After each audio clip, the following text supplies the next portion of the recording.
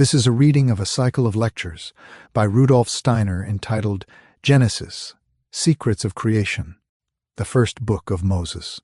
11 lectures given in Munich from the 16th to the 26th of August 1910. Lecture 1, entitled The Mystery of the Primordial Word. If anyone who has a background of spiritual science and has absorbed something of what Anthroposophy can tell us about the evolution of our world is able to find the way into those tremendous opening words of our Bible, it should be like entering an entirely new spiritual dimension. There's probably no account of human evolution so open to misinterpretation as this document, usually known as Genesis. The description of the creation of the world in 6 or 7 days. If a person of modern times calls to mind, in one of the languages spoken today, the words, "In the beginning, God created the heaven and the earth," what they contain for him can be termed hardly a reflection, barely a shadow of what lived in the ancient Hebrews when they opened their souls to the opening words of the Bible. In fact, with regard to this particular document, the least possible importance attaches to finding the equivalent modern word to put in the place of the ancient ones. And it is far more important that we prepare ourselves through Anthroposophy to feel at least something of the mood which lived in the hearts and minds of the ancient Hebrew scholars when they brought to life within themselves the words Bereshit, bara Elohim, et hashamayim vet haaretz. What was it like? This whole inner world which scholars experienced in the moments when these words flashed through their souls, we can only compare it with what can come alive in the soul of a person when he receives the pictures experienced by a seer who can see into the spiritual world. For what, after all, is being described to us through what we call spiritual science? We realize that these descriptions are the outcome of seership, of the living intuitions which the seer receives when, having freed himself from the conditions of sense perception and of the intellect bound up with the physical body, he looks with spiritual organs into the spiritual world. If he wants to translate what he sees there into the languages of the physical world, he can only do so in pictures, and if his descriptive power suffices, he will do it in pictures which are able to awaken in his hearers a mental image corresponding to what he himself sees in the spiritual worlds. The resulting experience must, however, not be mistaken for a description of things and events of the physical sense world, and we must be aware the whole time that we are having dealings with an entirely different realm, one which does indeed underlie and maintain the ordinary sense world and the mental images, impressions, and perceptions which belong there, but which does not actually identify with it at all. If we want to portray the origin of this, our sense world, including that of the human being himself, our ideas must not remain confined to the sense world. No science equipped solely with ideas taken from the world of the senses can reach the origins of sense existence. For sense existence is rooted in the supersensible element. And although we can go a long way back historically, and even geologically, we must realize that if we want to arrive at the origin, we must, at a certain point in the primordial past, leave the sphere of the sense world and rise up into regions that can only be grasped supersensibly. What we call Genesis does not begin with a portrayal of anything to do with sense perceptions, a portrayal of anything that could be seen with eyes in the external physical world. In the course of these lectures, we shall have ample chance to become convinced that we should be quite mistaken to take the words of the first sections of Genesis as referring to things or events which can be seen with the physical eye. Therefore, as long as you connect the words heaven and earth with anything containing a residue of the sensuously visible, you have not reached the dimension to which the first sections of Genesis are referring. Today, there is practically no other way of throwing light upon the world it describes except through spiritual science. But with the spiritual scientific method, a certain possibility is there to approach what we might call the mystery of these primordial words with which the Bible opens and get a feeling for their content. What is their special character? If I may put it abstractly to begin with, their secret lies in the fact that they are written in the Hebrew tongue, a language which works upon the soul quite differently than any modern language can. Although the Hebrew of these early chapters may not work in the same way today, it did at one time have the effect that when a letter was sounded, it called up a picture in the soul. Pictures arose in the soul of someone who entered with living interest into the word and let them work upon them. Pictures harmoniously arranged, organic pictures, pictures which may be compared with what the seer can still see today when he proceeds from the realm of the senses to the realm of the supersensible. The Hebrew language, or to be more exact, the language of the first chapters of the Bible, enabled the soul to call up pictorial images very similar to those the seer encounters when, freed from his body, he is able to look into supersensible regions of existence. Therefore, if we want to reach in some measure a living picture of these powerful primordial words, it is essential to forego all the pale and shadowy impressions which any modern language can have on us, and get an idea of the tremendously alive, creatively stimulating power inherent in any of the sound sequences in this ancient tongue. So it is of immense importance that in the course of these lectures we really do attempt to conjure up those very pictures which arose in the Hebrew scholars of old, when a particular sound worked creatively within them, and the corresponding image arose. You see from this that there has to be an entirely different way of penetrating than all those paths chosen today to understand ancient writings. This gives you an indication of our line of approach. It will be a slow and gradual process to acquire a living picture of what lived in the ancient Hebrew sages when they let those most powerful words work on them, which as words do at least still exist in the world. Our next task will be to stick as little as possible to what we already know, and free ourselves as much as we can from the ideas we previously held when we talked about heaven and earth, the gods, creation, and a primordial beginning. The more we can liberate ourselves from the feelings we had toward these words, the better we shall be able to penetrate into the spirit of a document which arose out of quite different soul conditions than those of today. Above all, we must come to an agreement as to what we are talking about in the spiritual scientific sense when we speak about the opening words of the Bible. You know, of course, it is possible for today's clairvoyant researcher to describe, from a certain aspect, the origin and evolution of our Earth and of human existence.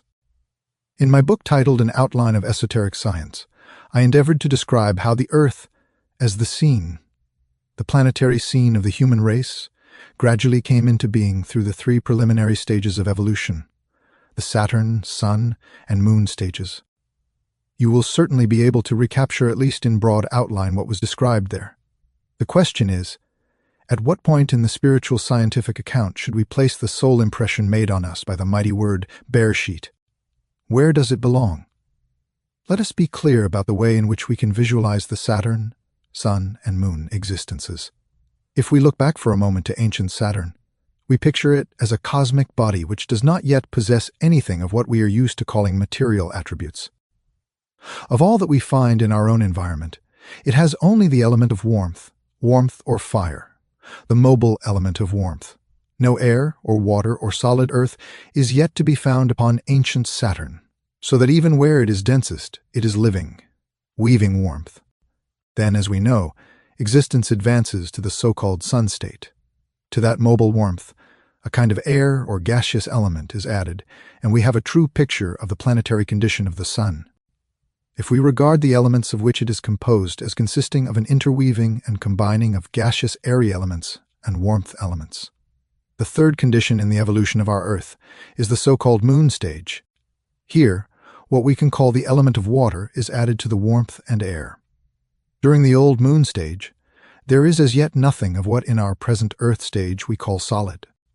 However, during the moon stage a special event occurs. The homogeneous character of the life of the planet now divides into two. Looking back upon old Saturn, we see it as a unified state of weaving warmth, and old Sun appears as an interweaving of the elements of gas and warmth. During the moon existence, a split occurs between what is of the nature of the Sun and what is of the nature of the moon. It is only when we come to the fourth stage of our planetary evolution that we see the solid earth element added to the earlier elemental conditions of warmth, air, and water. So that this solid element could occur in the life of our planet, the division which had previously taken place during the moon stage had to be repeated. Once again, the sun element had to withdraw from the Earth's nature of the planet.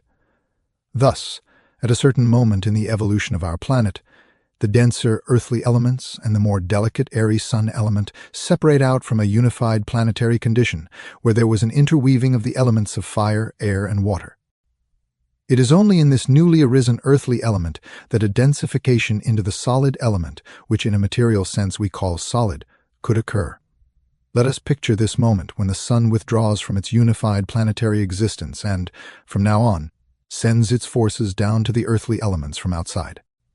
Let us bear in mind that this is what made it possible that, within the earthly element, the solid element, which in a material sense we call solid, could begin to condense. If we focus on this moment, we have the point in time at which Genesis, the Bible, begins. This is what it is describing. We must not associate with the opening words of Genesis, the abstract, shadowy ideas we think of when we utter the words in the beginning. Compared with what the ancient Hebrew sage felt, it would be unspeakably poverty-stricken. If we want to fill our souls in the proper way with the sound Bereshit, in the beginning, we must conjure up the whole picture of that twofold, which came into being through the separating of the sun nature from earth nature. Everything that was there at the actual moment when the separation had just taken place. And further, we must also be aware that throughout the whole of the Saturn, Sun, and Moon stages, evolution was guided and carried by spiritual beings, and that what we call the elements of warmth, air, and water are always only the outer expression, the outer garments of the spiritual beings who are the reality of evolution. Even when we behold the condition existing at the moment of separation between the elements of sun and earth, and picture it to ourselves in thoughts, full of material images, we must not forget that in all our picturing of the elements of water, air, and fire, we are seeing the expressions of the flowing world of spirituality, which, having progressed through the Saturn, Sun, and Moon stages, has now reached this particular point in evolution. Let us place before us the picture of an immense cosmic globe composed of weaving elements of water, air, and gas, and fire, a globe which splits into a sun part and an earth part. But let us keep hold of the picture. Everything we imagine as material elements is only a means of expression for spiritual beings. Let us imagine that from this substantial habitation woven of the elements of water, air, and fire, the countenances of spiritual beings weave within it, look out upon us, manifesting themselves to us in an element we grasp in thoughts of material images. Let us imagine we have before us spiritual beings looking toward us, and who, with the force of their soul's spiritual nature, are organizing cosmic bodies through the medium of warmth, air, and water. Let us stop and look at this picture. We have a picture of a sheath of elements, which, if we want to have an approximate visual picture of it, we can visualize as a snail shell, but a shell not formed of solid matter like a snail's, but woven out of the most delicate elements of water, air, and fire. Let us think of spiritual beings looking at us in the form of countenances, who both use this sheath as a means of revelation, and are themselves a force of revelation, a force which, from the hidden world of the supersensible, pokes forth into manifestation, if I may use such an expression. If you call up in your mind's eye this picture which I have just endeavored to paint for you, this living movement of spirit in a material element, and also envisage the inner soul force which causes it to happen, then, concentrating on this to the exclusion of everything else, you will have something approximating what lived in an ancient Hebrew sage when the sounds Bereshit entered his soul. Bet, the first letter, called up the weaving together of the substance of the outer shell. Resh, the second accompanying sound, called up the countenances of the spiritual beings who did the weaving within the shell. And Shin, the third sound, called up the prickly force that was working its way out to manifestation. This is approximately how we arrive at the principle behind such a description. When we reach this, we are able to appreciate something of the spirit of this language, which combined with the creativity of soul of which the people of today, with their abstract languages, can have no idea. Let us now imagine ourselves concentrating fully on the moment in time prior to the physical coagulation, the physical densification of our earth, for this is what I want to describe. If we imagine this as vividly as we can, we shall have to admit that, if we want to describe what is taking place there, we cannot apply any of the thought images we use today to describe processes in the external sense world. Therefore, it is utterly pretentious to associate with the second word we meet in Genesis any external factor, however closely it may resemble what we understand today as creating. In that way, we shall not get near to the meaning of this word. Where can we turn for help? The word does in fact imply something which lies very near the boundary where things of a sensuous nature pass over directly into the realm of the spiritual supersensible. And anyone who wants to grasp the meaning of the word, which is usually translated as created, must not associate it in any way with a creative activity which can be seen with ordinary physical sense perception. My dear friends, look at your own being. Imagine you have been asleep for a while, and on waking you do not open your eyes to things around you, but through an inner activity fill your mind with certain mental images. Visualize this inner activity, this fertile thinking which, as if by magic, conjures up soul substance from the depths of your soul. If you like, you can use the word excogitate for this conjuring up of soul substance out of the depths into the field of consciousness. And now think of this activity, which human beings can do only in their mental images, as an activity that is actually on a cosmically creative scale. Instead of your own inner experience of thinking, imagine cosmic thinking. Then you have the content of the second word of Genesis, bara. Think of it as spiritually as you can, and bring it as close as you can to the life of thought which you see in your mind's eye, as close as you can. Bara is spelled B-A-R-A. And now imagine that during your cogitating, you bring two sets of mental images to mind. To make such a remote idea as clear as possible, think of a person who has been asleep, and when he wakes up, two things occur to him, and he thinks about these two different kinds of things. Suppose the one kind of thought is the picture either of some activity or of some external thing or being which does not enter his consciousness by way of outer perception, but through thinking, through creative soul activity. Suppose the second set of ideas occurring to the individual is a desire, something which the person's whole disposition and constitution can prompt him to will. So we have elements both of thought and of desire arising in our inner soul activity. Now imagine this interactivity happening not in the human soul, but in the beings called in Genesis, the Elohim. Instead of the single human soul, imagine a multiplicity of spiritual beings, thinking and, in a similar way, calling up out of their inner being two sets of images which I would like to compare with what I have just been describing to you, an element of pure thought and an element of desire.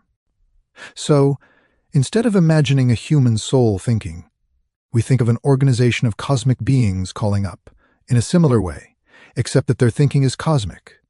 Two sets of mental images, one of the nature of thought, that is, one which reveals something by manifesting itself outwardly, and another of the nature of desire, full of inner activity. So let us picture the cosmic beings called the Elohim thinking in this fashion, and realize that this is the picture of created bara. And then let us imagine, by means of this creative thinking, two such sets of mental images arising, one of which is more of the nature of outer revelation, external manifestation, and another which is inwardly alive and active. Then we have approximately the two sets of mental images which arose in the souls of the ancient Hebrew sages when the words Hashamayim and Haaretz, representing nowadays by heaven and earth, sounded within them. Let us try as hard as we can to forget what present-day people think of as heaven and earth, and try to bring the two sets of mental images to mind, the set which tends more to manifest and to call forth an outer effect, and the set which is inwardly active, tending to remain as an inner experience. Then we have the essence of Hashamayim and Haaretz, and the Elohim themselves. What kind of beings are they? In the course of these lectures, we shall get to know them better and describe them in terms of spiritual science. But for the present, let us try to reach, in some measure, the meaning of this primordial word, Elohim. If we want a picture of what lived in the souls of the ancient Hebrew sages when they used this word, you must realize that in those days people were thoroughly aware that our Earth's evolution had its own meaning, its specific goal. What is this purpose, this goal? Our Earth's evolution can have a meaning only if, during its course, something arises which was not there before. A perpetual repetition of what was already there would be a meaningless existence, and the ancient Hebrew sages would have regarded Earth Genesis as without meaning unless they had known that the Earth, after it had progressed through previous stages, had to bring something new into existence which had never been there before. Earth evolution provided the possibility for something new, namely that human beings became exactly the kind of beings they have become in the course of this evolution. In none of the earlier stages of evolution was man present as the being he is today, the being he will increasingly become in far-reaching future perspectives. For that was not possible in earlier stages. Those spiritual beings who guided and supported the manifestations of evolution, we call the Saturn, Sun, and Moon stages, were of a different nature from man. For the moment, we will not enter into the question of whether they were higher or lower. What is the best way to come to an understanding of the nature of those beings who were at work in the fiery, gaseous, and watery elements of the earlier stages of existence composing the Saturn, Sun, and Moon existence, and the beginning of Earth existence? How can we draw near to them? We should have to go into a very great number of things to get anywhere near an understanding of these beings. To begin with, however, we can acquaint ourselves with one aspect of them, and that will suffice to bring us at least one step nearer to the potent conception of the primordial Bible words. Let us consider those beings who, in a certain sense, were nearest to man at the moment he was brought forth from what had evolved during the ancient Saturn, Sun, and Moon stages. Let us ask these beings about their actual intentions. Let us ask them what their will and purpose was. Then we shall be able to get at least some idea of their nature. What was it they intended doing? They could do many things. In the course of their evolution, they had acquired capacities in one direction or another. One of them could do this, another that. But we understand the nature of these beings best if we realize that, at the time we are now considering, they were working as a group toward a common goal. It is at a higher level as though a group of human beings, each with her own special skill, were to cooperate today. Each of them has an ability in some direction, and they now say to one another, "You can do this. I can do that. He can do the other." Let us pool all our activities to carry out a joint action in which each of us can be active. So let us imagine such a group of human beings, each of whom has a different capacity, but who have a common aim. What they intend bringing into being is not yet there. The object of their endeavors consists at the moment only of an aim and does not exist as yet. What is there is a multiplicity, and the unity lives initially in the form of an ideal.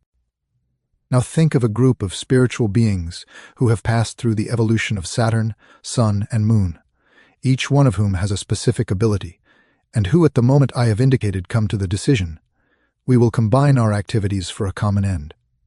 We will all work in the one direction. And the picture of this goal arose before each of them. What was this goal? It was man, earthly man. Thus, earthly man existed as the goal among a group of divine spiritual beings who had resolved to combine their several skills to arrive at something which they themselves did not have at all, but which they were able to create by combined effort. If you put together all that I have described to you, the elemental sheath, and the spiritual beings active within it, thinking cosmic thoughts in the form of two complexes, one inwardly active and the other manifesting outwardly, and then ascribe the common purpose I have just mentioned to those spiritual beings whose countenances look out, as it were, from out of the elemental sheath, then you have what lived in the hearts of the Hebrew sages of old with the word Elohim. Thus we have brought before us, in picture, form what lives in all these all-powerful primordial words. So let us forget all that a modern person can feel and think when he pronounces the words. In the beginning, God created the heaven and the earth, bearing in mind all that I have told you today. Try to put this picture before you. There is a sphere in which fiery, gaseous, and watery elements weave, and within this active, weaving elemental sphere, there is a group of spiritual beings who are engaged in thinking creatively, and the goal of their creative thinking is to direct the whole force of their joint activity toward the image of man. The first fruit of their thinking is the conception of something manifesting itself outwardly, and of something else inwardly active.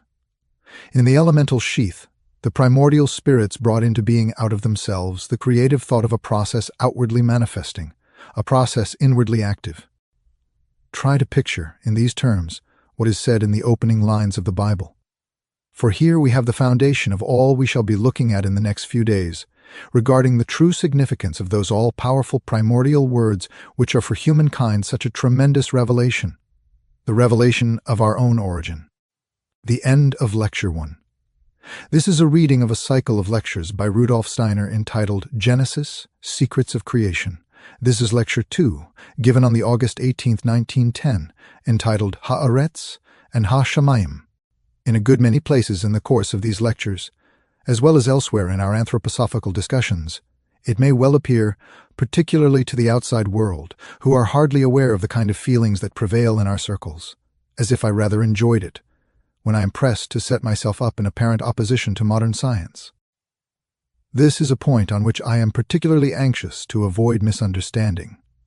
I assure you that it costs me a real effort to do anything of the sort, and that I only do it at those precise points where I myself am able to carry further what science has to say. My sense of responsibility is such that it will not permit me to bring forward anything that conflicts with the opinions of modern science unless I am able to cite what science itself has to say on the subject. No one having such an attitude could possibly approach the all-important matters which are to occupy us in the next few days without the deepest sense of awe and the responsibility that goes with it. Unfortunately, it has to be said that as regards the questions we shall have to face, modern science is bound to break down altogether. Modern scientists are not even in a position to know why this should be so, and why their science must necessarily prove so hopelessly amateurish regarding the great and real problems of life and of existence. So, although in a short course of lectures, it is obviously not possible to engage in polemics about every detail, please take it for granted that with regard to all I say, I am fully aware of the modern scientific outlook on these subjects. I must confine myself as far as possible to what is positive and trust that in a circle of anthroposophists this will always be understood. Yesterday, I endeavored to show you that those tremendous primordial words with which the Bible opens, words which are in a language of quite a different nature from modern tongues, can only be rightly interpreted if we try to forget the attitude of feeling we have acquired in response to the usual modern renderings. For the language in which these all-powerful words of creation were originally given to us does indeed possess the characteristic that the very nature of its sounds directs our hearts and minds toward those pictures which arise before the eye of the seer, when he contemplates the moment of the welling forth of the sense-perceptible part of our world out of the supersensible element. There is such power, such force in every single sound in which the primordial origin of our earth existence is set before us. In the course of these lectures, we shall often have cause to refer to the character of this language. Today, however, let us confine ourselves to some of the first essentials.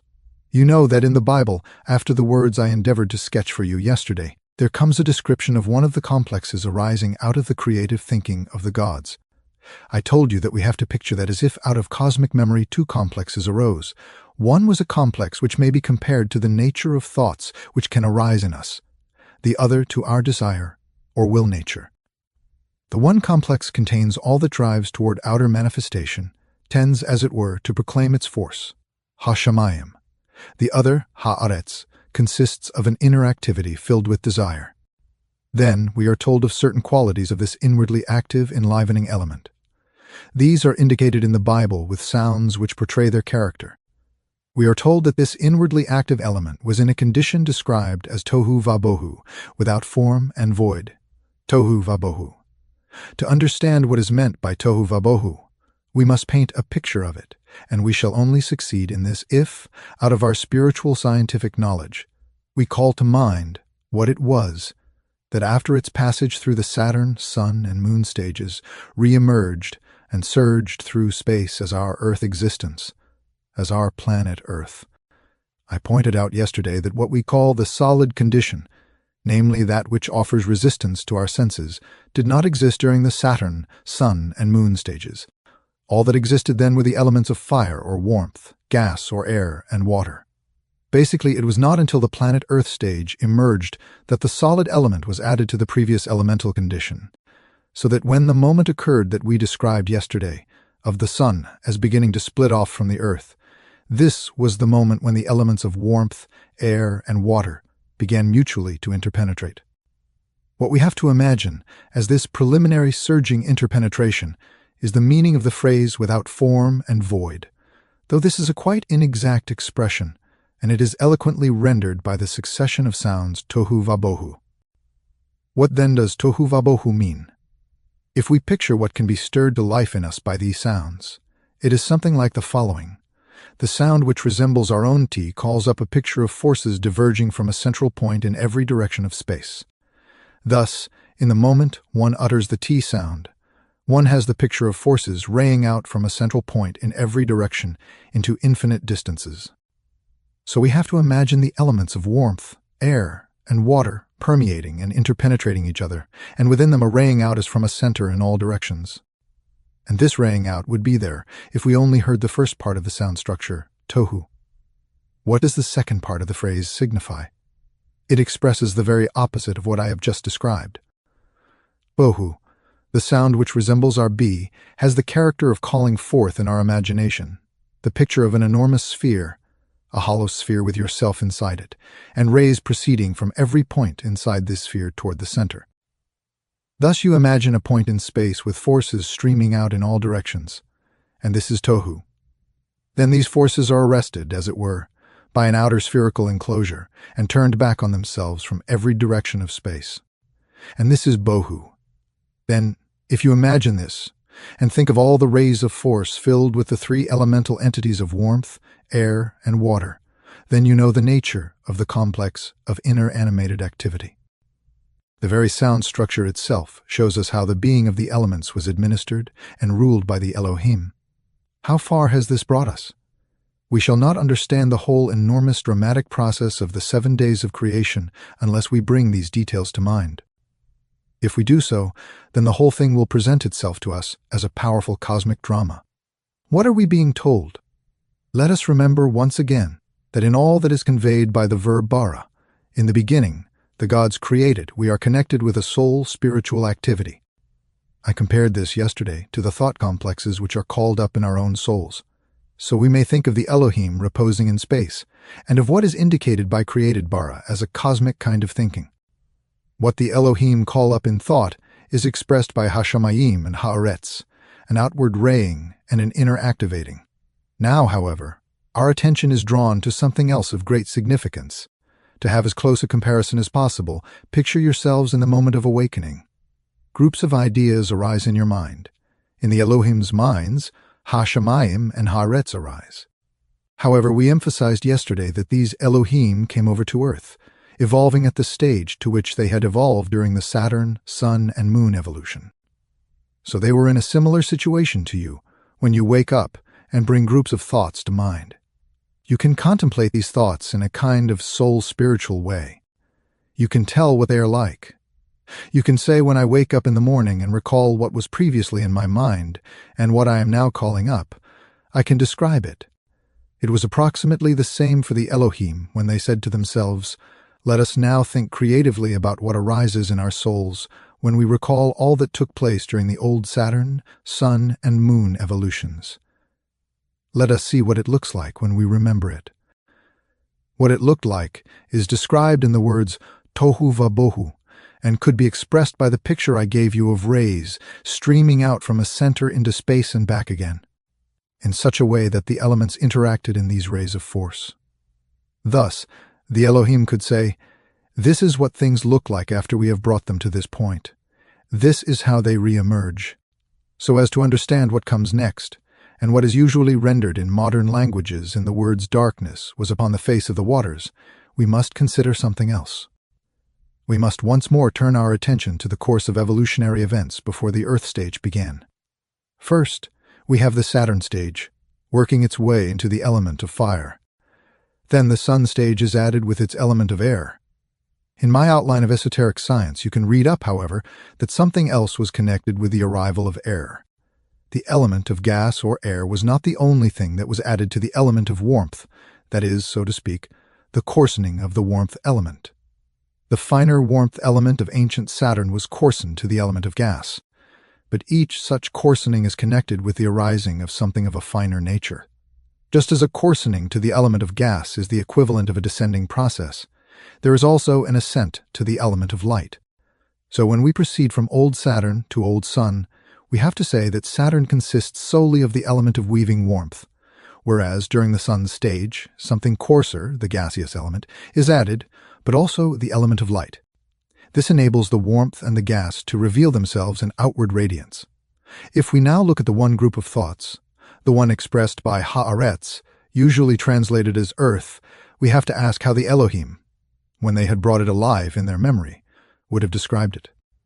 They could not have described it as a revival of what already existed in old Sun, for the element of light was not there. That had withdrawn. Haaretz had therefore become one-sided. It did not bring with it the light, but only the coarser elements, water, air, and warmth. True, the light was not absent in what is expressed by Ha-Shamayim, but Ha-Shamayim is the sun nature, which issues from the other complex of thoughts. In this other complex, there was no refinement of the elements. There was no light. So we may say that in one of the complexes, the warmth, air, and water elements were all mixed together in the way indicated by Tohu Va Bohu. These elements were laid bare and lacked the light which had entered evolution with the old sun. They remained dark and had none of the sun nature about them, for that had withdrawn from them with Hashamayim. Thus, the progression to the earth stage means nothing else than that the light which the planet still had so long as the sun remained united with it had now withdrawn, and a dark mass of warmth, air, and water elements had been left behind as such.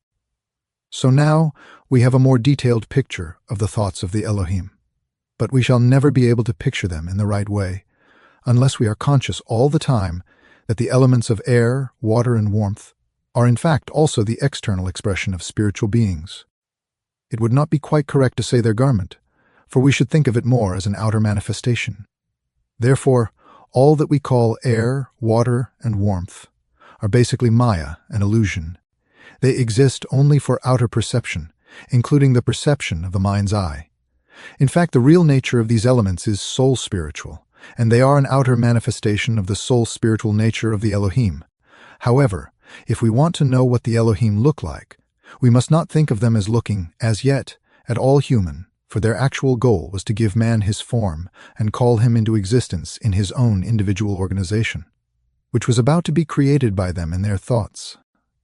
So we must not think of them as human, but we must certainly envisage that there is already in their makeup a kind of split. When we speak of the human being today, we do not understand him at all unless we distinguish between body, soul, and spirit. You know what great efforts we anthroposophists make to get a closer understanding of the activity and nature of this Trinity in man, his body, soul, and spirit.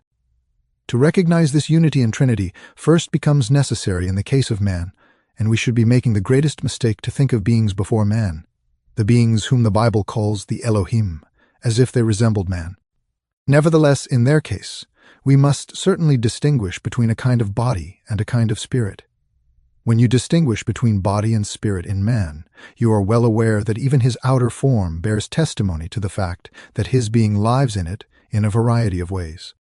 For instance, we do not try to locate man's mind in his hands or legs, but we say that his bodily functions are in his trunk and his limbs, that the organ of his mind is in the head, the brain. The brain is the instrument of the mind. This is how we think of the division in the external human form, understanding that some parts are more the expression of the physical body, while other parts are more the expression of the spirit. We have to look upon the Elohim in a similar, even if not quite the same, way. All the surging mass I was talking about can only be correctly understood if it is looked upon as the bodily vehicle of the Elohim's soul-spirit nature. Everything presented in the way of the elements of air, warmth, and water are the external embodiment of the Elohim. But we have to make a further distinction. We have to look upon the watery and gaseous elements as more connected with the bodily and coarser functions of the Elohim, and see the warmth element that intermingles with the air and water, this Tohu Va Bohu, as the element in which what we can call the spirit of the Elohim is at work. Just as, where man is concerned, we say that the more bodily part functions in his trunk and the limbs, and the more spiritual part in his head, so if we look upon the entire cosmos as an embodiment of the Elohim, we can say that their more specifically bodily part lived in the air and the water, and their spiritual part moved in the warmth. Thus, we now see the cosmos itself as an embodiment of the Elohim.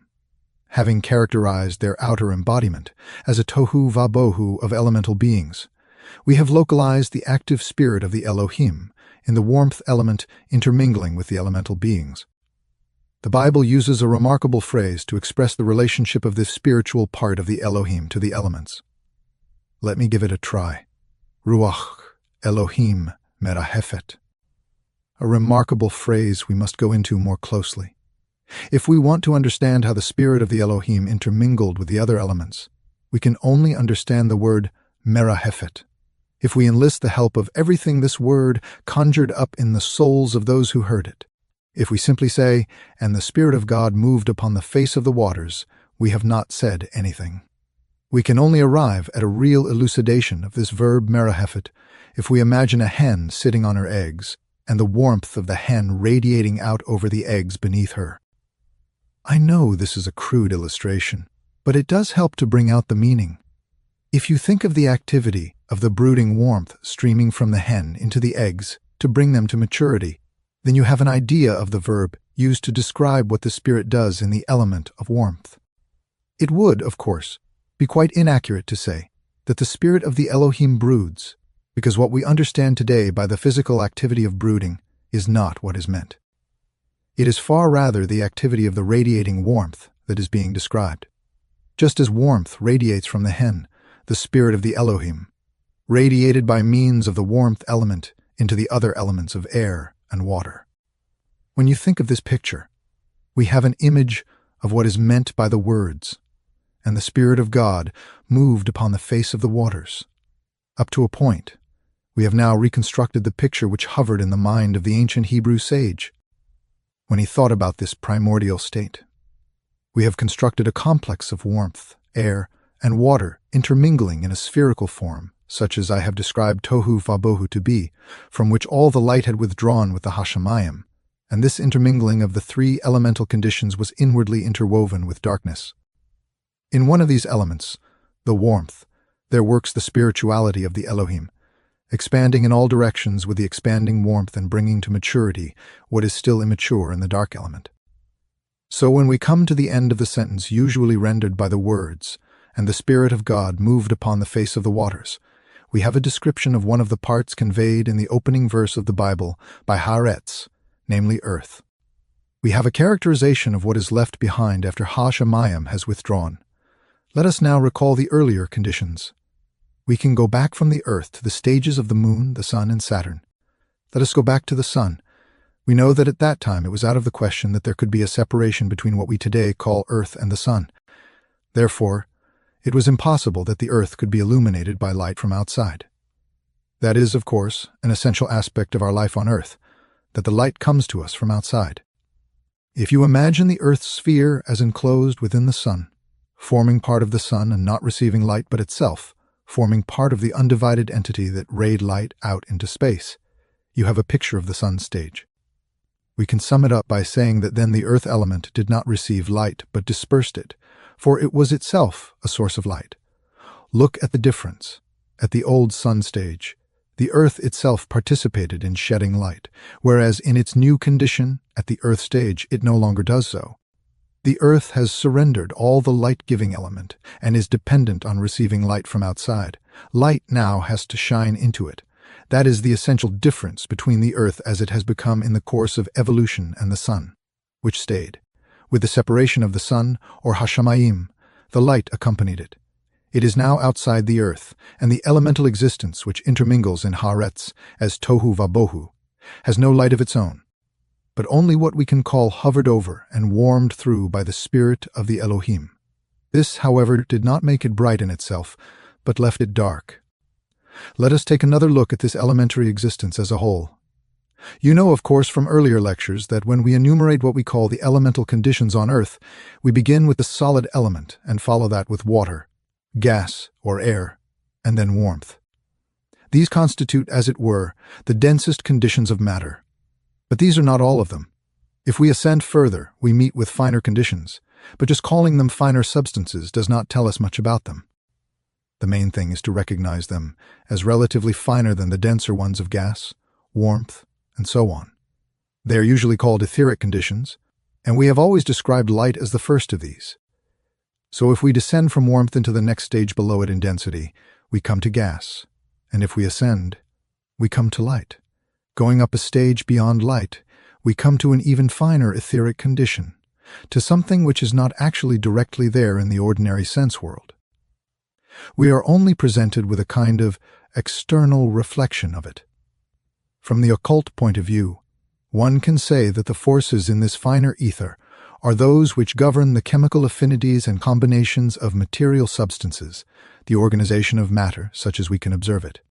For instance, we place a fine powder on a metal plate and then draw a violin bow down the edge of the plate and obtain the so-called Chladni's sound figures. What the physical sound produces in the powder is happening, of course, in space. However, space is differentiated and is filled with a movement of forces which are more rarefied than light and which represent, at the spiritual level, what sound is in the sense world. So when we ascend from warmth to light, and from there to this finer element, we can speak of a chemical or sound ether which contains the forces to differentiate matter, to separate and combine substances. But in reality, it is of the nature of sound, of which the sense-perceptible sound heard by the ear is only the outward expression, namely the expression of its passage to the air. This brings us close to this finer element which is above light. So that when we say that the power to manifest outwardly withdrew from the haaretz with the Hashemayim, we must not think only of what manifests as light, but also of the finer etheric element of sound which permeates life. Just as we go downward from warmth to air, and from there to water, we can go upward from warmth to light, and from light to sound, to the element governing chemical substances. And from water, we can descend further to the earth element. Where do we arrive if we ascend from the sound ether to an even higher, more rarefied etheric condition, which also withdrew? We come to the finest etheric state of all, weaving within the sound, or chemical ether. If you hearken with your spiritual ear in this direction, you do not hear a sound vibrating in the air, of course, but you hear the sound which disseminates space, permeates it, and organizes substances, just as the tone produced by the violin bow organizes the Chladni sound figures. But into this condition brought about by the sound ether, there streams an even higher etheric state. This even finer ether permeates the sound ether, just as the sound our mouth utters is permeated with the meaning of our thought, turning the sound into words. Try to comprehend what it is that makes a sound into a meaningful word, and then you will have a picture of this finer etheric element moving cosmically through the organizing universal sound, giving it meaning as it reverberates in space as the creative word. This word streaming through space, pouring itself into the sound ether, is the source of life, is vigorous, vibrant life. Thus, what withdrew out of haaretz with Hashemayim, what went with the sun as distinct from the lower part, the earth, that is, the tohu vabohu, is something which can manifest outwardly as light. But behind the light is spiritual sound, and behind even that is cosmic speech, the cosmic word. These higher qualities can only stream back into the tohu vabohu again from outside. Let us now try to get a picture of the whole of what hovered before the soul of the ancient Hebrew sage as the haaretz and the Hashemayim. When the forces of spiritual light, of sound, of the forming of the sounds of speech and the creating of words shine onto the earth again, how does it come across? It has the effect of articulate light coming from the sun as light giving utterance to cosmic speech. So let us think of all the darkness we are presented with in Tohu Vabohu, with its intermingling warmth, air, and water. Let us think of it in its light-forsaken darkness. And then let us think that out of the activity of the Elohim, through the creative word which, as the highest ether entity, lies behind their activity, there raise in with the light all that streams forth from the word. How is one to describe what is taking place? The most appropriate way to describe it is that the beings who, with Ha-Shamayim, have withdrawn their highest qualities up into the etheric realm, radiate answering life from out of cosmic space into the Tohu Vabohu. These are the real facts behind the monumental words, and God said, "Let there be light." And there was light in the darkness that was Tohu Vabohu. Here you have the picture which hovered before the soul of the ancient Hebrew sage. So we must think of the beings of the Elohim as spread out over the whole cosmos, thinking of this whole cosmos as their body, and the elemental existence in the Tohu Vabohu as the lowest form of this body, of the warmth as a somewhat higher form, and the Hashemayim, which withdrew and now works creatively into the whole formation of the Tohu Vabohu, as the form taken by their highest spiritual part. You now see what I'm leading up to, that it was the light-bringing cosmic word which brought order into the Tohu Vabohu, the surging elements, and made it what it later became. Where was the point from which the organizing of the human form took place? There can be no human form, such as we have, standing upright on our two legs, making use of our hands the way we do, unless it is organized by forces emanating from the brain. Our human form is organized by the highest spiritual forces streaming forth from our own spirit. What is lower is always organized by what is higher. Thus, in the haaretz as the body of the Elohim, as it were, the lower part was organized by the higher bodily part, the Hashemayim, and the spiritual essence of the Elohim working within it. So the highest spirituality of the Elohim takes possession of what has been left to itself and organizes it as expressed by the words. The light manifesting in the cosmic word streams into the darkness.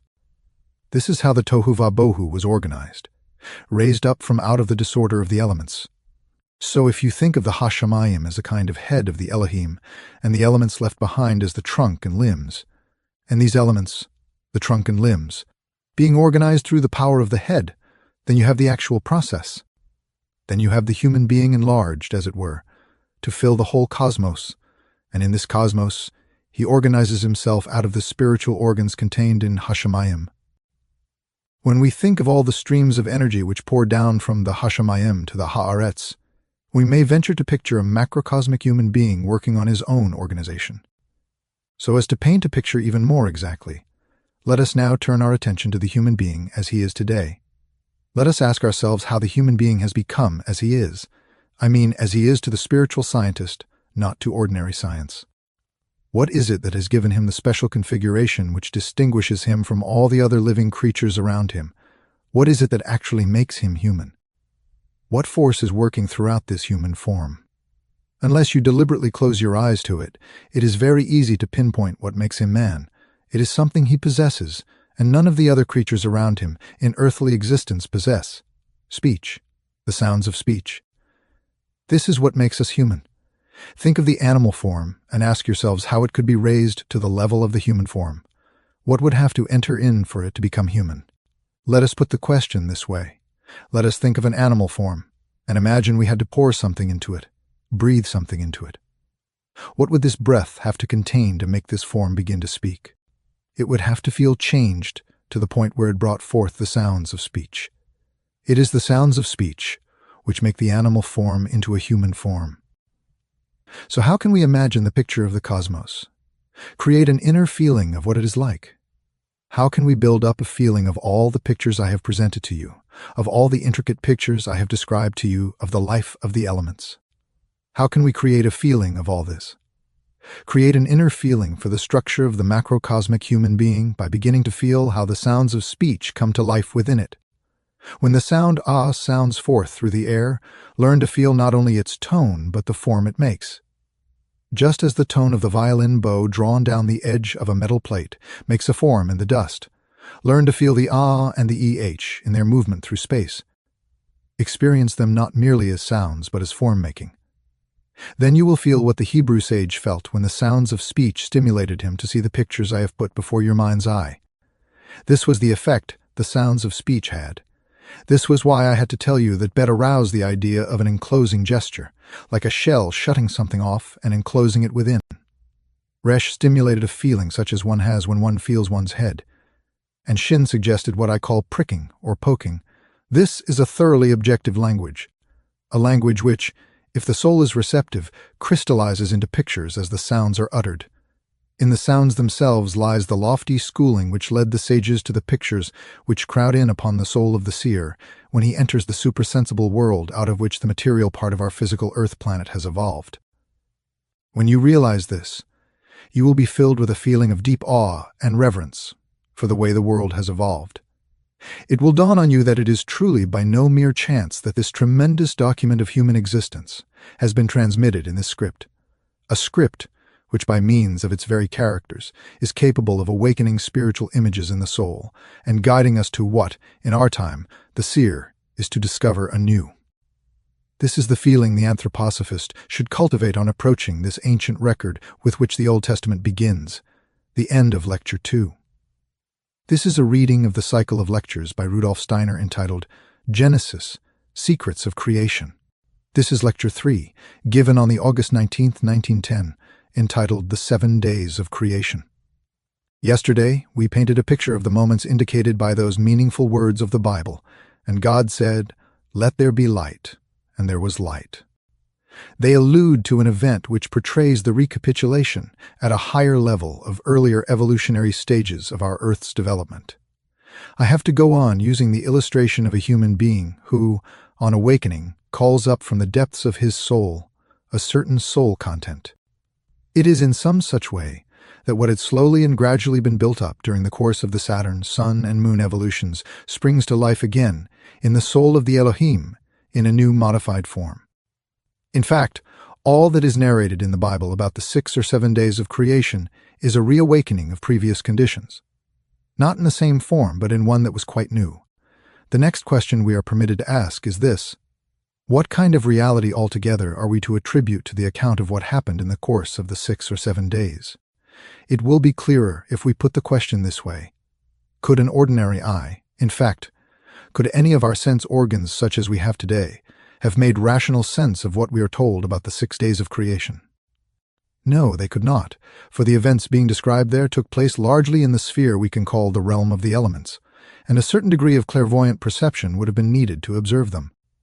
The truth is that the Bible is telling us of the coming forth of sense existence out of the realms of the supersensible, and that the events of greatest significance are supersensible events, even if they are only one stage above our ordinary physical events which have proceeded from them. So, in a certain respect, where all our descriptions of the 6 days of creation are concerned, we are in the domain of clairvoyant perception. What had existed at an earlier time now came forth in etheric or elemental form. We must get a firm grasp of this, otherwise we shall be all at sea regarding what the monumental words of Genesis really mean. So what we must expect to see is all that had evolved by stages during the Saturn, Sun, and Moon evolutions emerging in a new form. Let us begin then by asking what the conditions were actually like. These pertain during the evolutions of these 3 planetary forms. On Saturn, as you can read up in my outline of esoteric science, everything was in a kind of mineral condition. That which was there in the way of first rudiments of the human being, in fact, the entire mass of ancient Saturn, was in a kind of mineral condition. However, this must not make you think of today's mineral form, for Saturn did not as yet have anything of the watery or solid elements in it. It was nothing but interweaving warmth. But the laws prevailing in this warmth planet, which brought differentiation about and brought order into the movement of the warmth, were the very same laws which govern the solid mineral kingdom. So when we say that both ancient Saturn and the human being were in a mineral condition, we must be aware that it was not like today's mineral condition with its solid forms, but a state of weaving warmth governed by mineral laws. Then came the sun condition. We must think here of there still being no separation of the part which later became the earth. What today has become sun and earth was still in the form of one unified body, a single cosmic body. In contrast to the earlier Saturn condition, a coarsening took place, and a gaseous element arose, so that apart from the interweaving warmth, we now have airstreams intermingling and coming together in accordance with their own laws. But at the same time, we have a new formation above it, a kind of rarefaction of warmth in the direction of light, a radiating of light into cosmic space. The actual nature of our planetary evolution progressed during the sun period to the stage of the plant. Again, we must not imagine that there were plants in their present form on old Sun. It is only that the same laws were at work there in the elements of warmth and air as rule in the plant kingdom today. Those laws which determine that the root shall grow downward and the blossom upward. Obviously, no solid plant forms could arise.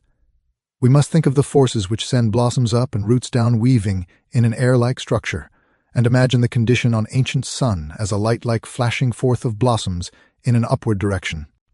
Picture a gaseous sphere, and within it living, weaving light which causes the gaseous vapor to shoot up in radiant blossoms, while at the same time below, there is the effort to check these luminous outbursts and get the old Sun to hold together at its center. Then you have a picture of the inner weaving of light, warmth, and air in the ancient Sun condition. The laws of the mineral kingdom are repeated, and the laws of the plant kingdom are added. The development of the human being, as far as it has progressed, is still only in a plant-like condition.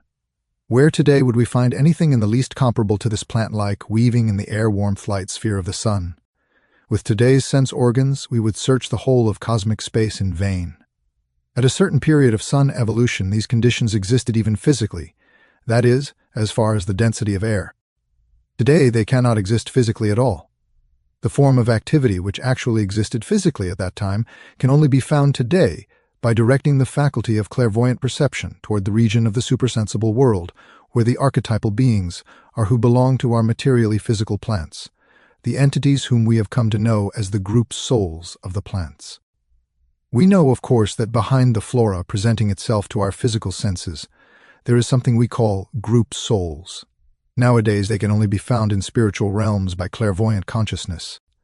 These group souls of the plants are not present in the single plants such as we see growing out of the soil, but there is a group soul, more or less, for each species of plant, such as the rose, the violet, the oak, and so on. In the spiritual realm, there is not a spiritual being corresponding to each single plant, but we have to think of group souls for the various species.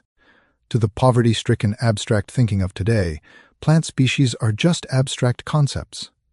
They were already so in the Middle Ages, and it was because, even at that time, people no longer knew of the living spiritual activity that is the foundation of the physical world. That is the reason why the famous controversy arose between realism and nominalism, the dispute as to whether species were mere names or real spiritual entities. For clairvoyant consciousness, this whole dispute is utter nonsense. For when it directs its attention to the plant covering of our earth, it pierces through the external plant forms into a spiritual region where the group souls of the plants actually live as real beings. And these group souls are one and the same as what we call species. At the time when the air warmth light sphere of the sun was at its full splendor, when the light playing on the surface of the air threw off the sparkling blossoms of the plants, these forms were the same, in the form of physical air, as the plant species which are only to be found today in spiritual realms. Let us keep firmly in mind that the plant types which cover our earth today in the form of leafing and blossoming plants, trees, and bushes pervaded the ancient sun actually as group souls, as species. At this point in evolution, the human being had come so far that he was also in a plant-like condition. He was unable to awaken mental images within himself, to bring into a condition of consciousness what went on around him any more than today the plants can do so. The human being was himself in a plant-like condition, and his bodily form existed among those light forms in continuous up and down movement in the gaseous globe. The emergence in the cosmos of even the most primitive form of consciousness requires something very special. As long as our earth forces were still united with the sun forces, as long, roughly speaking, as the sun did not shine onto planet Earth from outside, what we call consciousness could not come into being as part of the nature of Earth, nor could an astral body, which is the basis of consciousness, enter into the physical and etheric body.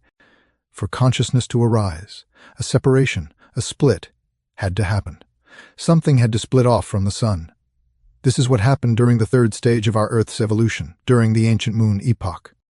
When the sun evolution had come to an end and had passed through a kind of cosmic night, the whole structure appeared again, but now it had become sufficiently mature to appear as a duality. Everything of a sun nature split off as one cosmic body, and separate from the sun was the old moon, upon which now there were only the elements of water, air, and warmth. The old moon was the earth of those times, and it was only because the beings living on it could receive the force of the sun from outside that they were able to take into themselves astral bodies and develop consciousness, that is, reflect in inner experience what went on around them. Animal nature, therefore, a state of being that is inwardly alive and possesses consciousness, is dependent for its existence on a separation occurring between the life of the sun and the life of the earth. It was during the ancient moon period that animal nature arose, and the human being, in regard to his bodily nature, had developed as far as the animal stage. There is more about this in my book titled Outline of Esoteric Science. So we see that the three conditions that preceded our Earth, and are the preconditions for its development, are linked together by certain laws. On the moon, a fluid element was added to the gaseous element, a watery element on the one hand and sound on the other, a quality of sound, as I told you yesterday, which is a rarefaction of light. This is a rough description of evolution. What had taken place during those three conditions now re-emerged as the memory of the Elohim. At first, as we saw yesterday, in a state of confusion described in the Bible as tohu va bohu, the stream of forces which rayed from the center to the periphery, and from the periphery back again to the center, embraced at first the interactivity of all three elemental conditions: air, warmth, and water. These were now undifferentiated, whereas previously the gaseous and the warmth elements on the old sun and the three forms, warmth, gas, and water, on the old moon had been differentiated. Now, during the tohu vabohu, they were in motley confusion, flowing in and out of one another, so that in the early stages of Earth development it was impossible to distinguish between water, air, and warmth. They were all mixed together. The first thing that happened next was that light burst into this confusion, and out of this soul spiritual activity, which I have described as cosmic thinking, there arose a force which first of all separated the air of former times from the water of former times. I want to ask you to fix very clearly in your minds this moment, following the coming of the light. If we were to put it into dry prose, we would say, after the light had burst into the tohu vabohu, the Elohim divided the former air from the former water so that it was possible to distinguish again between them. In the chaotic mass made up of all three elemental states, a separation came about into two distinct parts, one of which was of the nature of air with the inclination to spread in all directions, and the other was of the nature of water with the inclination to cohere and to draw together. But the two conditions were not at that time comparable to the air or water of today. The water was very much thicker, and we shall soon see why. On the other hand, to get an idea of the constitution of the air of that time, we cannot find a better comparison than if we look away from the earth and watch up in the air the watery element forming steamy vapor with a tendency to rise up in cloud form, which falls again as rain. That is, it has an inclination to rise and an inclination to descend. Both belong to water. Only the one aspect of water has the tendency to vaporize and to rise upward as clouds, and the other the tendency to pour down and assume a level surface. This is, of course, only a comparison, for what I am describing was occurring in an elemental condition. If we want to characterize what happened further, we have to say that the Elohim, through their cosmic thinking, brought it about that a separation took place in the tohu vabohu between two elemental conditions. The one had the tendency to press upward, to become vapor, that is, water transforming itself into air, whereas the other had the tendency to pour forth in a downward direction, that is, water becoming thicker and thicker as it coheres. These are the actual facts which are expressed in modern languages by saying, for instance, the gods did something between the waters above and the waters below. I have just described to you what the gods did. Within the waters, they brought it about that one element of it had the tendency to rise and had a tendency to form clouds and to spread out in space, and on the other side, they had a tendency to accumulate upon the surface of the earth. In fact, the separating was more in the realm of thought, and therefore the word in Genesis, which expresses the separation, must be so understood. The English Authorized Version of the Bible uses the word firmament for this.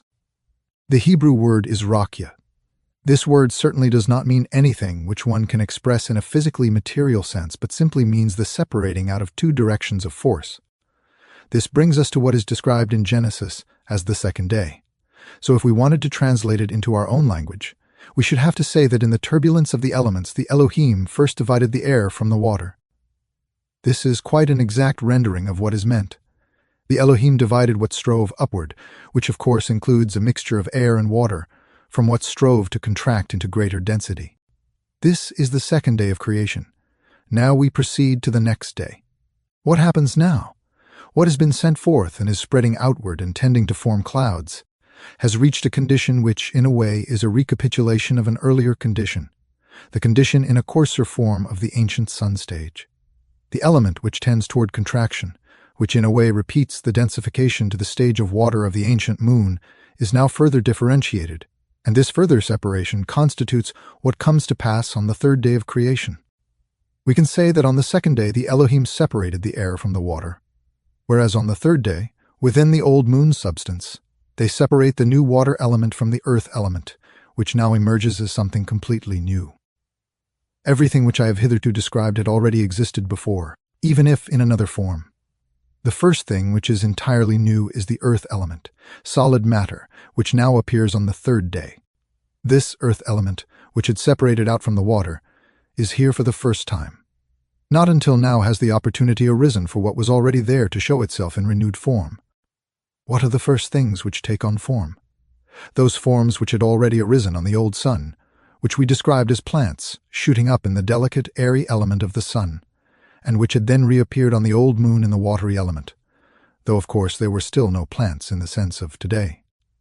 It is only on the third day that there is a recapitulation of this in the earth element itself. The plant realm is the first to be repeated in the earth element, and this is wonderfully described in the Bible. I will deal later with the question of how we should understand the days of creation.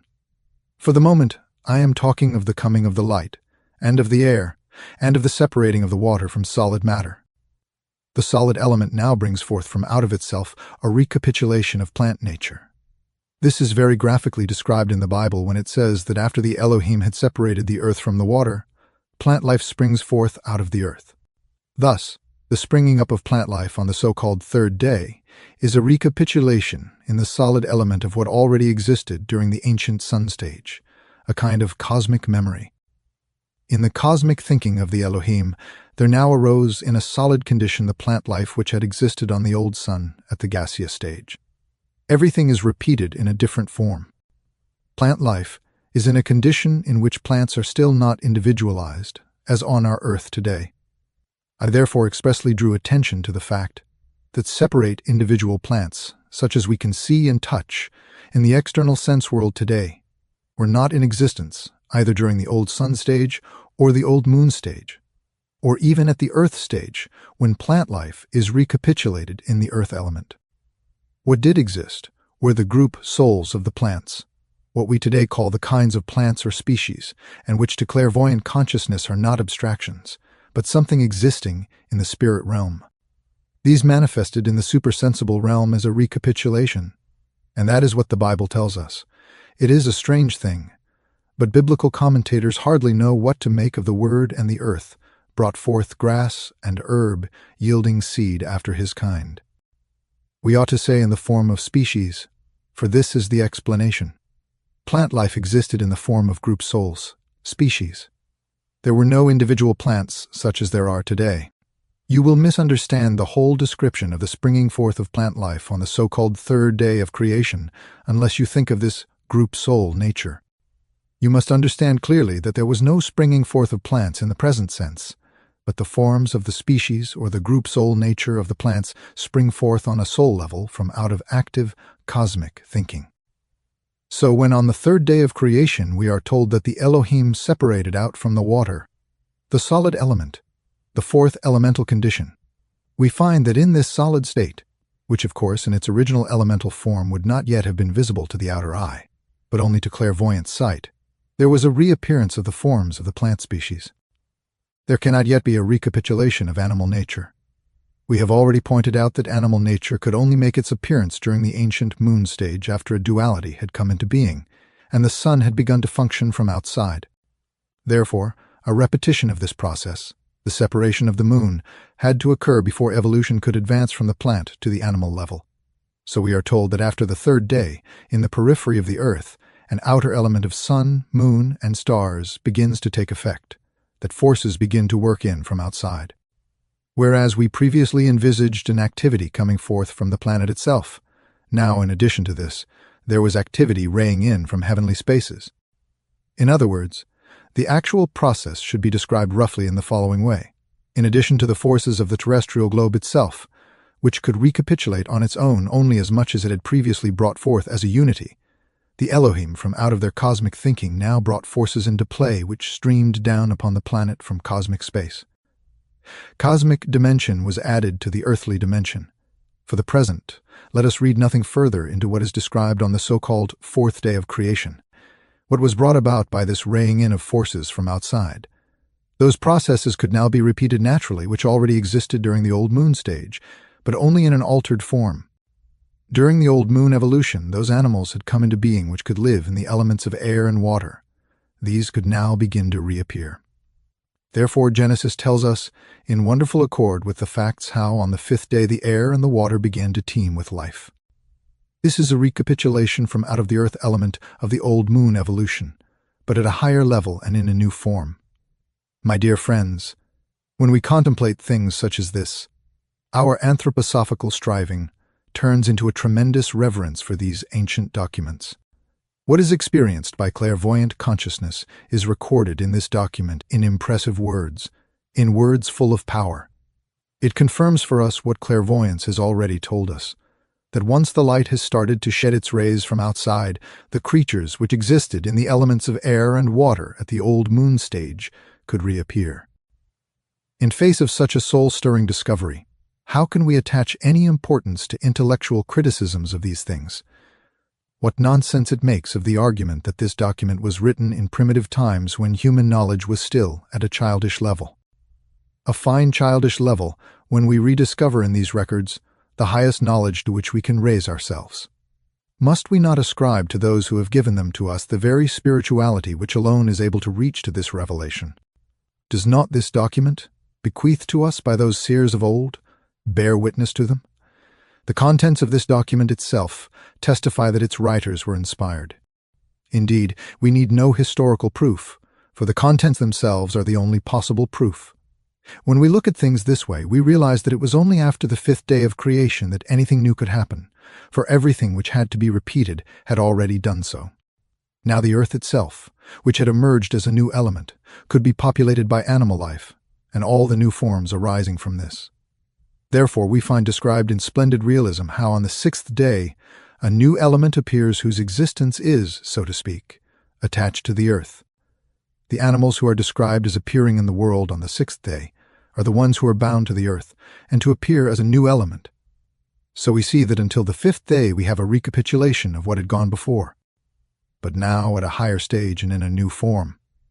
On the sixth day, however, earth nature comes into its own for the first time, and something is added which has only become possible because of earth conditions. I have now, so to speak, given you a summary of the sixth day of creation. I have shown you that the sages of old who brought their great wisdom of the 6 days of creation into this hidden form must have been fully aware of the new element arising.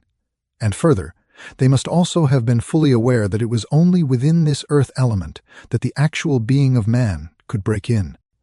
We know that all that the human being went through during the old Saturn, Sun, and Moon stages were preparatory stages for becoming man. We know that during the Saturn period the first rudiments of a human physical body were developed.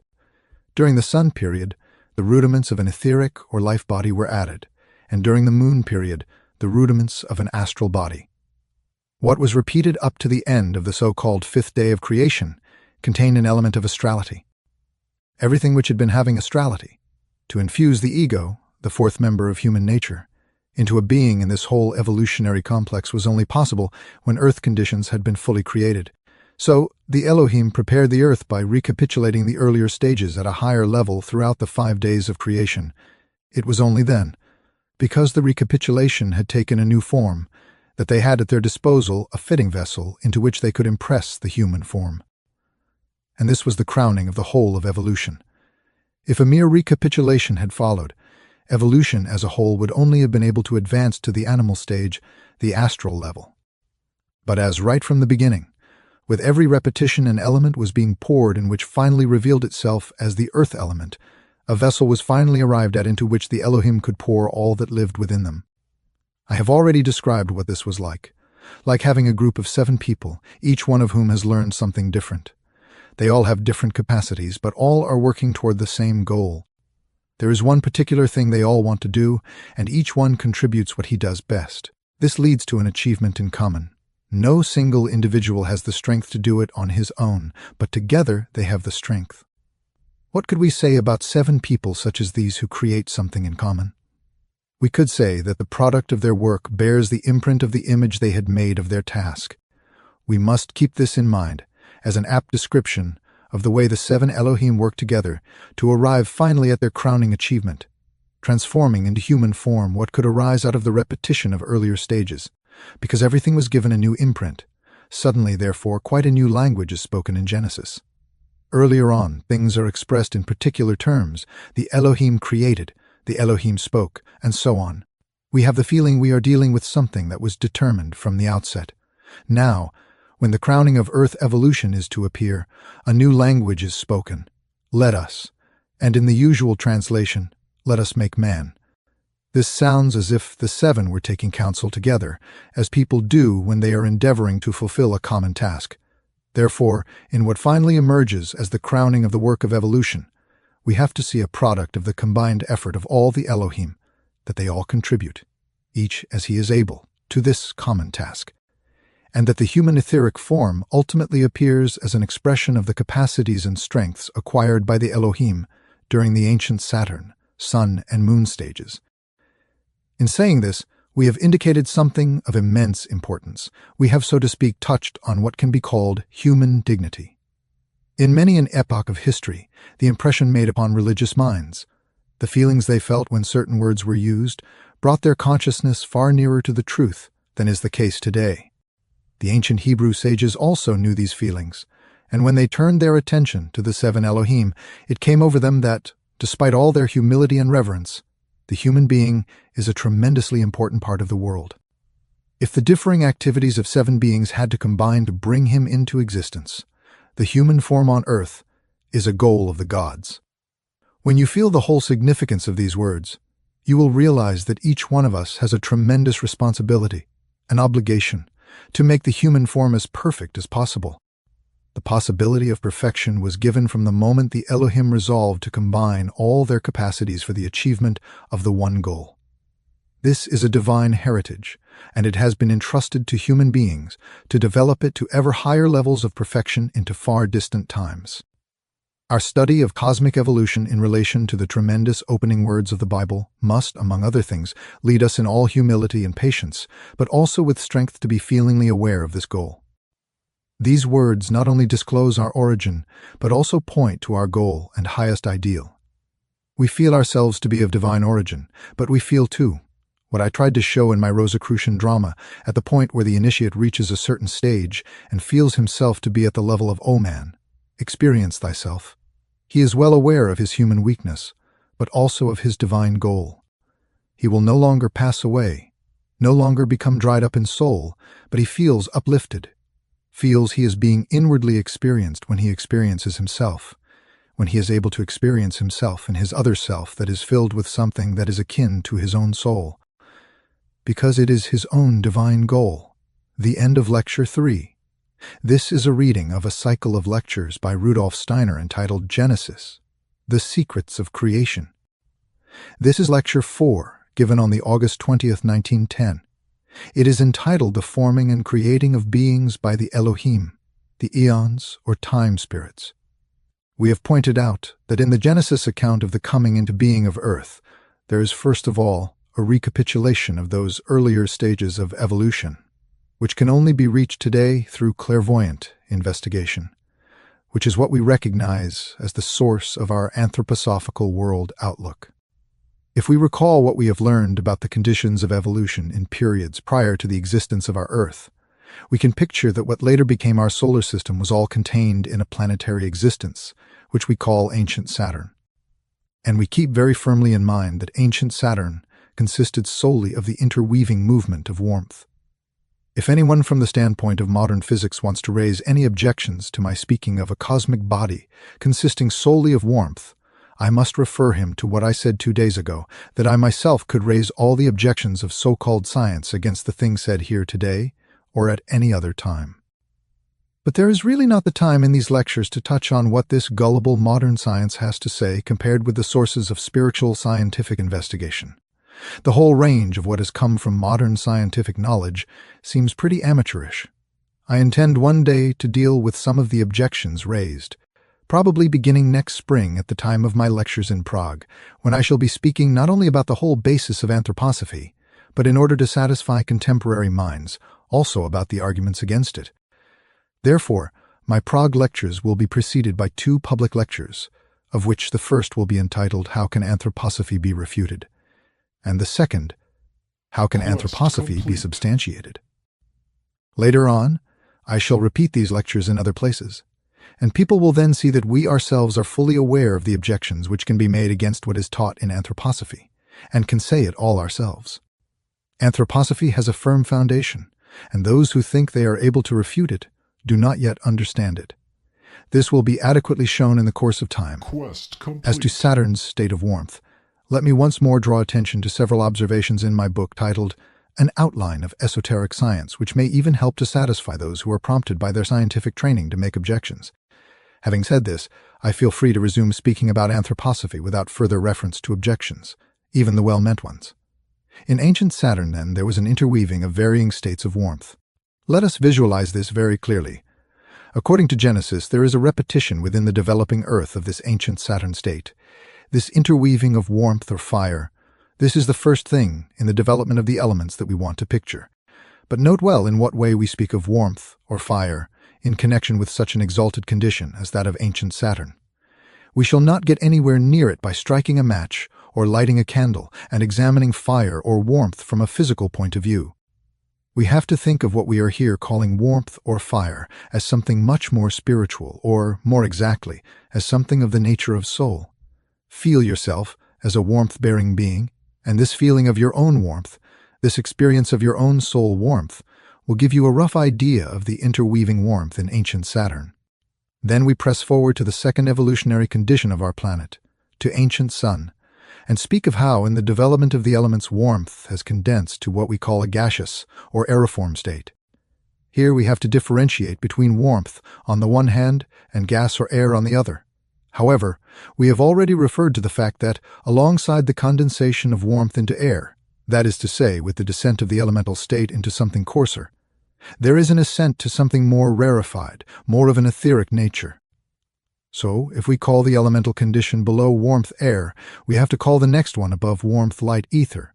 If we then look at the elemental conditions altogether during the Sun's evolution, we should say that in ancient Sun there was an intermingling of warmth, light, and air. And all life at that time clothed itself in the elements of warmth, light, and air. We must realize once again that if we direct our attention only to these elemental manifestations of warmth, light, and air, we are only, so to speak, seeing the outer aspect, the Maya, the illusion of what is really there. In reality, these are spiritual beings manifesting themselves outwardly by means of warmth, light, and air. It is somewhat as if we were to put a hand into a heated room and say to ourselves, the reason why this room is warm is because there is a being in there who is giving out warmth, for whom this spreading of warmth is a means of manifestation. If we now advance to ancient Moon, there again we have warmth as the middle condition, and below it a consolidation into air or gas, and below that a consolidation into water. Light appears again, and then above light, so to speak, what is a finer, more etheric state. I've already said that we may give the name sound ether to this force, which works within substances as an organizing principle, combining them and splitting them apart. We could also call it numerical ether, because it is this spiritual sound which arranges all material existence according to measure and number. Human beings only recognize this force with their outer senses when it is transmitted by the air. Yet spiritually, it is at the foundation of all existence. So even though we say we ascend from light to sound, we must not confuse it with external sound conveyed by the air, but recognize it as something that is only perceptible when the clairvoyant sense is awake to it. Both in Old Moon itself, therefore, and in all that works upon it from outside, we see the elemental conditions of warmth here: water, light, and sound. When we advance to the fourth stage, the coming into being of the actual Earth, a further level of condensation and a further level of rarefaction are added. The earthly or solid condition below, and what we call life ether above, which is a still finer ether than sound ether. So we may describe the elemental consistency of the earth by saying that warmth is again the middle condition, the denser ones being air, water, and solid matter, and the rarefied ones, light, sound, and life ether. To make sure that there is no risk at all of anything remaining unclear, I will explicitly state once again that what is described as earth or solid matter must not be confused with what modern science calls earth. What is being described here is something which is not directly visible around us. In an occult sense, what we see, stand on, when we stand on the ground is of course earth insofar as it is solid. But gold, silver, copper, and tin are also earth. Everything of a solid material nature is earth from the occult point of view. The modern physicist will, of course, say that this distinction means nothing. Let us distinguish our various elements, but we know nothing about a kind of archetypal earthly substance that is meant to be the basis of these elements. only when the clairvoyant eye penetrates the external elements, some 70% of them, and searches for the foundation of solid matter, for the forces that make matter into the solid state, does he discover behind sense, existence, the very forces which, in the occult sense, form, shape, and put together the solid, fluid, and gaseous elements. This is what we are talking about. And this is also what Genesis is talking about, if we really understand it. According to Genesis, then, we shall expect to find that of these four conditions. The first three are bound to repeat in some fashion, but that the fourth appears as something new in earth existence. On the strength of this, let us test Genesis accordingly, and let us do so with the same methods we adopted for the earlier lectures. In the coming into being of our earth, we should expect to find a repetition of the old Saturn condition. In other words, we should expect to find Saturn warmth as the expression of soul's spiritual forces. And this is just what we do find, if we really understand Genesis. I told you that the words that are usually translated as, and the Spirit of God moved upon the face of the waters, really mean that the soul spiritual essence of the Elohim spreads out, and that this very element of warmth, the kind of warmth we think of as radiating down from the hen into the eggs in the process of brooding, enters into the elements that were there at the time.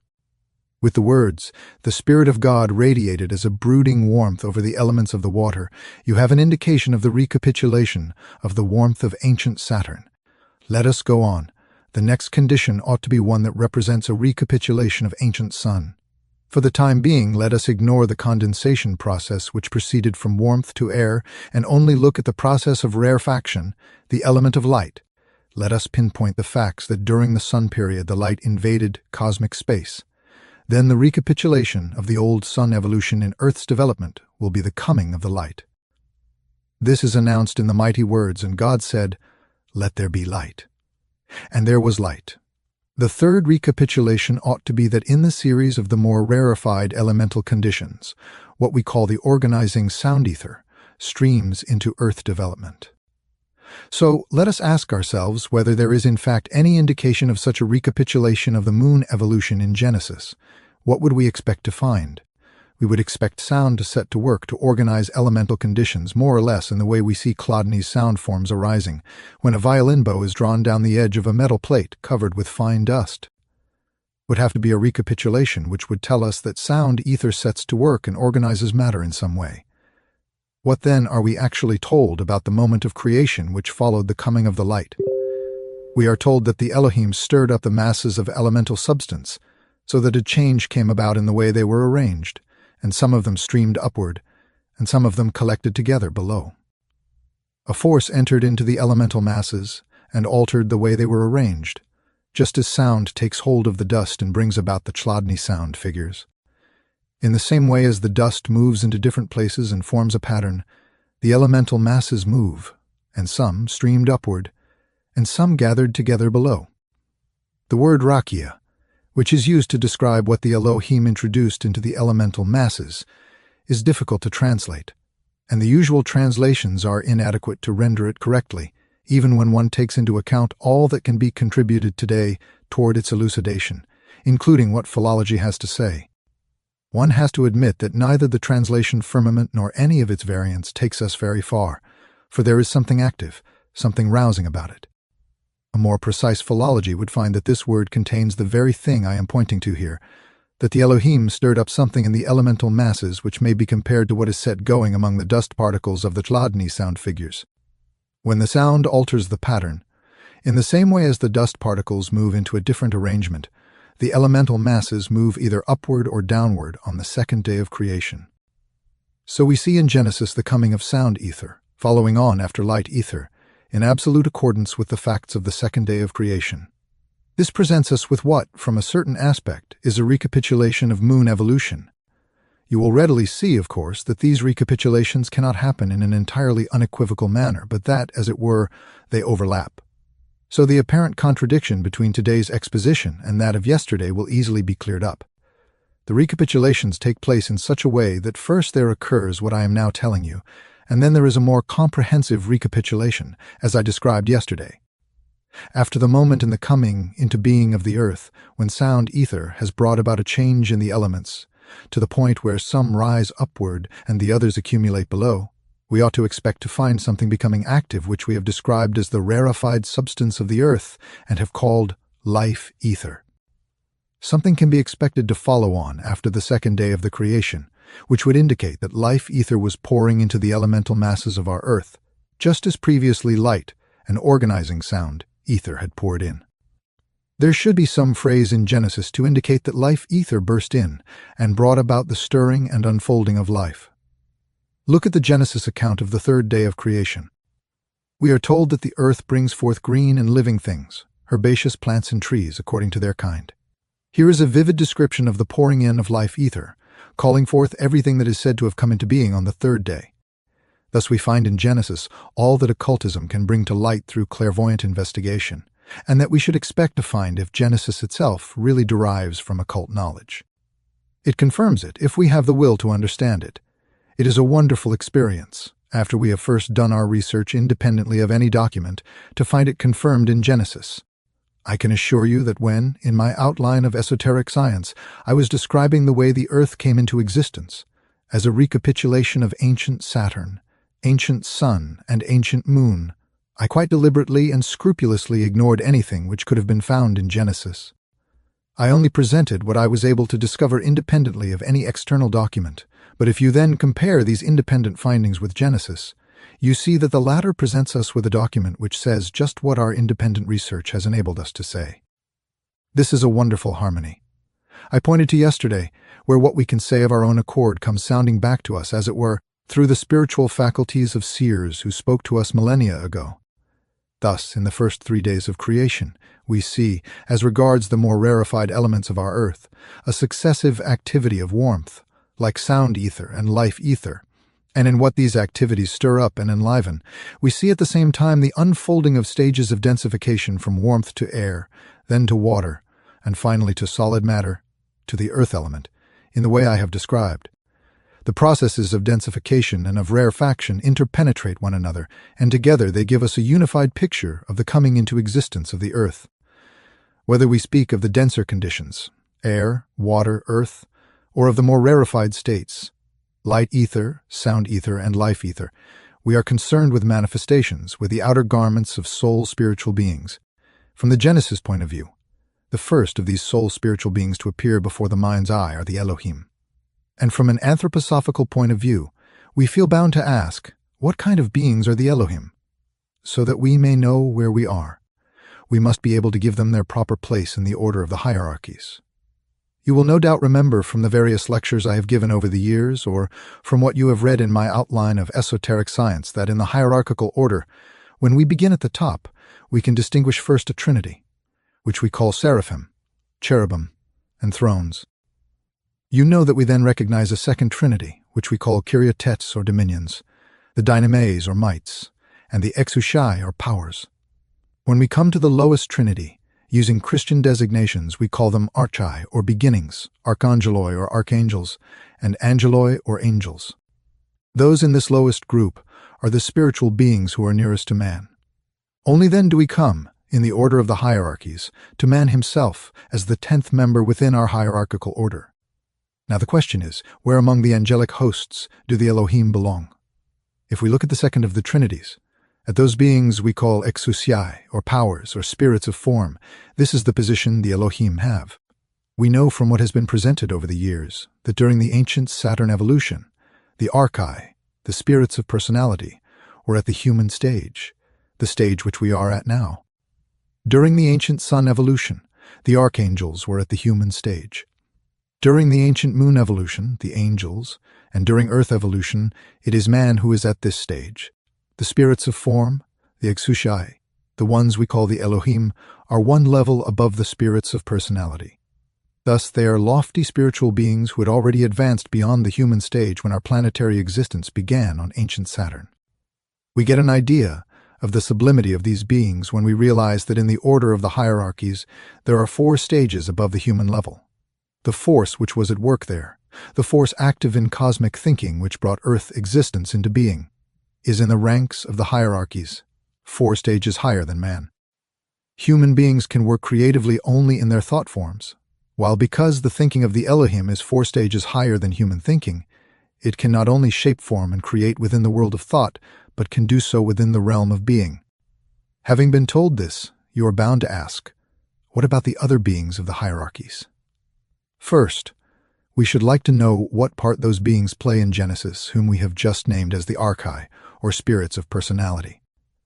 They are, as we see, the next rank down in the hierarchical order. Let us remind ourselves again that the Elohim are highly exalted beings who at the time of the ancient Saturn evolution had already progressed beyond the human stage. They were among the beings creating and regulating evolution during the stages of ancient Saturn, Sun, and Moon, and they also contributed to Earth existence. Compared with this, what can we expect of the hierarchy which is immediately below that of the Elohim, namely the spirits of personality? Does Genesis not tell us anything about them? Since we know from Genesis what lofty beings the Elohim are, we actually should expect these principalities or spirits of personality to be engaged in serving them, so to speak. After the Elohim had performed their mighty deeds of creation, does Genesis say anything to the effect that they relegated the lesser activities to their servants, the archai, or beginnings?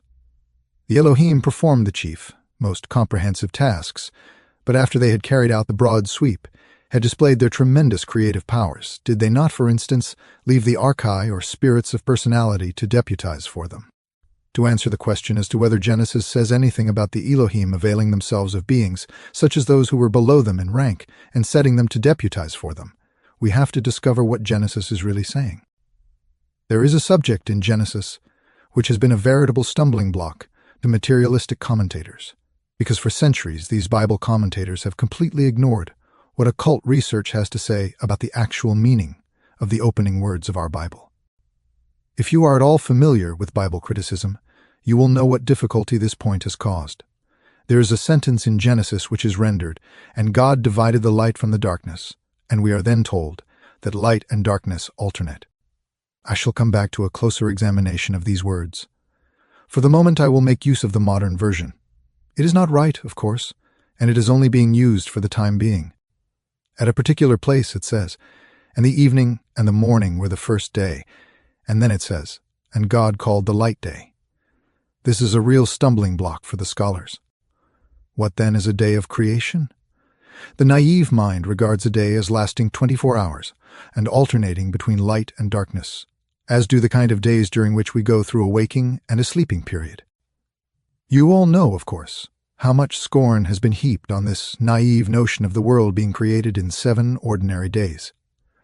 You may also know how much trouble, you could say fruitless trouble, has been spent trying to identify the days of creation with longer or shorter periods or as geological periods and so on, so that a day of creation could signify a longer period of time. The first difficulty arises, of course, when we come to the 4th day, when Genesis first speaks of the setting up of the sun and the moon to direct time. Every child today knows that the regulating of our 24-hour day depends on the relationship of the earth to the sun. But if this relationship was not set up until the 4th day, we cannot speak of that kind of day before that. So anyone who tries to adhere to the naive belief that we are dealing in Genesis with days of 24 hours would be transgressing against Genesis itself. There may be such people, of course, and they have to be told that by insisting that Genesis refers to days such as ours, they are certainly not supported by Revelation. As to the vagaries of those who try to find a way out by giving geological meaning to these days of creation, they're really not worth bothering about. For in the whole range of literature on the subject, there is not the slightest evidence that the word yom signifies anything resembling a geological period. So it is a very real question for us. What does this word yom mean, which is usually translated as day? Only those people can form a judgment about this who are able to transport themselves with their whole feeling into ancient methods of naming things. To do this, you have to have quite a different kind of feeling and sensitivity than we have today. So as not to put you in too much of a quandary, let us take it step by step. Firstly, let me draw your attention to an ancient doctrine held by the Gnostics. They spoke of spiritual powers, who played a part in our existence, entering successively into evolution, and they called these powers, these entities, eons. When people spoke of eons in a Gnostic sense, they did not mean periods of time, but beings. What is meant is that a first eon acts, and having executed the work of which he is capable, is succeeded by a second, and after the second has exhausted his capacities, a third takes over, and so on. When the Gnostics spoke of eons, they meant beings guiding evolution in succession, one taking over from another. It was only very much later that the purely abstract concept of time was associated with the word eon. Eon is a being, a living entity, and in the same sense as eon is a living entity, so is the Hebrew word, yom. It has nothing to do with a merely abstract designation of time, but is a living being. So when we are told about 7 such yamim following one another, we are dealing with 7 consecutive beings or groups of beings. We find the same thing elsewhere, concealed in a verbal resemblance. In the more Aryan languages, there is a connection between deus and dies, God and day. There is an essential inner relationship. In earlier times, the connection between day and being was clearly felt, and when people spoke of days of the week, as we speak of Sunday, Monday, Tuesday, and so on, they did not simply mean periods of time, but the groups of beings active in sun, moon, Mars, and so on. Once we accept the word yom as a spiritual being instead of in its usual rendering as day, then we have the hierarchical beings one stage lower than the Elohim, beings of whom the Elohim availed themselves as subordinate beings. After the Elohim, with their superior powers of organizing, had actively brought light into existence, they then put in charge of it, according to Genesis, Yom, the first of the time spirits, or archai. Thus the spiritual beings whom we call spirits of personality or principalities are the same as those called periods of time, days, yamin. They are the servants of the Elohim who execute, as it were, what the Elohim dispose from their higher vantage point. Those of you who heard the lectures I gave recently in Christiania will remember that there too I called the archai time spirits, and described the way they still work as time spirits today. These were the servants of the Elohim, and they appointed them, so to speak, to carry out the plans of which they themselves had prepared the broad outlines, even as far as our understanding reaches.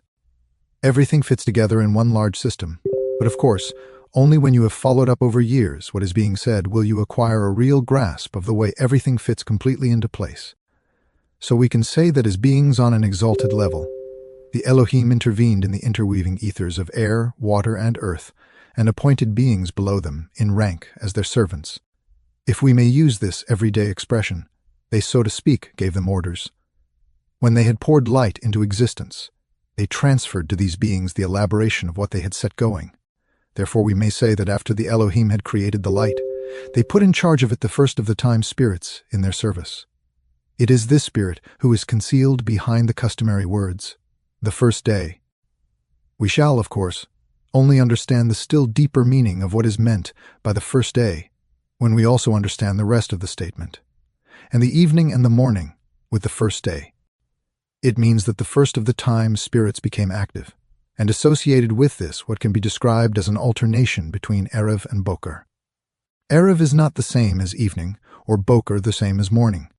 An appropriate translation would be, and Erev came about, a state of confusion, and Boker, a state of order, we should say, and a state of disorder appeared, followed by a state of order, of harmony, within which the first of the time spirits were active.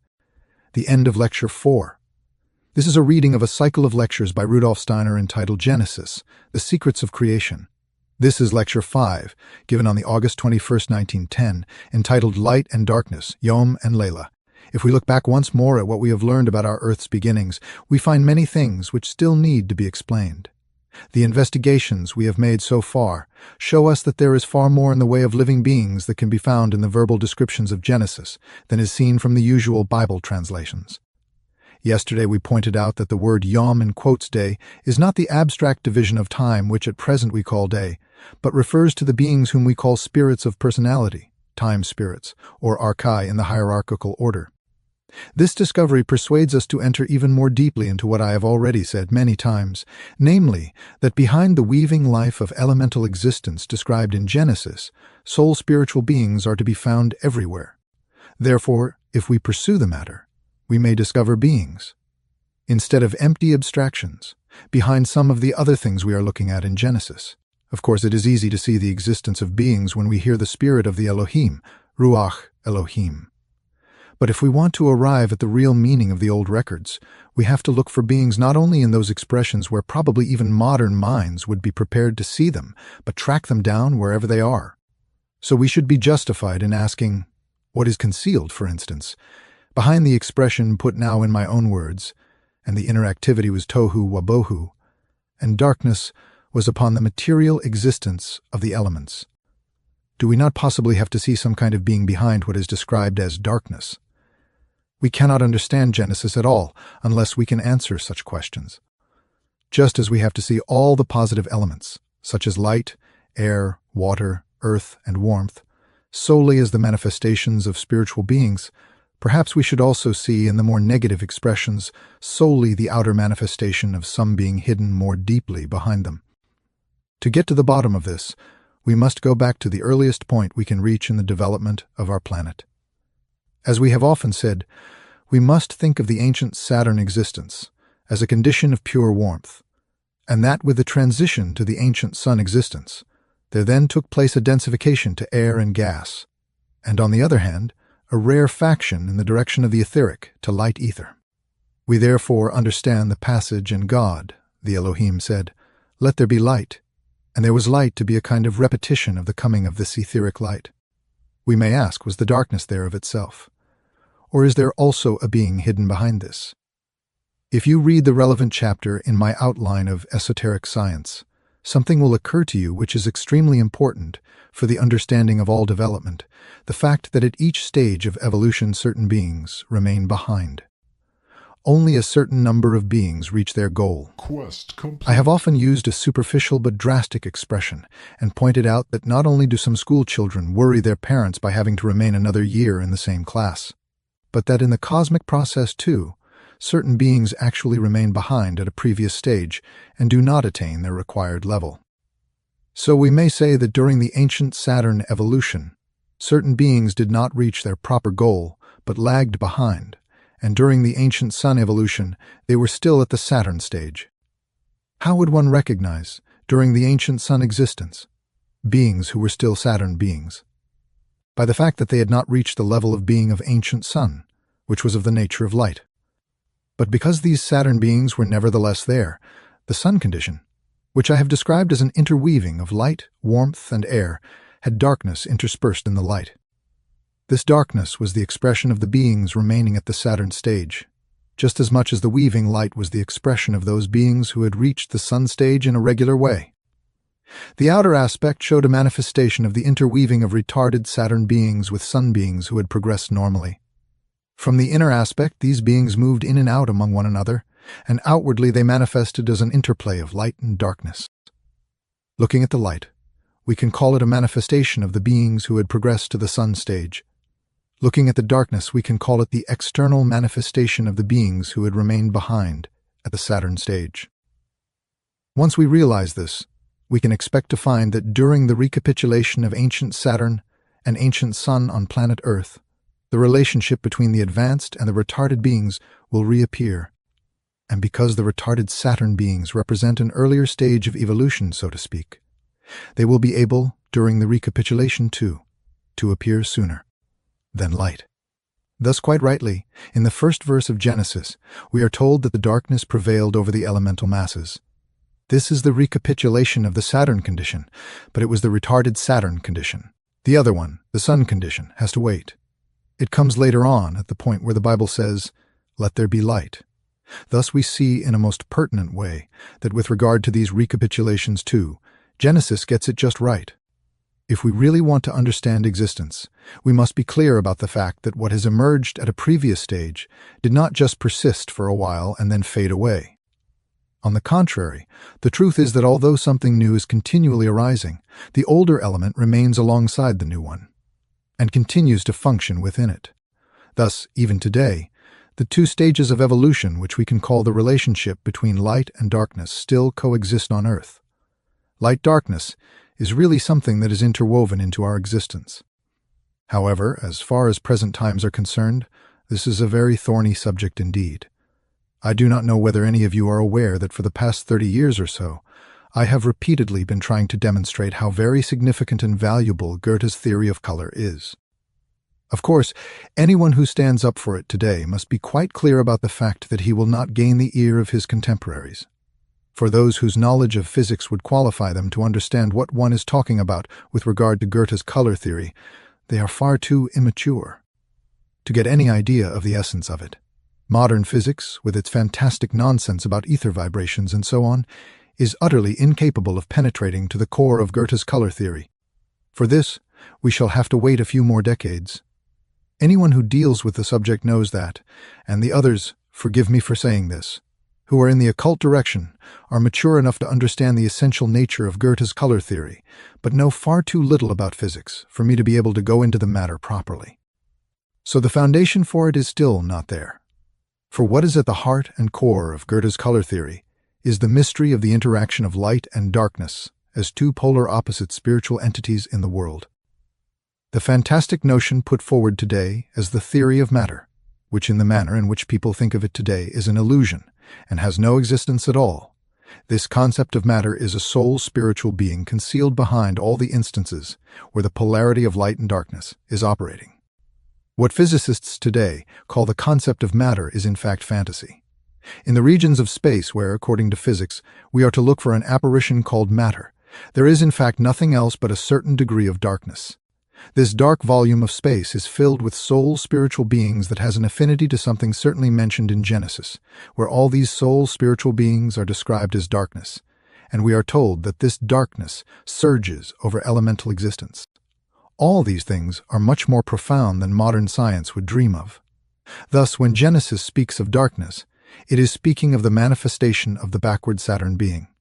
And when it speaks of light, it is referring to the manifestation of the advanced beings. They interact and interweave with one another. We said yesterday that the main features of evolution were laid down by those beings whom we have placed at the same level as the exoutii, the spirits of form. So it is these beings who plan the overall activities of the light, and further, we have seen that they use the spirits of personality as their servants, and that behind the expression Yom, we have to see a being of the rank of the Archai, one appointed by the Elohim. So we may also assume that just as these servants of the Elohim, these spirits of personality called Yom, day, are active in the positive direction, there are, as opposed to them, backward spiritual beings active in darkness. We can also say that whereas darkness is something the Elohim find already in existence, they produce light through their creative thinking.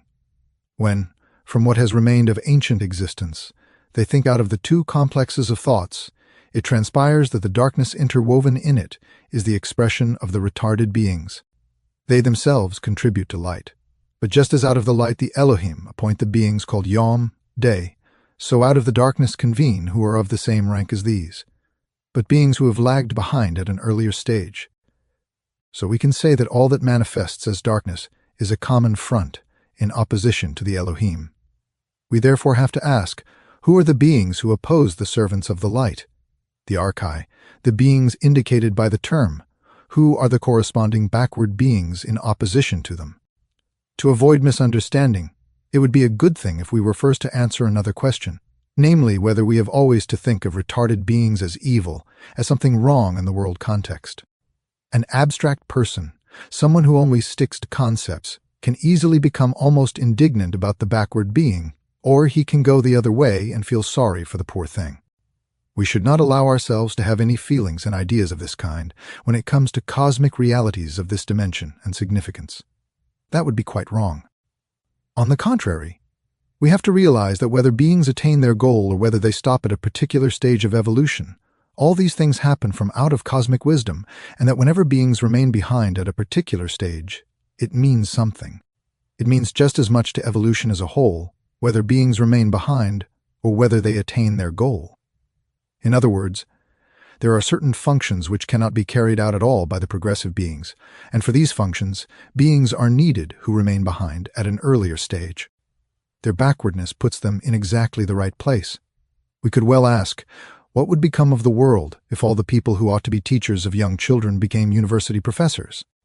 Those who do not become professors are much better where they are than the more learned ones would be. The university professors would probably be most unsuitable teachers for children from the ages of 6 to 10. It is the same in cosmic relationships. There are certain tasks for which those who attain their goal would be not at all fitted. For these tasks, those who have remained behind, we could equally well say those who have renounced progress, must take their place. And just as the advanced spirits of personality, the Yamim, were put in their places by the Elohim, The retarded archai too, those spirits of personality who manifest not through light but through darkness, are made use of so that the whole course of Earth's becoming should progress with well-ordered harmony. They are allotted their right place so that they may make their proper contribution to the regular development of our existence. How important this is, we can see from an illustration taken from everyday life. The light spoken of in Genesis is not the light we can see with our physical eyes, which is a later expression of it. Similarly, what we designate as physical darkness, which surrounds us at night, when the sun is not shining, is a later physical form of what is called darkness in Genesis. If we were to ask whether the kind of physical daylight we see today has a certain significance for human beings, none of you would doubt that it has, both with regard to human beings and with regard to other creatures. Take, for example, the plants, which wither if they are removed from the light. Light is an element of life for every living thing. So it is also essential for human beings, as far as their external bodily existence is concerned. But something else is necessary apart from life. To understand what this is, we have to turn our attention to the effect the alternation between waking and sleeping has on our physical and etheric bodies. What does it really mean to be awake? What are we human beings doing when we are awake? Basically, the whole of our soul activity, all that goes on in the realms of our mental images and our feelings, all the ebb and flow of our passions, in short, all that takes place within the surging activity of our astral body and our ego, constitutes a continual wearing down of our physical body during the daytime. This is a very ancient occult truth, one which even our current physiology arrives at if it only knows how to interpret its own findings properly. The activity taking place in our inner soul life when we are awake is continuously using up the forces of the external physical body, the first rudiments of which we acquired during ancient Saturn. The life of the physical body is quite different during sleep, when the astral body, with its fluctuating inner life, is outside it. Just as in waking life there is a continuous using up, we could even say destroying the forces of the physical body. In sleep, these forces are constantly being restored and regenerated, so that in our physical and etheric bodies we have to distinguish two different processes at work. Destructive processes taking place during waking life, and processes of renewal taking place during sleep. But nothing that happens in the world of space leads an isolated life of its own. All is connected with existence as a whole. So when we focus on the destructive processes taking place in our physical body from the time we wake up until we go to sleep again, we must not regard them as though they occurred in isolation within the confines of our skin, but realize that they are intimately connected with cosmic processes. They are a continuation of what flows into us from outside, so that during waking life we are connected with the destructive forces of the universe and during sleep with the forces of regeneration. This decomposition process of our physical body going on during our waking day could not have happened during ancient Saturn. Otherwise, the first rudiments of our physical body could not possibly have been formed. For obviously you cannot build up anything if you then start to destroy it. The activity on Saturn with regard to the physical body had to be a constructive one, and that was what was being taken care of on Saturn. The destructive processes in our body take place particularly in the daytime, under the influence of the light, but there was as yet no light during ancient Saturn. This is why the work of Saturn on our physical body was an upbuilding one. For a time at least, this upbuilding activity had to be maintained, even when later on during the ancient sun existence, the light was added. And this could only happen because Saturn beings who had remained behind were there to take care of it. So you see how necessary it was for the Saturn beings to be kept back in cosmic evolution, so that they could undertake the rebuilding of the worn-down physical body during sleep, while there was no light. The retarded Saturn beings have to be a part of our existence. Without them, we should be exposed to nothing but destruction. There has to be an alternation, an interaction between Sun and Saturn beings, between the beings of light and the beings of darkness. Therefore, if the activity of the light beings was to be rightly guided by the Elohim, these light beings had to introduce into their work a right and proper interweaving of the work of the beings of darkness. There is no possibility of stability in cosmic activity unless the force of darkness is always being interwoven with the force of light. And this kind of network of the forces of light and of darkness is one of the mysteries of cosmic existence, of cosmic alchemy. This mystery is touched upon in the 7th scene of my first mystery play, where Johannes Thomasius enters Devachan, and where one of Maria's companions, Astrid, is given the task of weaving the dark into the light. Throughout the conversation between Maria and her three companions, you will find many cosmic mysteries concealed which can well be pondered on for a long, long time. Thus we must never forget that we have to regard this interplay between the forces of the light of the sun and the darkness of Saturn as a necessity of our existence. When therefore the Elohim placed the spirits of personality as their deputies in charge of the weaving of the light forces, of the work which is being performed upon us human beings, or upon earthly creatures altogether, under the influence of the light, they had to appoint the backward Saturn beings to be their companions. The total activity of the cosmos had to be a confluence of the interworking of the archai who had progressed normally, and the backward ones. These backward archai are active in the darkness. To put it simply, the Elohim employ not only those beings called Yom, but set against them the beings who work in darkness.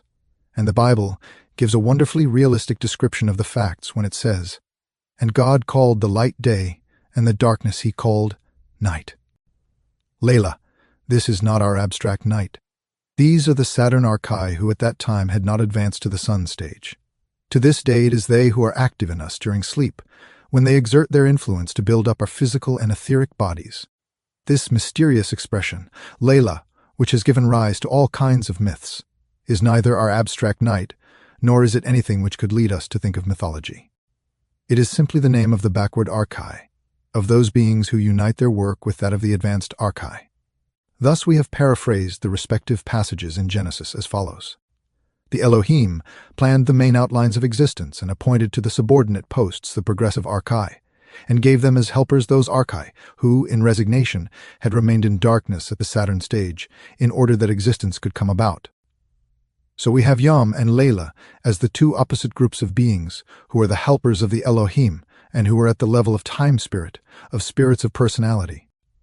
We see existence being woven out of the spirits of form and the spirits of personality, out of advanced beings and backward beings of these two respective stages. If we have found more or less satisfying answers to what is being presented here, there is infinitely more behind all these things. Another question could present itself now, which is bound to be on the tip of all your tongues. What are the other hierarchies? If we descend from the spirits of form, we come first to the archai, the spirits of personality, then to the archangels, archangeloi, spirits of fire. Does Genesis say nothing at all about them? Let us look more closely and find out what the actual position is with regard to these fire spirits.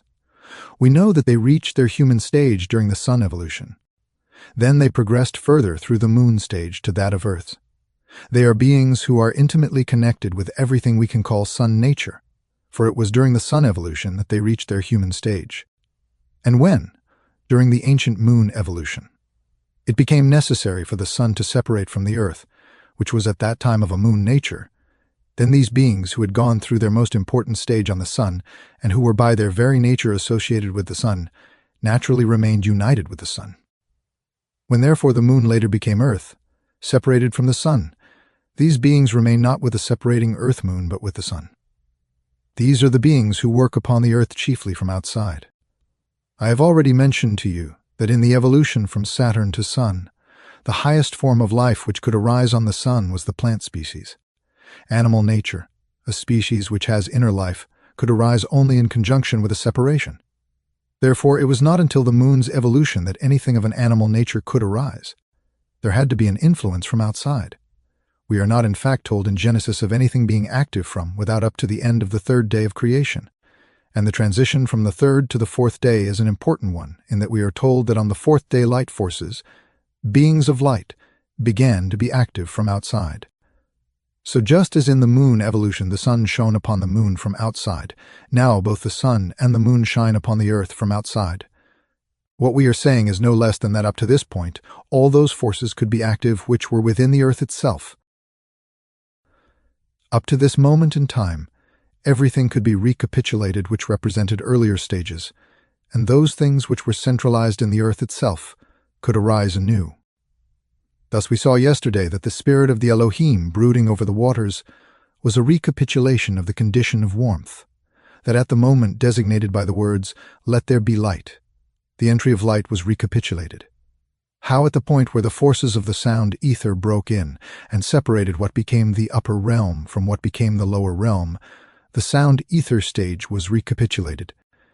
This was presented in the description of the so-called second day of creation. Then we saw that life ether burst in. On the so-called third day of creation, and out of the earth element, out of the new condition, there came forth all that can be brought about by the life ether, the realm of sprouting green. But for anything of an animal nature to find a place on our earth, there had to be a repetition of forces working in from outside, light shining in from outside. Hence it is absolutely in accordance with the fact that there should be no mention in Genesis of anything of an animal nature, until after we have been told of forces working upon the earth from cosmic space. Up to that time, Genesis speaks only of the plant realm. All the beings included in the developing earth were at the plant stage. The animal species could only begin when the beings of the light influenced the earth from surrounding space. What came about then is described in Genesis, in words of which there are innumerable translations. The English Authorized Version is, and God said, "Let them be for signs and for seasons and for days and for years." We have now come across a few commentators who have begun to think, but it is the fate of commentators today, where people have utter scorn for getting down to the real fundamentals, that they carry out the beginning of thinking, but cannot think through to the end.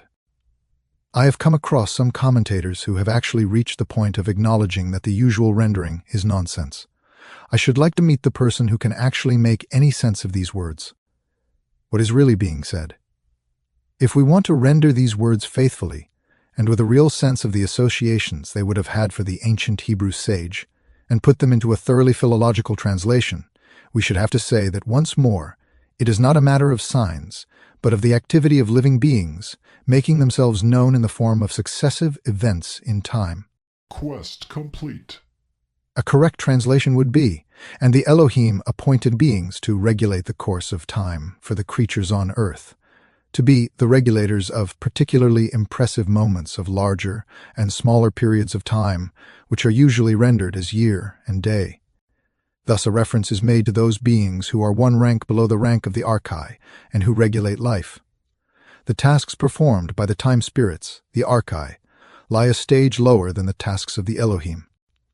Then come the regulators, the sign fixers, for those things which have to be carried out within the archai's sphere of activity. These beings are none other than the archangels.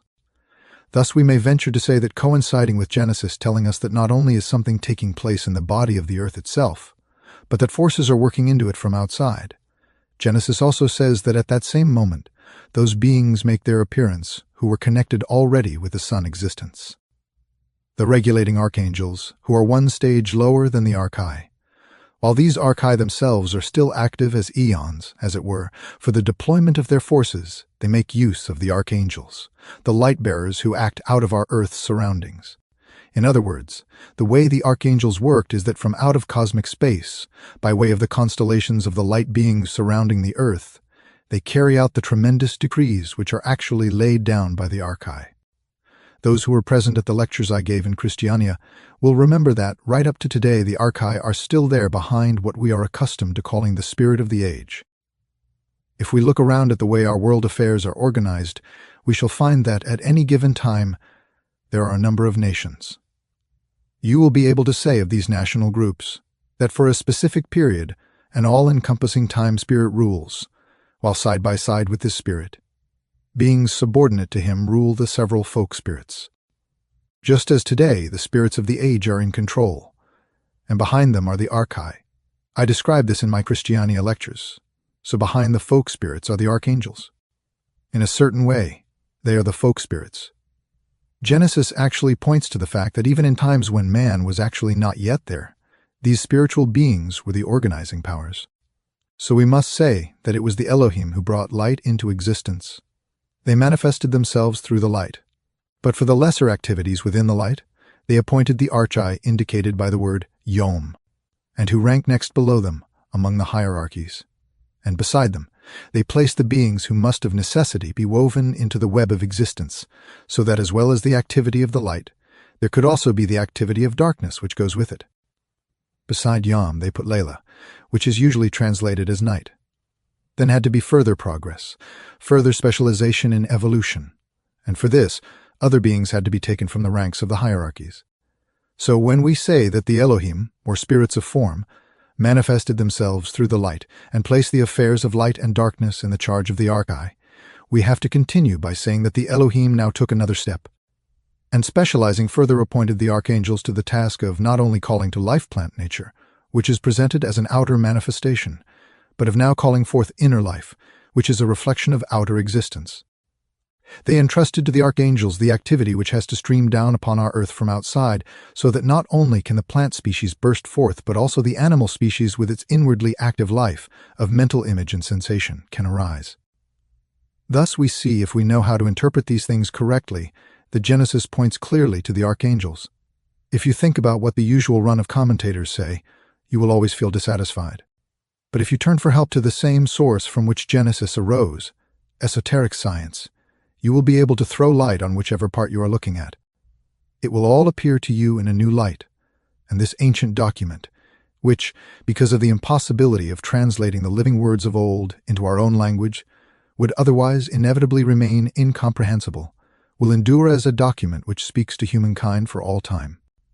The end of Lecture 5. This is a reading of a cycle of lectures by Rudolf Steiner entitled Genesis, Secrets of Creation.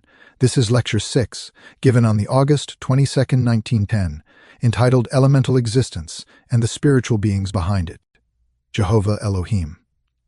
During these lectures, I shall try to throw light on the Genesis story of creation from all kinds of different aspects.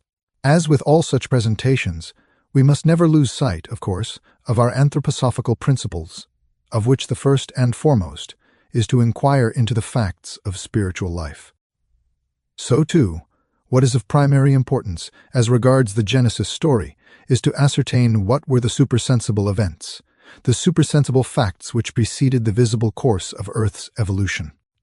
Only after that do we attach special importance to finding confirmed in ancient documents of various ages and peoples what we have first established independently of any documents out of spiritual research itself. In fact, it is our own endeavors that enable us to acquire the right feeling, the proper attitude of reverence, for what sounds into our innermost souls from far-off times and peoples. This connection affords us the possibility of reacquainting ourselves with those times which we ourselves will, of course, have lived in during other incarnations, and of reforming links with what must have affected us in past epochs. This is how we have to understand the underlying purpose of this course of lectures. We have endeavored in the past 2 days to form an idea of how to rediscover in Genesis the spiritual beings we know from spiritual science. We have already partly succeeded in this. We have constantly borne in mind that the things which we meet with in the outer world, even when we meet with everything to do with the etheric and astral world, and in Genesis we are basically dealing all the time with facts of clairvoyant consciousness, are Maya, illusion. That our usual view of the sense world as we first of all know it is Maya, illusion. This is a statement which is familiar to anyone who has anything to do with spiritual science. In fact, anyone who has studied spiritual science for any length of time will not be ignorant of the fact that the lower regions of clairvoyance, everything to do with the etheric and astral world, also belong in a higher sense to this sphere of illusion. We do not reach the actual foundation of existence as far as we can attain it until we have penetrated beyond these regions of life's deeper sources. We must keep reminding ourselves of this, and we must not be content merely to voice this as a theory. The conviction must get right into our flesh and blood, that in clinging to external existence we are surrendering to illusion. On the other hand, to ignore outer existence, to prize it too highly, is also one of the great illusions to which human beings can succumb. Let us now have a look at something we have been talking a great deal about over the last few days, namely the realm of the elements, which is the next realm we can reach behind the physical realm, the one we perceive with our physical senses. Let us have a look at the realm of the elements described by spiritual science as existing behind manifestations of the nature of earth, water, air, fire or warmth, and the more ethereal manifestations of the nature of light, sound, and life. Let us look at this elemental realm. We try to acquire ideas about the nature of these manifestations and to keep firm hold of these ideas. We achieve nothing if we assume an air of intellectual superiority, which can very easily become widespread among theosophical devotees, and simply say, that is all Maya, of course. For the real beings are revealing themselves through this Maya, and if we refuse to pay any attention to the manifestations, if we spurn getting to know anything about the tools and instruments through which they reveal themselves, we have no means of making existence comprehensible. We must realize that when we say water, air, and so on, we are referring to expressions, to manifestations of real spirituality. But if we refuse to have anything to do with this Maya, we shall not have the least idea about what is there behind it. So it is essential for us to realize fully that the series of elements are expressions, manifestations, revelations of spiritual beings. Let us have a look now from the anthroposophical point of view at the earthly element. We know well enough by now that there was no question of there being anything of the nature of an earthly element on ancient Saturn, nor on ancient Sun, nor on ancient Moon. We know that evolution had to wait until our planet came into existence before the earth element could be added to the warmth element of Saturn, the air element of Sun, and the water element of Moon. We know that each step in evolution can only proceed through the work of spiritual beings. If we want to place the physical body, the lowest member of our human existence, in the life of the elements, we may say that it has made its way from the first rudiments which it acquired on ancient Saturn from the state of warmth, through the state of air on the Sun, through the state of water on the Moon, and progressed as far as the present Earth state. Thus we have in our own external physical body something of which we can say that it has passed through an existence of warmth, an existence as an air-like body, an existence as a watery body, and has progressed as far as an earthly existence. We know, too, who the beings were who took part in the work on ancient Saturn, fashioning the first evolutionary condition of the human physical body. Remember what I presented in outline of esoteric science and elsewhere, that to begin with, certain spiritual beings worked on ancient Saturn who had passed through their lower stages of evolution in a long, distant past, and who were already so far advanced that they were able, so to speak, to sacrifice their own corporeality to supply the foundation, the basic substance for ancient Saturn. In the order of the hierarchies, these spiritual beings are none other than those whom we call the spirits of will. Into the substance thus provided, which had been offered as a sacrifice by the spirits of will, the other hierarchies then put their work. The spirits of personality worked their own way into it, developing their own humanity in this will substance. It was this very will substance which worked on ancient Saturn as the warmth element, and it was in this warmth that the first rudiments of the human physical body were formed. But you must not imagine that beings such as the spirits of will might stop working at a certain stage. Even though they did the bulk of the work on Saturn, they continued working during the evolutionary process on Sun, Moon, and Earth, and kept up a certain connection with the substance with which they first made their sacrifice. In fact, we saw how during the ancient Sun evolution, the element of warmth was transformed into the element of air, moving as it were in a downward direction toward densification. A process such as this, which appears to be a densification of warmth into air, is nevertheless only Maya, giving us the illusion of densification. Within this process itself, a spiritual activity is going on, and anyone wanting to get to the core of the matter has to ask which of the hierarchies brought the more rarefied warmth substance into the coarser condition of the substance of air. It was these very spirits of will who made their sacrifice in the substance of warmth. We can describe their activity by saying that during ancient Saturn evolution, they were advanced enough to be able to pour out their own substance as warmth, to offer it as a sacrifice, so that their fire streamed into the planetary existence of ancient Saturn.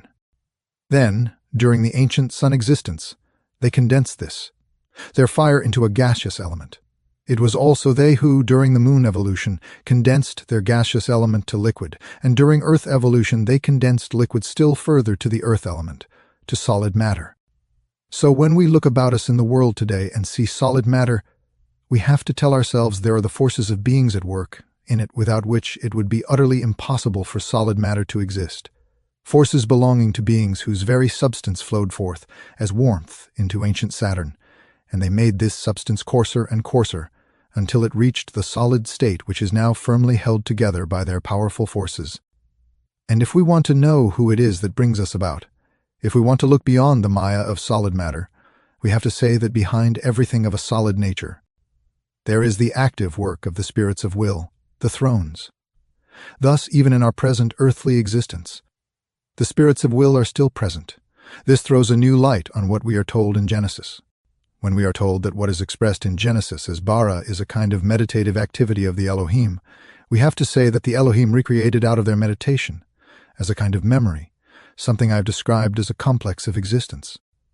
But in a certain way there happened to the Elohim what happens to us when we create something out of memory, though we of course carry out this activity at a much lower level. Let us choose a comparison. Think of a human being going to sleep in the evening. His own subjective consciousness is concerned.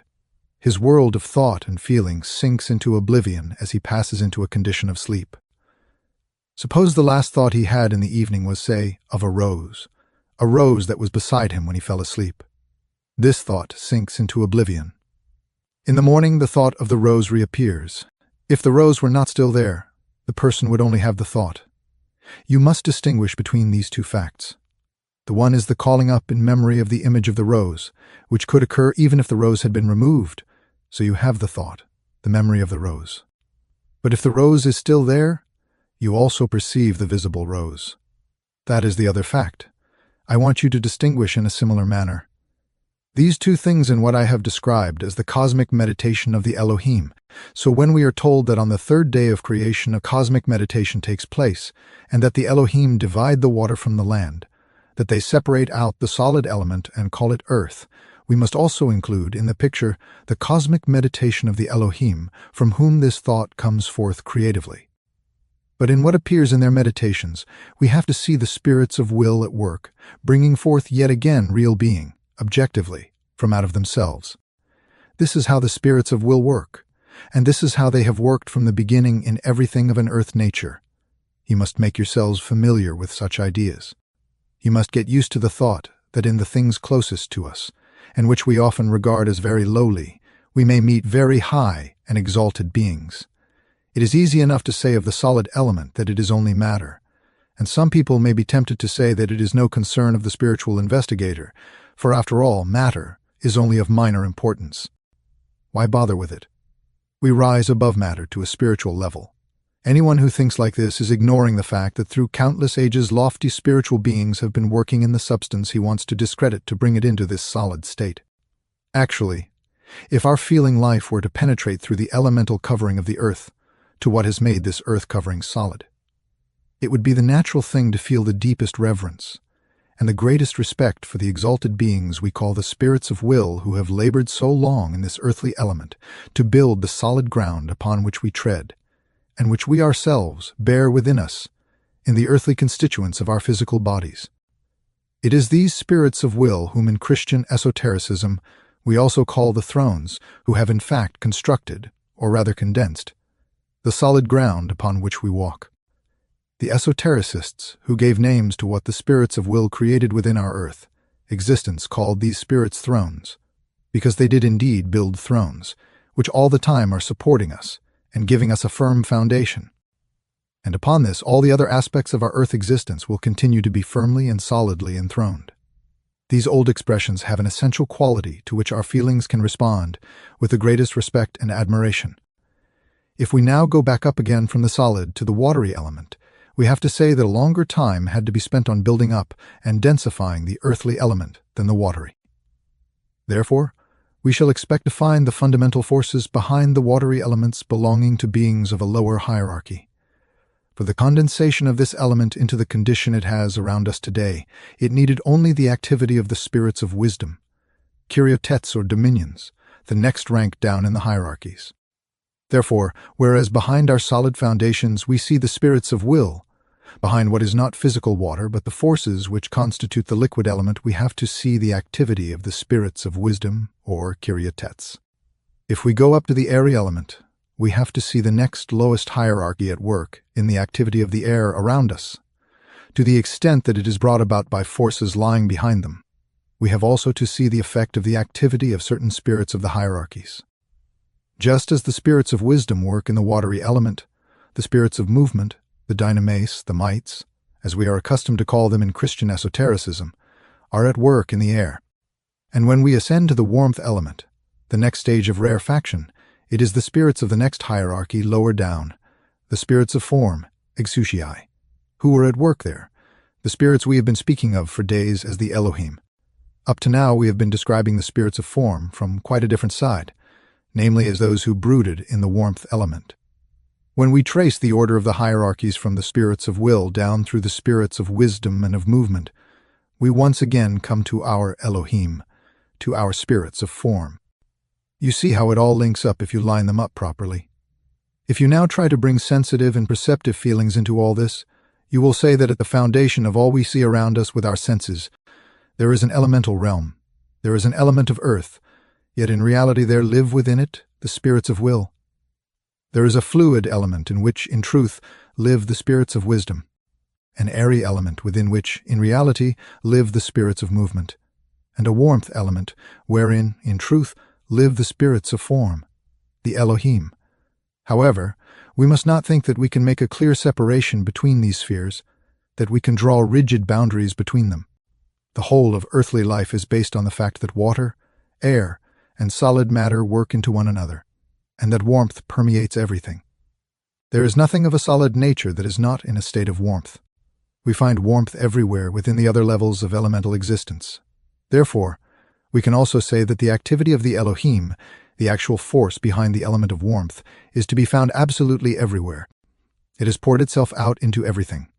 Although it required for its very existence the activity of the spirits of will, of wisdom, and of movement, this element of warmth, which is the manifestation of the spirits of form, nevertheless interpenetrated all the other levels of existence during the earth stage. Therefore, in the solid element, we shall not only find the material basis of earth, the body of the spirits of will, but the body of the spirits of will permeated and interwoven by the Elohim themselves, the spirits of form. Let us now try to find in the sense realm the outer expression of what we have just stated. We've been describing things from the supersensible point of view, namely as an interweaving of the spirits of will, the thrones, and the spirits of form, the Elohim. This is in the supersensible realm. But everything of a supersensible nature throws its shadow image into our world of sense. How does it display itself? That which is substantially the body, the essential being of the spirits of will, is the solid matter spread out around us. The commonly accepted idea of matter is an illusion. The ideas we have of matter are Maya. When the seer turns his attention to the places where matter is supposed to lead its dubious existence, he does not find these fantastic ideas of physical matter. For those are an empty illusion. Matter as conceived by the physicist is pure fantasy. So long as these concepts are used merely as calculating devices, it is all right. But when people imagine they have discovered something real, they are dreaming. The theories of modern physics are in fact dreams, insofar as physicists take note of facts and describe actual solid facts, for example, giving descriptions of what the eye can see and what can be deduced from this by doing calculations. Then they are on to true reality.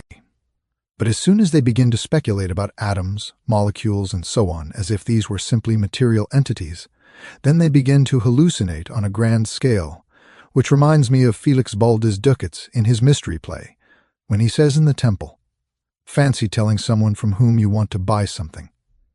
I won't pay for it with real coin, but I promise you I will condense some ducats out of the mist." This crude simile really does give a fair idea of the sort of theory of physics that readily accepts that the whole universe can come forth from primordial mist, if the need for a worldview can be paid for with the coinage offered in this domain by science. It is pure fantasy to take the existence of atoms as envisaged today to be real. So long as atoms are looked upon merely as counters or shorthand notes for what the senses actually show, we keep our feet on the ground. If we want to penetrate behind a sense-perceptible layer, however, we have to rise to the realm of the spirit, where we reach the living movement of a basic substance, which is none other than the bodily nature of the thrones, permeated by the activity of the spirits of form. And how is this projected into our sense world? Around us we have an expanse of solid matter, which is at no stage amorphous, however. Formlessness only results from the fact that basically all existence, pushing as it does toward form, bursts apart or is crushed. None of the dust we find in the world is dust by normal tendency. It is the result of a wearing down process. Matter as such has the urge to take on form. Everything solid tends to become crystalline. Thus we can say that what we call the substance of the thrones and of the Elohim is impelled into our sense world. It announces itself as the solid matter all around us. Through the fact of it manifesting as what we call matter, it announces itself as the essential being of the thrones. Insofar as this basic substance takes on shape and form, it announces itself as the outer revelation of the Elohim. Look with what spiritual insight names were given in ancient times. Seers of old realized when we look at the material world, it is proclaiming itself in the substance of the thrones, but it is permeated by a force which wants to give a form to everything. Hence the name spirits of form. In all these names there is a hint of the reality they stand for. Just look at the urge to crystallization going on around us. You have at a lower level the Elohim themselves, the spirits of form, revealing outwardly the drive they have to assume crystal form and exercising this tremendous force and movement in the substance of the thrones. They are the smiths forging in the warmth element, the crystalline forms of the different earths and metals, out of the formless substance of the spirits of will. They are the spirits who, in their activity of warmth, are at the same time the forming element of existence. When we look at things this way, we gaze into the active life stirring beneath the surface of our existence, and this accustoms us to see Maya or illusion in everything that approaches us externally. But we must not come to a standstill over the mere theory that the external world is Maya. That achieves nothing. The statement only makes sense if we penetrate through the separate aspects of Maya and find in each instance the real being behind it. This is the way to accustom ourselves to see in everything that happens around us something which, though certainly illusion, has truth. Semblance is, after all, semblance. As such, it is a fact, but we do not understand it if we stop at its semblance value. We are only justified in respecting and valuing it as semblance if we go beyond its appearance. In our modern abstract way of looking at things, we muddle everything up. The seers of old did no such thing. It was not so straightforward for them that they saw the same superficial forces in everything as the modern physicist does, who insists on embracing meteorology as well as physics within his sphere, for whom today doubts that the same forces which are at work in elemental existence, solid matter, fluids, and so on, are active too within the atmosphere when clouds form, when water masses condense into cloud. I know quite well that the modern physicist cannot help assuming that as a physicist, he can aspire to be a meteorologist too, and that for him things only make sense if he applies the same laws to the formation of the watery masses that surround our earth as clouds as he does to earthly existence. To the seer, things are not as simple as that.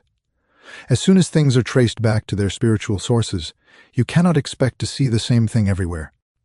Different forces are at work when a form of gas condenses to liquid directly onto the earth than are at work when gas or vapor forms watery cumuli. When contemplating the way water arises in the atmosphere around us, the seer cannot say that water comes into being there in exactly the same way as it does on the ground, that the water hovering above us comes into existence in the same way as water condenses in the soil or on the ground itself. For the truth is that the beings who play their part in cloud formation are different from those who are active in the formation of water. What I have just been saying regarding the participation of the hierarchies in our elemental existence applies only on the earth, from its center up to where we ourselves stand. But the same forces do not suffice to form the clouds as well. Other beings are at work there. The scientific theory derived from modern physics is based on a very simple hypothesis. First, it discovers certain physical laws, and then it says that these laws apply to the whole of existence. It overlooks all the differences in the different spheres of existence. It acts on the principle that in the night all cows are gray. But things are not the same everywhere. They're very different in the different domains. Anyone who has become aware through clairvoyant investigation that on our earth the thrones, or the spirits of, will govern the earth element, the spirits of wisdom the watery element, the spirits of movement the aeroform element, and the Elohim the element of warmth, will gradually come to realize that in the gathering of the clouds, in that unique process going on in the circumference of our earth, in which the watery vapor turns to water, beings belonging to the hierarchy of the cherubim are at work. When we look at the solid matter of our elemental existence, we see the Elohim cooperating with the thrones. When we look upward to the airy element, even though it is governed by the spirits of movement, we see the cherubim at work in it, so that the water rising up from the realm of the spirits of wisdom can accumulate as clouds. it is just as true that the cherubim govern the earth's surroundings as it is true that the thrones, the spirits of wisdom and the spirits of movement, govern the elemental existence on our earth. If we now look into the active essence of these cloud formations themselves, into their hidden depths which are only revealed now and then, we are aware of lightning and thunder coming forth. This is not something which comes from nothing. The seer knows that the spirits whom we call the seraphim move and have their being in this activity, remaining within the limits of our earth sphere, including the circumference of our earth. We have now found every one of the hierarchical ranks. Thus, in what we experience with our senses, we see the manifestations of hierarchical activity. It would be utter nonsense to imagine that what you see when lightning flashes forth from the clouds is the same as what you see when you strike a match. Every time electricity, the element active in lightning, comes forth from matter, quite different forces are at work, namely the seraphim. So we can find the totality of the hierarchies in the Earth's environment, just as we can find them out there in the cosmos, for the hierarchies, as we see, also extend their activity to what is in our immediate environment. When you go through the pages of Genesis and look at the mighty course of world evolution depicted there, you discover that all the previous stages taking place during the ancient Saturn, Sun, and Moon existences are being repeated, and that man finally emerges as the crowning achievement of evolution. We have to realize that Genesis is telling us that the being and activity of all the hierarchies is engaged in what is occurring there, and that it is all being concentrated, as it were, on the final product of Earth evolution, that supersensible being, for initially it was supersensible, of whom it is said that the Elohim resolved to create it. Saying, "Let us make man," they wove together all their separate talents into one communal activity. All the abilities which they brought with them from earlier stages were woven together so as finally to create man. Indeed, all the hierarchies who preceded man and whom we call seraphim, cherubim, thrones, spirits of wisdom, spirits of movement, and spirits of form, archai, or spirits of personality, fire spirits, or archangels, and angels. We have found all of them. They all moved and had their being in all that existed.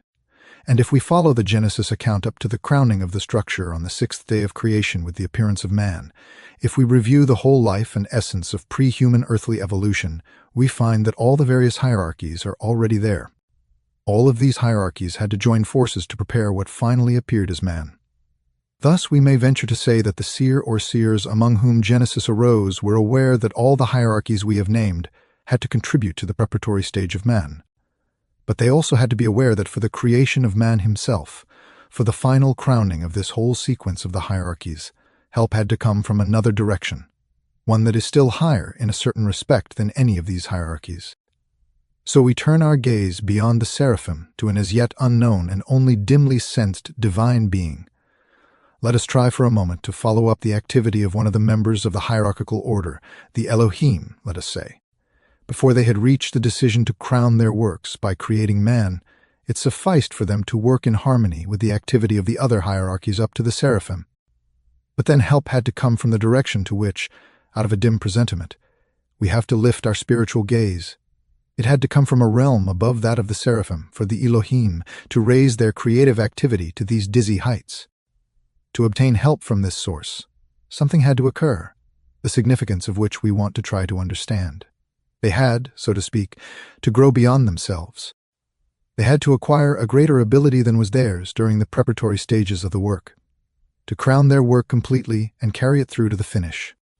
The Elohim had to unfold still higher powers. The Elohim as a group had to grow beyond themselves. Let us try to form an idea of how such a thing can happen, and do this by making use of a rather humble illustration. Take the development of a human being.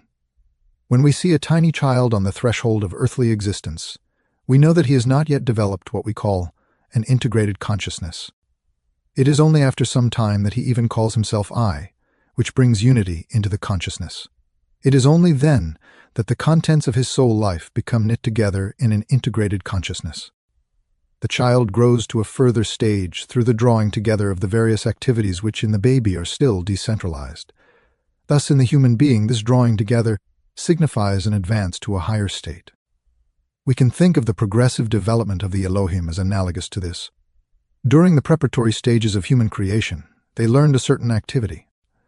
Whilst performing this activity, They themselves learned something and contributed something toward raising themselves to a higher stage. As a group, they have now attained to a kind of unified consciousness. They have not remained simply a group, but they have become a unity. This unity became a kind of being. This fact is an extremely important one. Up to now, I was only able to tell you that the various Elohim each had his own special capacity.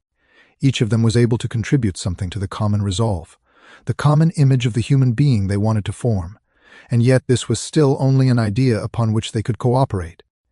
To begin with, it was not real. Something real existed only after they had created the common product. But in the course of this work itself, they developed to a higher stage. They made their unity a reality, so that they were no longer seven but a sevenfold whole. We can now speak of an Elohimhood, which reveals itself in a sevenfold way. This Elohimhood only arose in course of time. The Elohim raised themselves to this level. The Bible knows this. The Bible recognizes the idea that the Elohim were previously members of a group and then formed themselves into a unity. That first they cooperated as members of a group and were later on governed by a common organism. And this real unity of Elohim, in which the single Elohim are active as organs of a body, is called in the Bible Jehovah Elohim. This gives us a more profound idea of Jehovah than was possible before. This is why the Bible at first speaks simply of the Elohim. And then when the Elohim themselves have progressed to a higher stage, to a unity, it starts speaking of Jehovah Elohim. This is the deeper reason why at the end of the book of creation, the name of Jehovah suddenly appears. This shows how necessary it is to have recourse to occult sources if one wants to understand such things. What does Bible criticism of the 19th century make of this? It says, "We find in one passage the name Elohim, and in another the name Jehovah. Clearly, the two passages derive from two different religious traditions, and we have to distinguish between what has come from a people who worshipped the Elohim and what has come from a people who worshipped Jehovah. And the person who wrote the account of creation used both names indiscriminately, and we have to separate them again." This line of research has gone so far that today we have so-called rainbow Bibles with what is said to derive from the one source printed in blue and what comes from the other printed in red. There are such Bibles. Only unfortunately sometimes the antecedent is blue and the final clause red, because the first part of the sentence is said to derive from one people and the rest of it from the other. It is astonishing that the main and subordinate clauses should fit so beautifully together that any old collator could combine them. Bible commentators have gone to great pains over this, perhaps more so than over any other scientific or historical research. But it only fills us with sadness and a deep sense of tragedy. An account which is meant to tell us about the most profound spiritual matters has lost its connection with its spiritual source and origin. It is as though someone were to say, "We find quite a different style in the second part of Faust."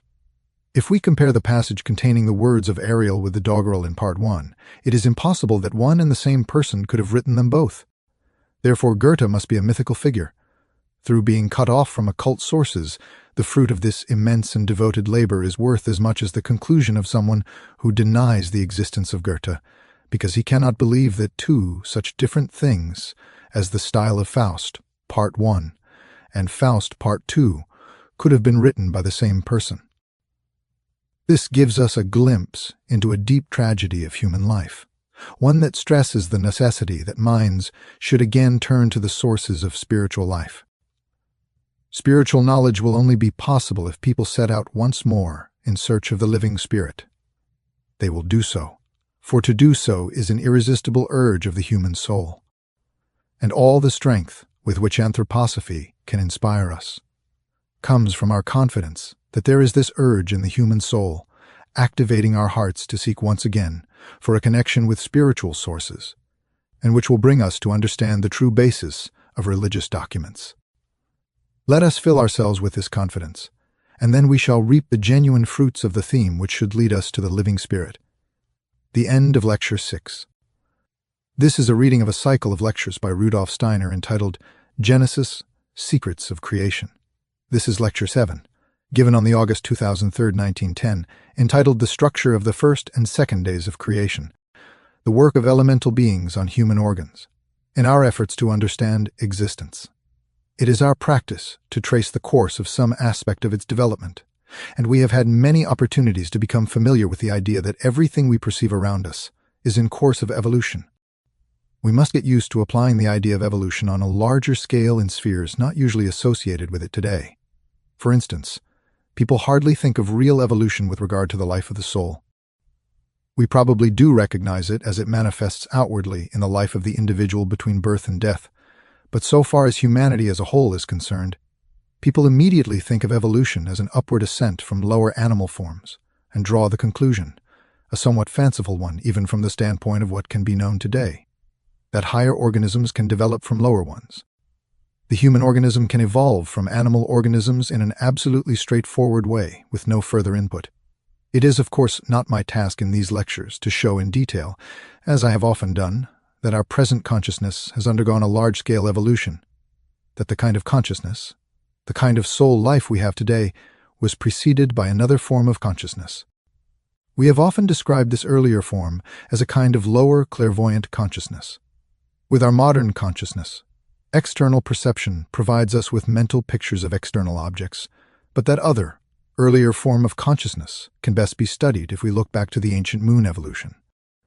The most outstanding difference between the evolution of ancient moon and that of our present Earth is that the ancient type of clairvoyance, a kind of picture consciousness, has been superseded by the present-day consciousness of objects. For many years I have been calling attention to this, and years ago you were able to read the information I gave from the Akashic record on the subject of evolution.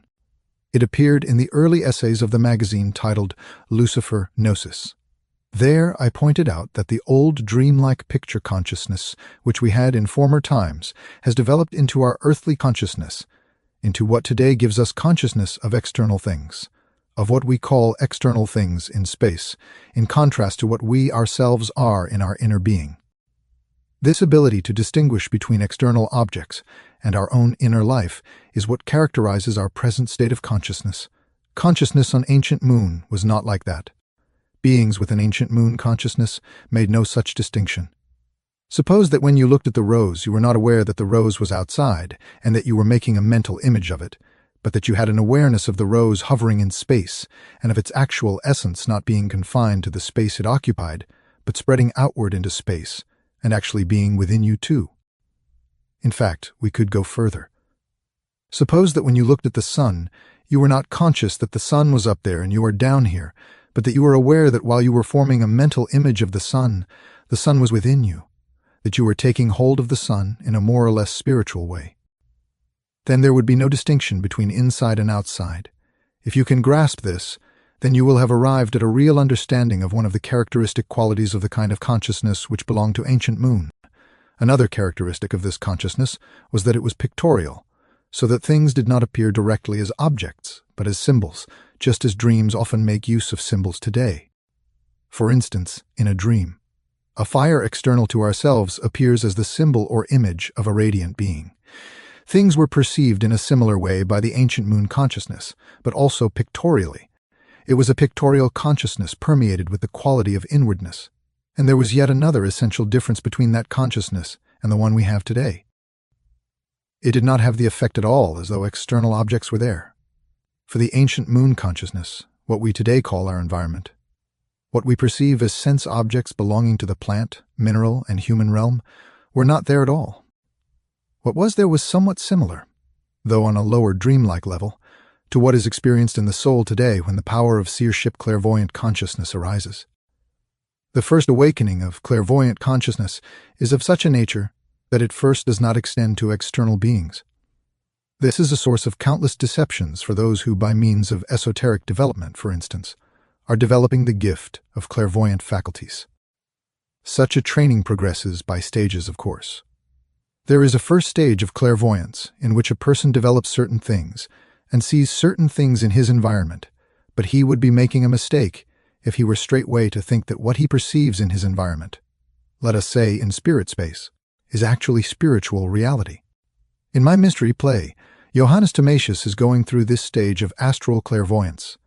Let me remind you of the scenes which rise up before his soul as he sits in meditation downstage and feels the spiritual world dawning in his soul. Pictures arise, and the first of these is the spirit of the elements showing him pictures of people he already knows and likes. In the play, Johannes Thomasius has made the acquaintance of Professor Capetius and Dr. Strader. He knows them from the physical plane and has formed certain impressions of them there. When, after going through great pain, his clairvoyant capacity breaks through, he sees them again. In fact, he sees them in strange forms. He sees Capetius as a young man as he was at the age of 25 or 26, and not as he is at the moment when he, Johannes Thomasius, sits meditating. And he does not see Dr. Strader in the present either, but as he is bound to look when he has become an old man. In the present incarnation, these and many other pictures pass through Johannes Thomasius's soul. One can only present this dramatically if the pictures which come alive in the soul in meditation actually appear on the stage. It would be a mistake for Johannes Thomasius to regard this as deception. That would be quite wrong. The only right attitude to all this would be to realize that he cannot yet know to what extent this is deception or reality. He does not know whether what the pictures are showing him is an external spiritual reality or not. That is, he does not know whether it is something inscribed in the Akashic record or whether he has expanded his own self to make a world. It could be both of these, and he must recognize that fact. What he lacks is the gift to distinguish between spiritual reality and picture consciousness. He has to admit that, and it is not until the moment when devaconic consciousness sets in. When in devacant, he perceives the spiritual reality of a person whom he knows on the physical plane, Maria, that he is able to look back and to discriminate between reality and what is simply picture consciousness. Thus, you can see that in the course of his esoteric development, a human being has to pass through a stage in which he is surrounded by pictures, but is quite unable to distinguish between manifestations of spiritual reality and the pictures themselves. The scenes of the mystery play reveal, of course, real spiritual realities. For instance, the way Professor Capetius appears is a true picture of the young Capetius, as inscribed in the Akashic record. And the way Dr. Strader appears is the real Strader, as he will be in old age. In the play they are meant to be real. Only Johannes Thomasius does not know that the figures he sees are real. The stage of consciousness I have described was experienced on ancient moons, only at a lower level, only at a lower, more dreamlike level, so that no faculty of discrimination was possible. The ability to discriminate only began later, and you must thoroughly familiarize yourselves with what I have just said. Let us hang on to the fact that the clairvoyant lives his way into a kind of picture consciousness. But during the ancient moon evolution, the pictures which arose were in the main quite different from the objects of our earthly consciousness, and the same thing applies today in the early stages of clairvoyance. The clairvoyant does not at first see external spiritual beings at all. He sees pictures, and the question is, what do these pictures signify? You know, in the first stages of clairvoyance, they are not expressions of real external spiritual beings at all. But if I may say so, this is a kind of organ consciousness. This is a pictorial presentation, a projection in space of what is actually going on inside ourselves. And as the clairvoyant begins to develop these forces in himself, he can, to give an actual example, have the feeling he is perceiving two luminous globes far away in space. Two pictures, that is, of globes shining brightly in certain colors. If he were then to think to himself, somewhere outside me there are two beings, the probability is that he would be quite wrong.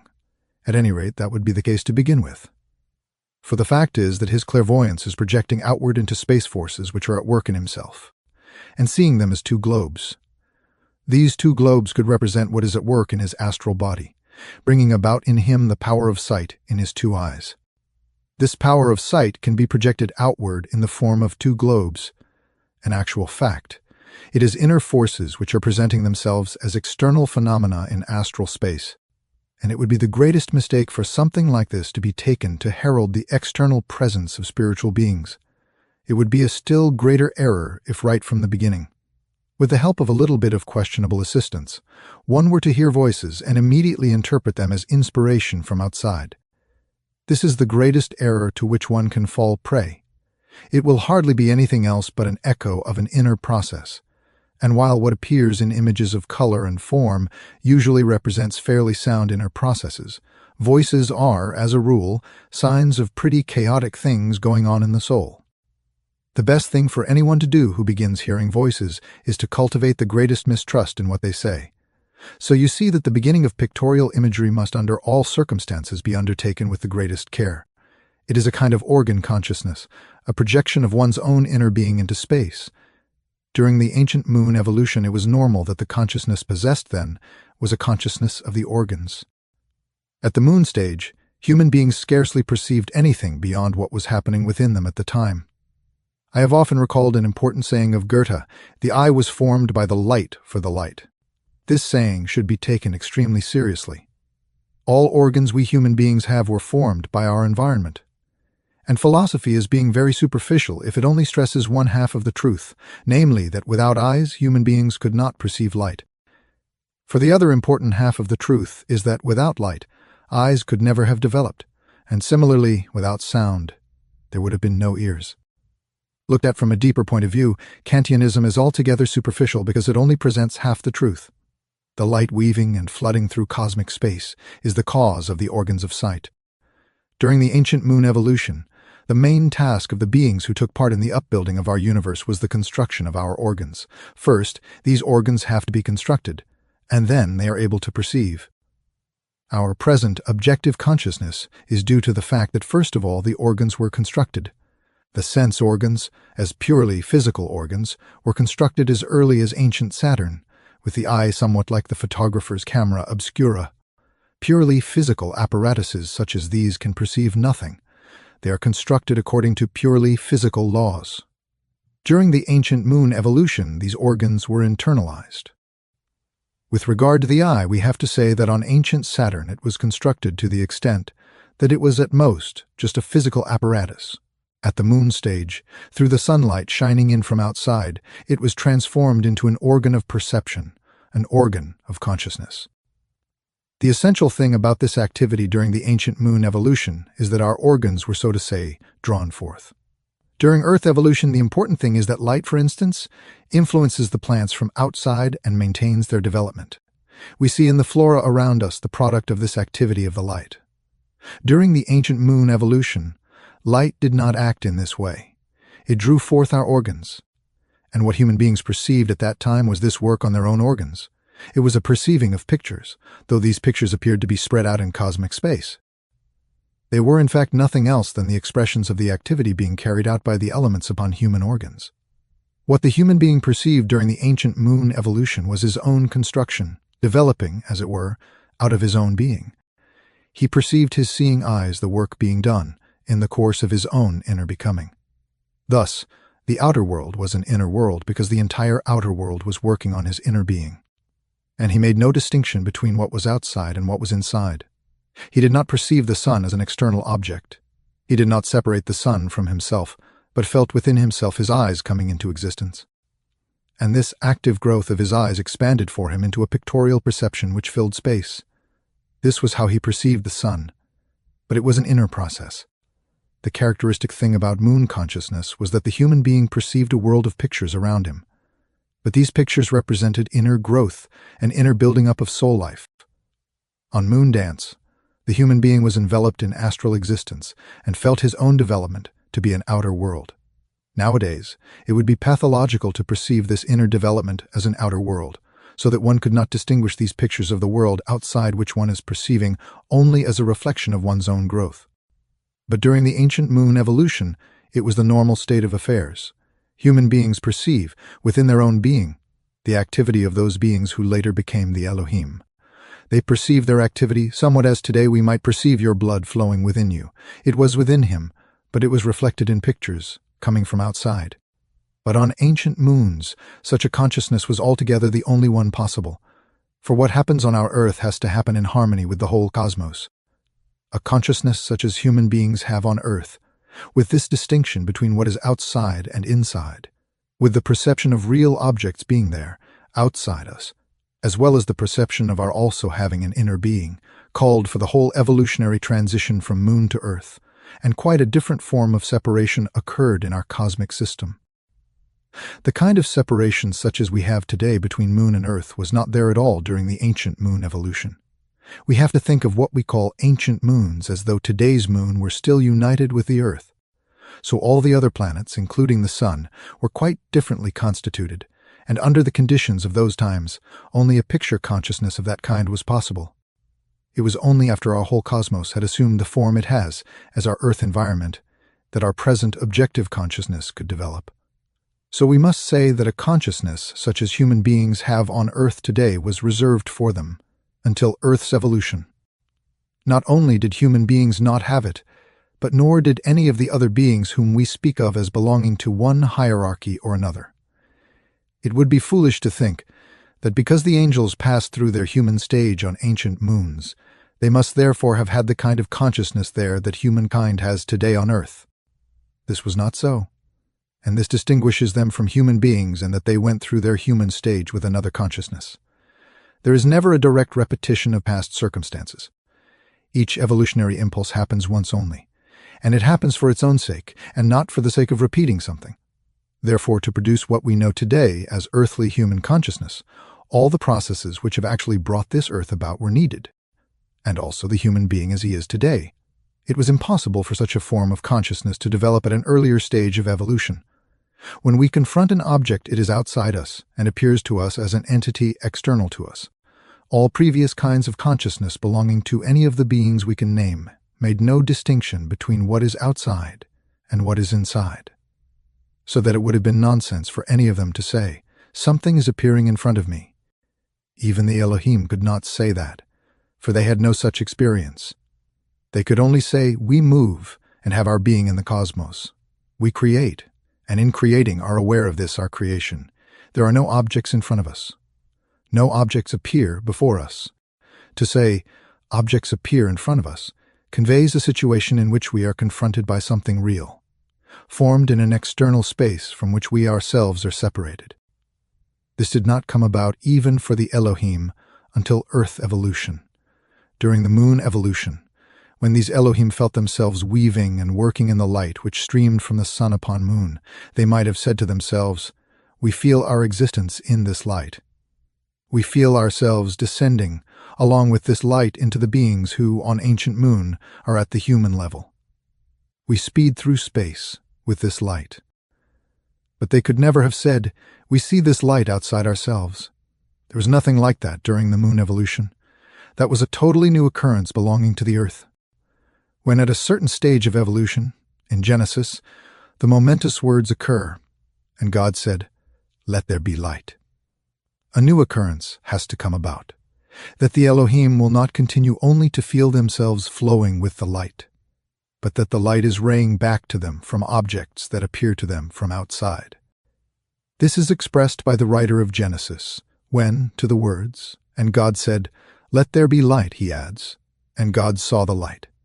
In this ancient document, nothing is superfluous. Nothing is meaningless. We could wish that among many other things, people could learn from this document to write down nothing that is not pregnant with meaning, nothing that is merely empty words. The writer of Genesis wrote nothing that was unnecessary, nothing by way of commonplace embellishment to enhance the beauty of the creation of life. He does not make the Elohim say anything like, "We see the light, and are pleased with ourselves that we have done it well." The point of this brief statement is that something new has to come about, and it says even more than this. It does not only say, "And God saw the light," but that he saw that it was beautiful or good. I realize that in the Hebrew tongue there was not the distinction between beautiful and good that there is today. The Hebrew language has the same word for good as for beautiful. What is actually meant when people call something beautiful? Well, good.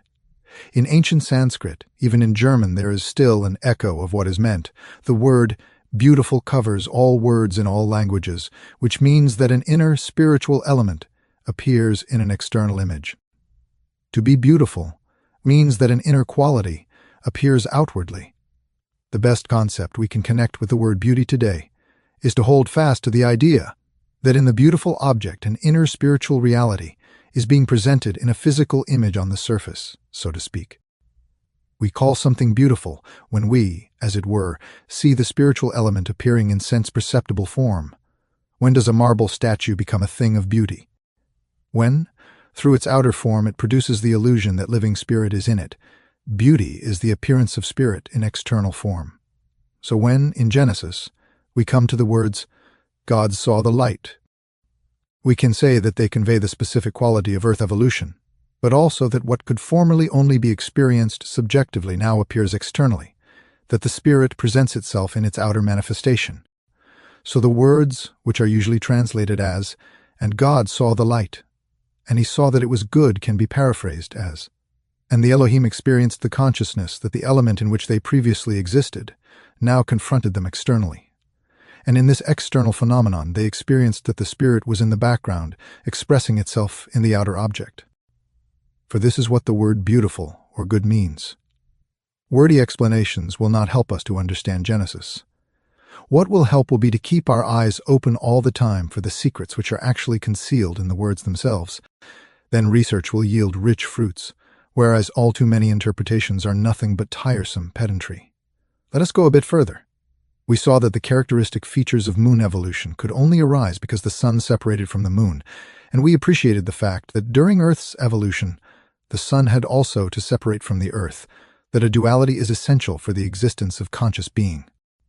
The Earth element had to withdraw, but a withdrawal of this kind involves something else, namely, that the elemental conditions change with regard to both the moon and the sun. If you make a study about present sun, even from a purely physical aspect, you are obliged to say that the conditions which we have on Earth, and which we call solid and liquid, are not to be found on the physical sun. The most you can say is that the sun descends as far as the gaseous state. This is recognized even by modern physics. Such a splitting up of elemental conditions comes about through the separation of what was previously a unity. We saw that the earth element develops in such a way that a kind of downward densification takes place from warmth right down to solid matter, and that the upper elements, light ether, sound ether, life ether, seem to press inward from outside. However, we must not assume that a similar pattern occurs on the departing sun element. We had better have another look at the 7 conditions of elemental existence. The first of these, the most rarefied state, is the one which contains and brings about life. Then comes what we can call number, or sound ether, then warmth ether, and then we have air or gas. Then water, and finally earth or solid matter. In the earth realm, we shall find mainly the elements up as far as warmth. Warmth permeates our earth, whereas the earth only shares in the light insofar as the beings in its environment, or, if you like, the bodies in its environment take part in the life of the earth. Light streams from the sun into the earth. If we want to locate the 3 higher elemental states, light ether, sound ether, and life ether, we shall find them more in the region of the sun. It is in the earth sphere that we shall find the solid, fluid, and gaseous elements, whereas warmth is spread over both the earth and the sun spheres. Light, spiritual sound, and life should be allotted more to the sun. The forces that produce life belong more to the sun. The first time this sun realm became separated was during the ancient moon evolution. It was then that the light was for the first time active from without, but not then as light. I have just told you that the statement in Genesis, "And God saw the light," could not possibly have been spoken with regard to the moon evolution. Then, one would have had to say that the Elohim speeded through space with the light, were within the light, but saw it not. Just as today someone swimming in water moves forward in it without seeing it, at that time light was invisible, for it was a carrier of activity in cosmic space. It was with the coming of Earth evolution that light began to appear, to be reflected by objects. It was a natural further development that the situation regarding light during the moon evolution should apply with regard to a somewhat higher condition during the Earth evolution. We must expect that what applied to light on ancient moons should, during Earth evolution, apply to the sound ether. In other words, the same thing happens with sound ether during Earth evolution that happened during the moon evolution with light ether. This would imply that the Elohim do not perceive the reflection of what we call spiritual sound in the same way as they do with light. Therefore, if Genesis wanted to convey that evolution was advancing from light ether being active to sound ether being active, it would have to say, "And the Elohim saw the light in the developing earth, and saw that it was beautiful." But it could not continue in the same vein and say, "And during this phase the Elohim perceived the sound ether," but would have to say, "They moved and had their being in it." Nor could it be said of the second day of creation that the Elohim perceived the agitated movement, separating the elements above from those below. This activity of the Elohim could not be described as something they perceived. The words perceive and beautiful had to be omitted. In Genesis, then the description would correspond with what can be observed through spiritual science. That is, the seer who wrote the Genesis account had, when describing the second day, to omit the words, "and God saw." Now look at Genesis. On the first day it says, "And God saw the light, that it was good." On the second day of creation, you find in the most usual translations that it says, "After the first day has ended, and God said, Let there be a firmament in the midst of the waters, and let it divide the waters from the waters. And it was so. And God called the firmament heaven, and the evening and the morning were the second day. And the statement, 'and God saw,' which is said of the first day, is omitted on the second day." Genesis describes the facts as we should expect them to be from what we have been able to observe through the spiritual scientific method. Here again is a knotty problem that the 19th century commentators have not known what to make of. Some of them have said, "What of it if the words are omitted the second time?" The writer must have forgotten to put them in. People should learn from Genesis that it not only records nothing irrelevant, but also that it omits nothing that is relevant. The writer has not forgotten anything. There is the deepest reason why these words are not there for the second day of creation. Here we have another example, and I could quote a great many, of the kind of thing that fills us with immense appreciation and respect for a document like Genesis. We could learn a great deal from these ancient writers, who really did not need to pledge an oath. For once they recognized the truth, they followed of their own accord the principle of telling the whole truth and nothing but the truth. They felt through and through that every word that stands there must be sacred to us, and equally that nothing essential must be omitted. We have now gained an insight, a spiritual insight, so to speak, into the composition of what was called the first and second days of creation. Anyone who discovers through spiritual investigation what is behind these things might well say to himself on turning to his Bible, how wonderful it would be, overwhelmingly wonderful, if these subtle details, which can be discovered by conscientious spiritual investigation, should be corroborated by the words of the ancient seer who took part in the making of Genesis. And when he finds that this overwhelming hope is verified, a wonderful feeling comes over him. A kind of feeling which should indeed fill our inner soul if we are once more to appreciate the sacredness of this ancient document, Genesis. The end of Lecture 7. This is a reading of a cycle of lectures by Rudolf Steiner entitled Genesis, Secrets of Creation.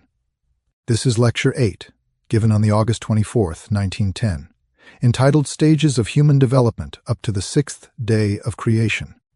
In the course of these lectures, we have formed a picture of the way the preparatory stages from the time of ancient Saturn, Sun, and Moon contributed to our developing Earth. We must, of course, always bear in mind that the focal point of our whole interest in the arising of the Earth is the coming into being of man himself. We do not know that the human being. We do know that the human being is, so to say, the firstborn of our whole planetary evolution. When we turn our gaze back to ancient Saturn, we are struck by the fact that in this condition of weaving warmth, we can speak only of the first rudiments of physical man, and that as yet nothing existed of what surrounds us today in the animal, vegetable, and mineral kingdoms. These kingdoms were added after the human kingdom was already there. Therefore, we have to ask ourselves how the story of Earth's creation, according to Genesis, is to be reconciled with the details of human evolution. There is no doubt about it that in the course of these lectures we shall find full verification of what we are endeavoring to reach today by the spiritual scientific method.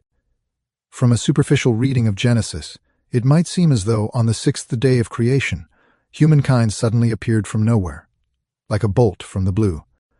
Yet we do know that the human kingdom is the all-important one, and that the other kingdoms are, as it were, byproducts of the ascent to becoming man. So, we should be interested in the question as to what was happening with regard to man. On the days preceding the sixth day, where is the human being to be found? If the coming into being of the Earth presents a recapitulation of Saturn, Sun, and Moon, we can presuppose that the coming into being of man is bound to show constant repetitions, and that we do not expect to find humankind only on the sixth day of creation, but before that. How is the apparent contradiction resolved, of Genesis not mentioning man previously? First, there is something we have to notice, namely that when Genesis begins to speak of the creation of man, it uses the word Adam, and in the priestly language of the ancient Hebrews, the word Adam corresponds more or less to our word man. But we must understand more exactly what the word Adam is expressing. the word called forth in the soul of a Hebrew sage, an image which can perhaps be rendered as the earthly one. Thus man is preeminently the earth being, the crowning of all earth existence, the final fruit of earth becoming. But everything which finally comes to maturity in the fruit is already inherent in the nature of the plant. We shall not discover man in the earlier days of creation unless we realize that, in reality, it is not physical man that precedes the soul spiritual man, but vice versa. We have to think of the physical earthly man of today much in the same way as we think of a small quantity of water which we cool down and allow to solidify into ice. We have to think of soul spiritual man as solidifying, condensing to earthly man through the work of the Elohim on the sixth day, in the same way as water freezes to ice. The attaining of the sixth day consisted in a condensation of the soul's spiritual parts into solid earth man. On the preceding days, we must not expect to find man in the realm of what is forming supersensibly in the way of physical byproducts, or the laws of the physical byproducts along the path to becoming human, but we shall find him on the days prior to the sixth, in a soul-spiritual condition. So, when, in the words of Genesis, we say that on the first day there were the inner mobile energy and the things that were manifesting outwardly, we should not expect to find man in the earth realm on that first day, but as a soul-spiritual being. In the periphery of the earth, we should say that this soul-spiritual being was the preparatory stage of man's earthly existence. Today, I want to correlate some of the findings of spiritual science with the Genesis account. When Genesis tells us that through cosmic thinking the two complexes of inner mobile energy and outward manifestation arise, what is it that is being prepared in the very first rudiments of the human being? When the spirit of the Elohim weaves and broods through these complexes, which part of man is in course of preparation? It is what, in our present-day spiritual scientific terminology, we call the sentient soul. Something we regard as belonging to our inner being today was being prepared according to Genesis on the first day of creation. Up to the moment when it says, "Let there be light," and there was light. The sentient soul, as the sole spiritual being of man, was present in all that was contained in the spiritual circumference. To put it more exactly, let us say that in the environment of the earth, the first thing we shall look for is the sentient soul and place it at the time usually called the first day of creation. Thus, in the circumference of the earth, where the Elohim and their ministering servants are carrying out their work, on a soul-spiritual level, we have to see man's soul-spiritual being in this soul-spiritual atmosphere in a somewhat similar way to seeing clouds today in the airy atmosphere. And this is first of all the human sentient soul. Then human evolution advances, and if we watch what happens to the human being himself, we can expect to find what we call the intellectual or perceptive soul. The sentient soul advances to the intellectual or perceptive soul, and in the circumference of the earth, we have, on the second day of creation, this kind of rarefaction of the sentient soul into the intellectual or perceptive soul. When the sound ether strikes into earth development, when the upper masses separate from the lower, there is belonging to the upper sphere and weaving and moving therein. The human being who still only possesses the rudiments of the sentient soul and the intellectual or perceptive soul. Then, as the third step, we have to think of man as advancing to the stage of the consciousness soul. So we might think of the whole process which is presented in Genesis as the third day as the scene in which, down below on the earth, under the influence of life ether, verdant life is springing forth according to species. The earth brings forth the basis of plant life, of course only supersensibly perceptible. And up above in the ether, there weaves what we call the consciousness soul together, with the sentient and the intellectual or perceptive soul. Thus, the soul's spiritual human being hovers in the periphery of the arising earth. It is as though man is within the substance of the various spiritual beings. So far, he has no independent existence. It is as though he were being fashioned as an organ within the Elohim, the archai, and so on, as though he were a part of their bodies. Therefore, it is natural that we are being told about these beings, for at this stage of the earth's becoming, they alone are actual individualities, and to describe their destiny is to describe the destiny of the rudimentary human being as well. But you can imagine that if humankind is one day to populate the earth, something like a gradual densification of the human being has to come about. This soul's spiritual form must gradually be clothed, as it were, in a body. At the end of what is called in the Bible the third day of creation, we have the rudiments of a soul's spiritual human being consisting of what we would today call the consciousness soul, intellectual or perceptive soul, and sentient soul. And these have to be provided with an outer garment. The first thing that has to happen is that the soul's spiritual spheres, the human being, has to acquire the garment of an astral body. Let us try to imagine what we actually mean when we say that after the third day of creation, the human being must clothe himself in an astral body. Where today can we study the laws of the astral body as something separate from the physical body? Our astral bodies are a separate part of us when we are asleep, although the form they now have is quite different from what it was at the time of which Genesis speaks. We leave our etheric and physical bodies behind in bed, and we ourselves are then in our astral body, which contains our ego. Remember the many things I have told you over the years about the particular life of the astral body during sleep. From my outline of esoteric science, you will remember that when this astral body is outside the physical and etheric bodies, currents go out from it, and it begins to make connections with its cosmic surroundings. When in the morning you return from the sleeping to the waking state, you have drawn strengthening forces from the whole cosmos. During the night, your astral body became, by way of these connecting currents, part of the whole surrounding cosmos. It formed a connection with all the beings belonging to our Earth. It sent its currents to Mercury, Mars, Jupiter, and so on. And these planetary beings possess strengthening forces which give to the astral body what we need to enable us to continue our waking life on our return to our physical and etheric bodies.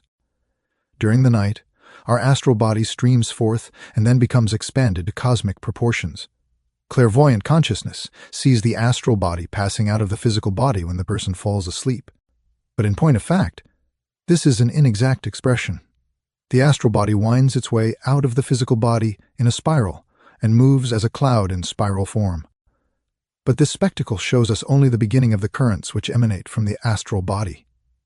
They really go out into the spaces of the cosmos and gather and drink in the forces of the planets. If anyone wants to tell you that what an untrained clairvoyant sees hovering as a cloud in the vicinity of the physical body is the astral body, he is not telling you the truth. For during the night, the astral body is poured out over the whole of our solar system. During sleep, it comes into connection with the beings of the planets. That is why we call it an astral body. All the other explanations of the term astral body, coined in the Middle Ages, are wrong. We say astral body because during sleep it has an inner connection with the stars, with the astral world. It is enfolded by it and absorbs its forces.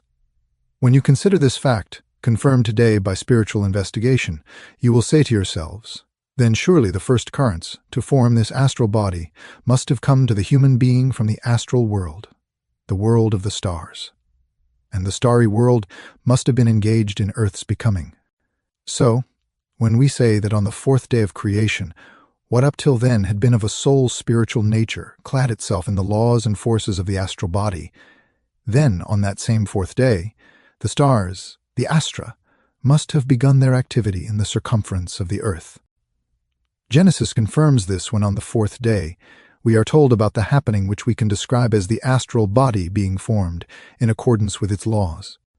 Genesis is giving us an exact parallel of this clothing of the human being, where he still hovers in the spiritual or astral environment of the earth with the astral body, with the activity of the world of the stars, which at that time was part of the earth.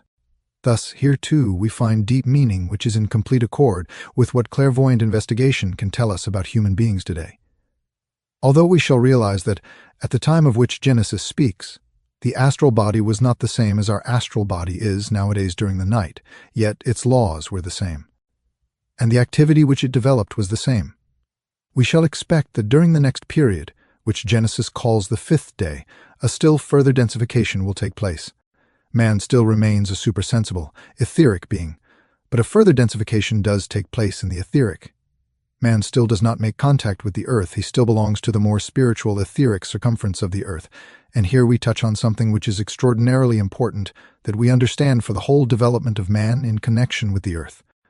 When we think about the kingdom next to us, the animal kingdom, we may contemplate a question we have often touched upon before as to why animals actually became animals and man became man. That man has evolved from the animal kingdom, as crude materialism allows people to think, would not even be accepted by superficial, abstract reasoning if it were to take the matter seriously. if we study the process chronologically and look at the Earth's development.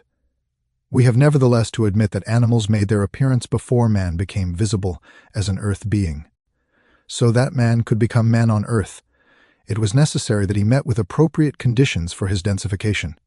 Suppose that, on the fifth day of creation, man had become an earthly being such as he is today, that is, that he had become sufficiently densified that he could be called an earthly creature. What would have happened then? He would not have acquired the form nor become the sort of being he has become, for Earth conditions were not sufficiently advanced to give man his human form. Humanity had to wait in a spiritual condition and leave Earth to itself, because it could not yet provide the circumstances for Earth existence. Man had first of all to mature in a soul-spiritual realm, in a more etheric sphere. If he had not waited with his descent onto the Earth, he would have become encased in an animal form. The animals became animals because the soul's spiritual being, the group soul of these animal forms, descended whilst the Earth was not yet ready to supply the conditions necessary for the earthly human form. Man had to wait above in a spiritual form. Animals arose because their inner being descended too early to become human.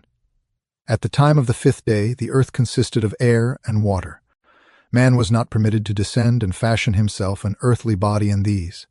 The animals, the group souls of the animals who did descend, became creatures of the air and of the water. Thus, while certain group souls were clothing themselves in bodies suitable for airy and watery conditions, human beings had to wait in a spiritual form in order to be able to acquire their human form later. Genesis describes the whole course of events in a very able way. What would have happened if, on the fifth day, man had already descended into dense matter? The physical part of his being would not have been able to receive the forces which he actually did receive through the Elohim advancing to become a unity. We have already spoken of this unifying process of the Elohim, and we have said that Genesis presents it in a most wonderful way by speaking first of the Elohim and later on of Jehovah Elohim. We said that the chief characteristic of the Elohim was that they wove in the element of warmth. Warmth was their element. It was, as it were, the body through which they manifested themselves. When at the end of the evolutionary series described in Genesis, the Elohim had progressed to the point where we can speak of a group consciousness, a Jehovah Elohim, there also occurred a change in the nature of the Elohim. This change followed the same principle as changes in the other hierarchical beings. You will remember that I spoke of the body of the thrones. We said that, at the beginning of our planetary evolution, their body was sacrificed to provide the warmth element of ancient Saturn. I then went on to say that we can find the body of the thrones on ancient Sun in the element of air, on ancient Moon in the element of water, and during our earthly evolution in the earth or solid element. For the thrones, this condensing of their essential being further and further from the state of warmth to that of earth indicated a kind of promotion. Let us now ask ourselves, if the Elohim were to go through a similar advancement, if, as a kind of reward for their work, they were permitted to go up a stage, what would this imply? In accordance with the laws which govern such things, they would have to move on to the next degree of densification. Just as in primordial times, in the transition from ancient Saturn to ancient Sun, the thrones progressed from the element of warmth to that of air, we can expect that the Elohim too, in attaining their unified consciousness, will, in regard to their outer manifestation, their outer interaction with the body, progress from the element of warmth to that of air. That, however, did not happen on the fifth day, but only at the end of the series of events described in Genesis. Had man been permitted on the fifth day to descend into the finer element of air, the same thing would have happened to him as happened to the other creatures who acquired their bodies in the element of air. They became animals of the air, because they could not be given the strength necessary to lead on to the meaning of earth development, namely the strength of Jehovah Elohim after the Elohim had risen to that stage. Man had therefore to wait. He was not permitted to clad himself in air when that particular species descended. He had to wait until the Elohim had become Jehovah Elohim, for only then could he be given the Jehovah Elohim strength. He had to become embodied in the weaving substance of Jehovah Elohim, in the air. But he was not to take this elemental life of the air into himself until he could receive it from Jehovah Elohim. Genesis 2 has an ingenious way of describing this. It tells us that man continued to develop in a more spiritual etheric state and only sought denser embodiment after the Elohim had advanced to the stage of Jehovah Elohim. And Jehovah Elohim could form the earthly nature of man by breathing the air into him. What streamed into man with the air was the essence of the Elohim themselves, having become Jehovah Elohim. Here again, we have a version in Genesis which accords wonderfully with the findings of spiritual science. In fact, in Genesis, we find a theory of evolution compared with which the doctrines which people are so proud of today are sheer fantastic dilettantism. For Genesis leads us into the inner sanctuary of creation, showing us what had to happen in the supersensible realm before man could progress to existence in the sense world. So whilst the other creatures had already condensed physically in the domain of air and water, man had still to remain in an etheric existence. And it was in fact his condensation to the level of the etheric body which took place in the period alluded to as the fifth day. On the fifth day, we still do not find man among the physical earth creatures. This did not happen until the sixth day. It was then that he was received by the arising earth, and we can confirm that what we call the human physical body came into existence on what Genesis calls the sixth day. But we must emphasize that it would be quite wrong if you were to believe that you would have been able to see with your eyes or touch with your hands the human being who came into existence on the sixth day. If it had been at all possible for a person with today's senses to exist at all at that time, he would not have been able to perceive the human being who came into existence then. People of today are far too inclined to think materialistically. So when they hear of the sixth day of creation, they immediately think of the newly created human being as a being just like themselves. Man was certainly there in physical form, but warmth activity too is physical. If you enter a room where there are differentiated currents of warmth, not so dense as gas, you must still call them physical. And there was physical existence of this kind as early as the Saturn evolution, even though it was only of the substance of warmth. So it would be wrong to imagine the human being on the sixth day as a creature of flesh. We are justified in expecting him to be a physical earthly being. In fact, it is as a physical being that we must look for him. But he existed only in a most delicate manifestation of the physical, as a creature of warmth. When the event occurred so beautifully expressed in the words, "And God said, 'Let us make man,' a person sensitive to warmth would have perceived certain differentiations in the substance of warmth. If this person had walked on the earth, which was at that time covered with a group species of plants and animals in air and water, he might have said to himself, 'Strange things can be perceived. In certain places, I get impressions of warmth, not of anything that has reached a gaseous condition, only pure warmth impressions.' There are differentiations of warmth in the periphery of the earth.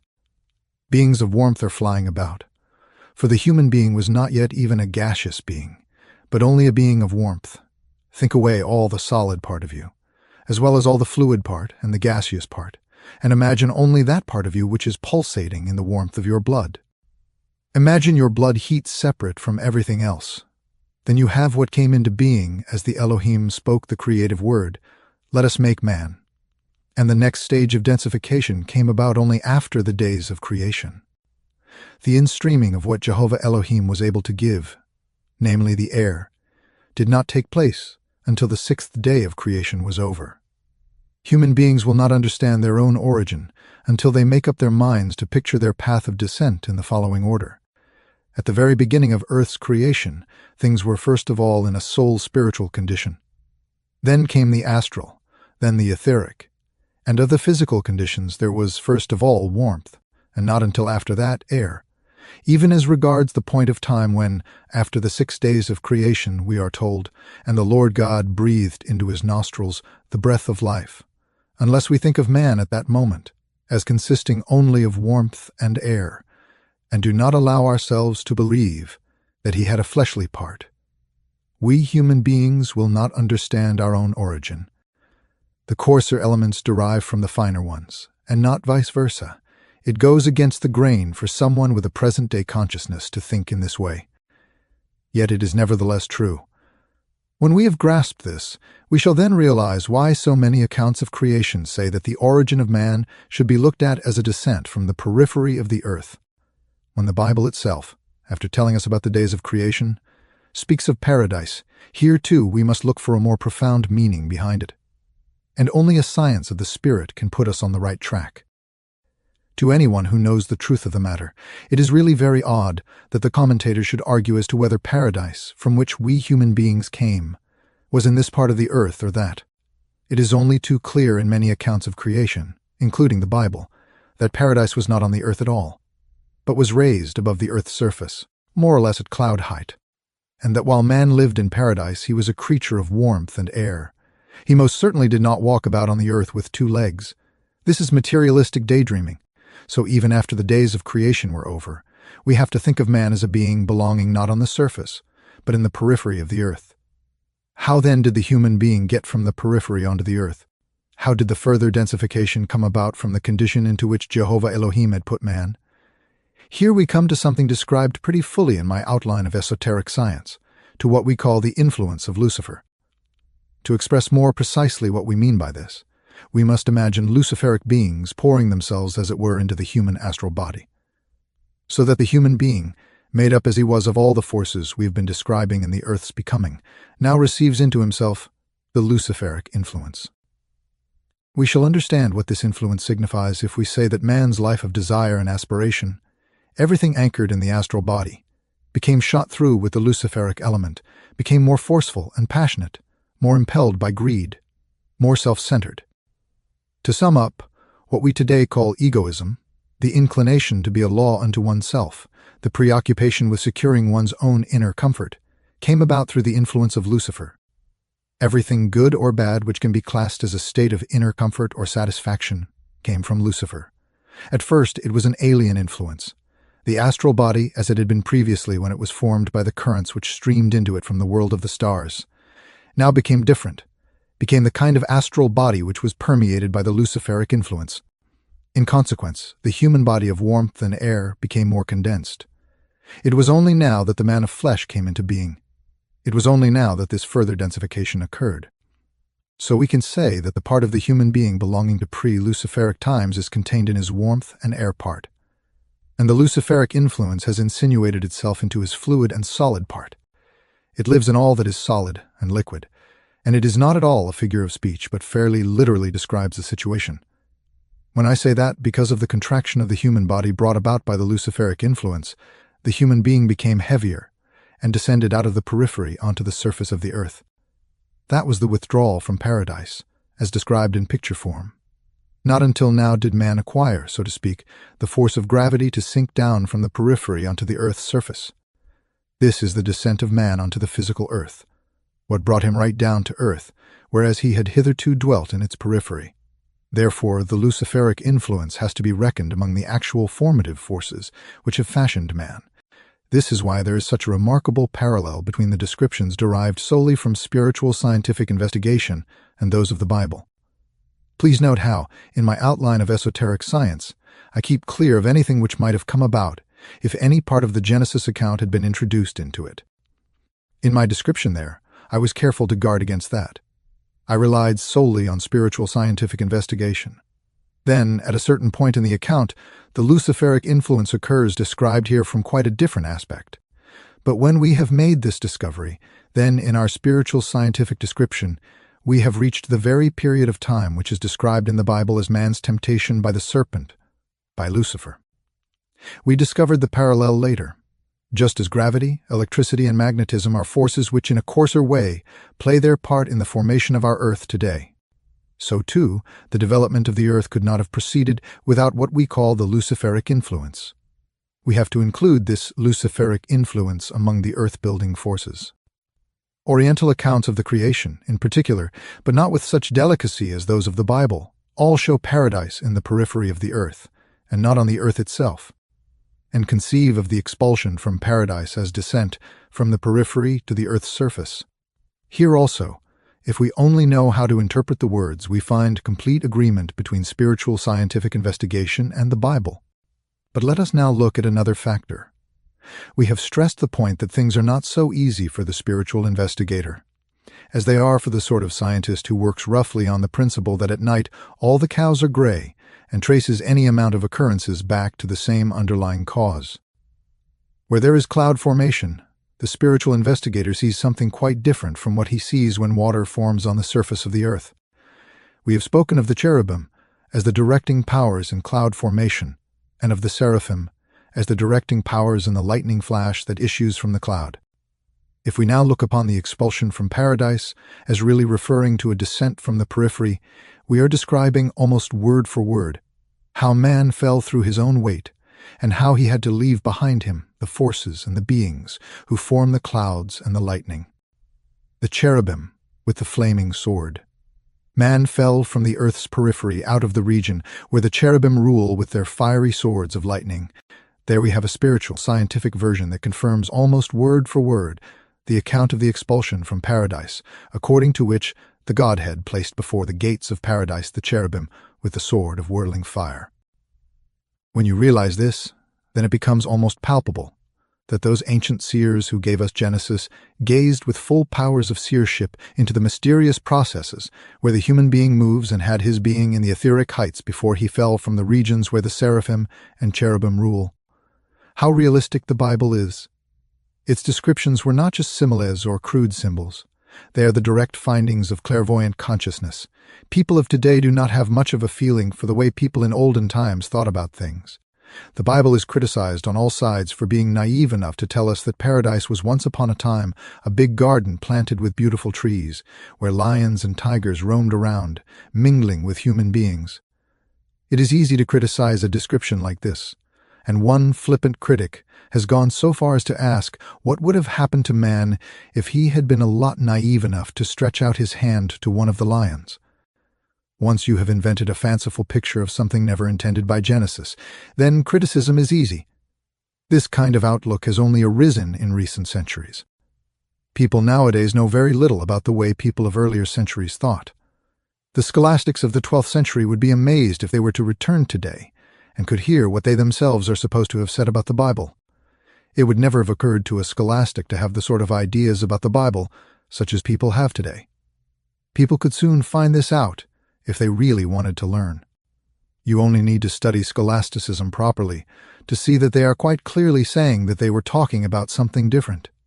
Even if there was practically no awareness any longer of the fact that the Bible is a record of clairvoyant investigation, there nevertheless was still something very different there from the crude kind of interpretation that came in with the 16th and 17th centuries. It would never have occurred to anyone in the early centuries of the Middle Ages to make statements of that sort. Today, it is easy to criticize the Bible so long as you ignore the fact that the ideas under attack were only born a few centuries ago, and those who rail against the Bible the most are fighting against a fanciful invention of the human mind and not the Bible. They are fighting against something that does not exist at all but was imagined in the first place. So it is up to spiritual science, by communicating its findings, to point once more to the true meaning of the Bible. Thus clearing the way for the tremendous impact it is bound to have on us when we come to understand what resounds to us so impressively from ancient times. The end of Lecture 8. This is a reading of a cycle of lectures by Rudolf Steiner entitled Genesis, Secrets of Creation. This is Lecture 9, given on the August 25, 1910, entitled The Moon Element in Man. Again and again in these lectures we have been able to show how the Genesis account, rightly interpreted, has corroborated the findings of clairvoyant investigation. However, there remain a number of points still to clear up in this regard. The first thing will be to show with greater precision the point of time at which the Genesis account falls in terms of what spiritual scientific findings tell us with regard to the origin of our earth. I have already referred to this from a certain aspect. In that I placed the beginning of Genesis at the time when the sun and earth were about to separate. But we shall have to go into this in greater detail. Those of you who have heard some of my earlier lectures, and also those who have studied the description of Earth evolution in my outline of esoteric science, will remember what great importance I attach to two significant moments in this evolution. The first of these is the separation of the sun from the earth. This moment is a very important one. This separation had to take place some time, for had the two cosmic bodies remained united, as they were at the beginning of Earth existence, the course of human evolution could not have given man his true earthly meaning. All that we include in the term sun, obviously not only the elemental or physical constituents in the body of the sun, but also these spiritual beings belonging to it, had to withdraw from the earth. Or if you prefer, push the earth out. Because if those beings who have transferred their scene of action from the earth to the sun had remained with the earth, their forces would have had too strong an effect for man's well-being. They had to lessen their forces by removing themselves from the earthly scene and working upon it from outside. So we are concerned with a point of time when, in order to reduce their influences, a number of beings set up their abode outside the earth and then worked less strongly on the development of both man and animal. From this moment in time onward, the earth is left to itself, and because the finer, the more spiritual forces have withdrawn with the sun, the earth forces undergo a certain coarsening. But man, after the separation of the sun, remained on the earth for a while, still as the being he had become as a result of the Saturn, Sun, and Moon stages. It was of course only highly exalted beings who withdrew with the sun and took up their scene of action outside the earth. When the earth was left on its own, however, it still had within it all the substances and forces which go to make up the present moon. After the separation of the sun, we therefore had an earth evolution which, so to speak, still had moon evolution within its own body. Man was exposed to conditions which were much coarser than earth conditions proper became later. For the substance of the moon is very coarse. Following on the separation of the sun from the earth forces therefore became ever more moon-like, ever denser. This then led to humans being exposed to the other danger of dying off, of mummifying astrally. While so long as the sun remained with the earth conditions were too refined, they now became too coarse. Consequently, as the development of the earth proceeded, human beings, by maintaining their connection with the earth, were less and less able to thrive. All this is described in detail in my outline of esoteric science. We know from yesterday's lecture that human beings were, of course, soul spiritual beings, and for this very reason they could not unite with the earth's materiality, which rose up into the periphery, because while the moon was still united with the earth, this was too coarse. So it came about that the great majority of human souls had to relinquish their union with earth conditions and made their way to higher regions where, according to their level of development, they continued their evolution on the planets belonging to our solar system. Some soul spirits were more suited to pursue their evolution on Saturn for the time being, others on Mars, others again on Mercury, and so on. Only a very small number of the strongest soul spirits remained connected with the earth, and in the meantime, the rest dwelt upon Earth's planetary neighbors. This was at a point in time preceding the Lemurian age, to use the customary expression. So what we can call our human soul condition went through an evolution on the neighboring planets of our Earth. Then came the other important event which took place, as we know, during the Lemurian age, when the substance of the moon and all its forces were removed from the earth. The moon departed from the earth, bringing about great changes in the earth itself. Now, for the first time, the earth came into a condition in which human beings could thrive. Whereas the forces would have been, so to say, too spiritual if the earth had remained united with the sun, they would have had to become too coarse had it remained united with the moon. Therefore the moon also withdrew, and the earth remained behind in a state of balance, brought about because sun beings and moon beings both influenced it from outside. The earth prepared itself in this way to be able to be the bearer of human existence. All this happened during the Lemurian age. Evolution continued, and little by little the human soul spirits who had fled to the planets began to return to Earth again. This return of the soul spirits from the neighboring planets is something that went on for a long time, far into the Atlantean age.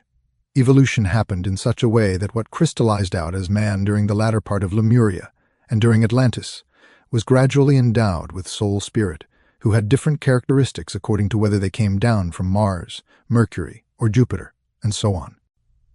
This brought about great variety in man's earthly development. Those of you who are familiar with my last lectures in Christiania will know that this classification into a Mars type, a Saturn type, and so on was the origin of what later became racial differentiation.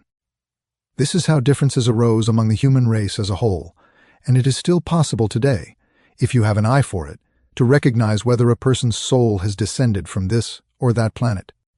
But it has also been emphasized, and this has been fully discussed in my outline of esoteric science, that by no means all human soul spirits left the earth. What we might describe as the toughest souls were able to go on using earthly matter and remain united with it. I have even mentioned that in a surprising way, there is a principal human couple who survived the densification of Earth. Spiritual investigation impels us to accept what, to begin with, seems incredible, that there was such a couple as Adam and Eve, as the Bible tells us, and that the races which arose on the return of soul spirits from the cosmos came about through their union with the descendants of that couple. If we bear all this in mind, then we shall approach an elucidation regarding the point of time in our spiritual scientific chronology to which the Bible account refers. Let me remind you that after the 6 or 7 days of creation have been described, there comes what the superficial approach of modern biblical criticism takes for a second, separate account of creation, but which in reality is a perfectly consistent part. I would like to remind you of some spiritual scientific results which I have often mentioned and described in greater detail in my outline of esoteric science. I showed how, during the advance of Earth development from the Lemurian to the Atlantean age, a kind of cooling down of the Earth took place. During Lemuria, we must think of the Earth as an entity of an essentially fiery nature, with the element of fire flashing forth all over it, and it was not until the transition to Atlantis that the cooling down process began. During the Atlantean age, the atmosphere above the Earth's surface was very different from what it became later. A long way into the Atlantean age, the Earth's atmosphere was still densely humid. The Earth was covered with an atmosphere that was totally saturated by something between water and fog. The difference that exists today between whether it is raining or whether the atmosphere is clear of rain did not exist in those ancient times. Everything was shrouded in watery fog, laden with all sorts of fumes and smoke and other substances which had not at that time assumed solid form. Much of what is solid today still streamed through the atmosphere in the form of steam, and everything was pervaded by these masses of watery fog until far into Atlantean times. But that was the very period when, for the first time, what had previously existed in a much more spiritual condition began to take on physical form. During the situation, as it was on the 3rd day of creation, we must not think that the forms of individual plants as we know them today sprouted from the earth, but that we must give full weight to the phrase "after his kind," meaning that the reference is rather to the souls of species which were present in the body of the earth in etheric astral form. What was described on the 3rd day as the creation of plants would not have been visible to outer senses, but only to clairvoyant organs of perception. During the time lasting from the end of Lemuria right on into Atlantis, when the condition of fog developed in the periphery of the earth and then gradually thinned, what had previously been of an etheric nature became transformed into a condition somewhat resembling what we know today. What had been etheric became more and more physical. It may sound strange today, particularly as geology is largely pervaded by materialistic viewpoints, but the kind of plant kingdom visible to the external eye did not come into existence until much later than the time indicated in the account of the 3rd day of creation. It did not come about until the time of Atlantis. The geological conditions necessary for today's plants must not be ascribed to these very early times in our investigation. The course of events from the end of Lemuria onward into Atlantean times could be characterized as follows. The earth was covered by dense volumes of fog in which the various substances later to be transformed into the crust of the earth were still in the form of smoke. And the beings of species visible to clairvoyant consciousness had not yet achieved physical densification.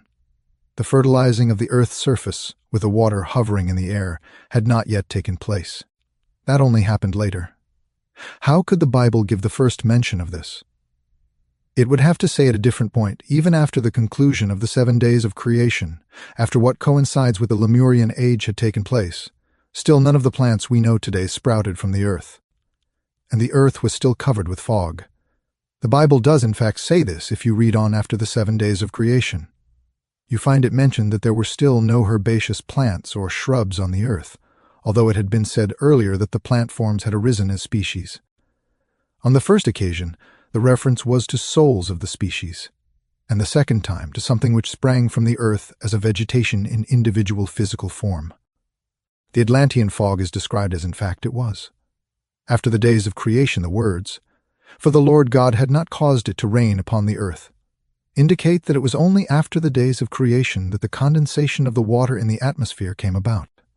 There is deep wisdom hidden here, but I can assure you that nothing from this document influenced the description I gave in outline of esoteric science. I purposely refrained from consulting the Bible, and there were times, I might say, when I had to try very hard to reach these things in a different way than from this ancient document. Modern materialistic ideas of the Bible make it inevitable that one should not readily read into it any of the facts of spiritual science. But spiritual science compelled us to find in the Bible what we have been able to say in these lectures, and despite our own reluctance, We have been obliged at last to recognize in the Bible what clairvoyant investigation had previously discovered. Having sorted this out, we may now go on to ask where in the Genesis account do we have to place the departure of human spirit souls to the neighboring planetary bodies or planetary beings caused by the hardening condition of the earth. We have to put it at the point where it says that, through the formation of the sound, ether, the upper substances are separated from the lower ones. I went into that fully in my description of the second day. If you follow all this with the eye of a seer, you realize that along with what withdrew from the earth, which the Elohim called heaven, there withdrew at the same time the soul spirits of human beings. Therefore, the second day of creation coincides with a specific period between the withdrawal of the sun and the withdrawal of the moon. However, we must bear in mind that this had a very important follow-up. What exactly was it that went out into the cosmos at that time? In other words, where do we find it today in human beings? In which members of the human being do we expect to locate it? Of course, it does not exist today in the form it had in those times, but we can nevertheless find something corresponding to it in a certain part of our present human organization. Let us have a look at the human being with that in mind. Nowadays, we distinguish in the human being the four familiar members: the physical, etheric, and astral bodies, and the bearer of the ego. We know that during sleep the physical and etheric bodies remain in bed. When we are concerned with those ancient times which apply to the second day of creation, and even the third as well, we should not speak of physical and etheric bodies as we know them today. These were only formed out of earth substance later. All there was of the human being at that time belonged to what nowadays withdraws from the coarser members of his being, what we call his astral being. It is the forces at work in our astral body that we must have in mind when we think of the human soul spirit, which took leave of the earth at that time in order to thrive better on the surrounding planets. It is all that belongs to our forces when our astral body is outside our physical and etheric bodies that we have to expect to find on the surrounding planets after the second day. We know, however, that when nowadays the human being in the state of sleep is outside his physical and etheric bodies, he becomes part of the astral environment of our Earth, of the forces and currents of the members of our planetary system. During sleep, human beings are in connection with planetary beings. So we can say that in those ancient times human beings were not only united with these planets outside during sleep, but after this flight from the Earth, they were united with them all the time. They stayed there.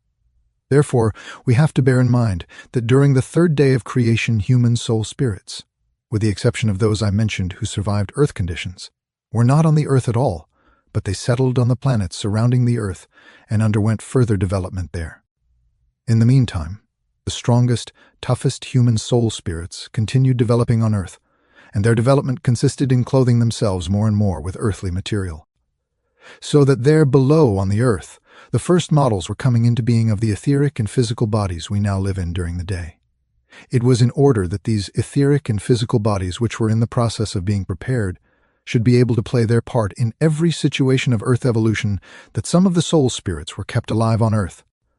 By that means, the etheric and physical bodies which were in the process of being prepared were propagated even while the moon forces were still united with the Earth.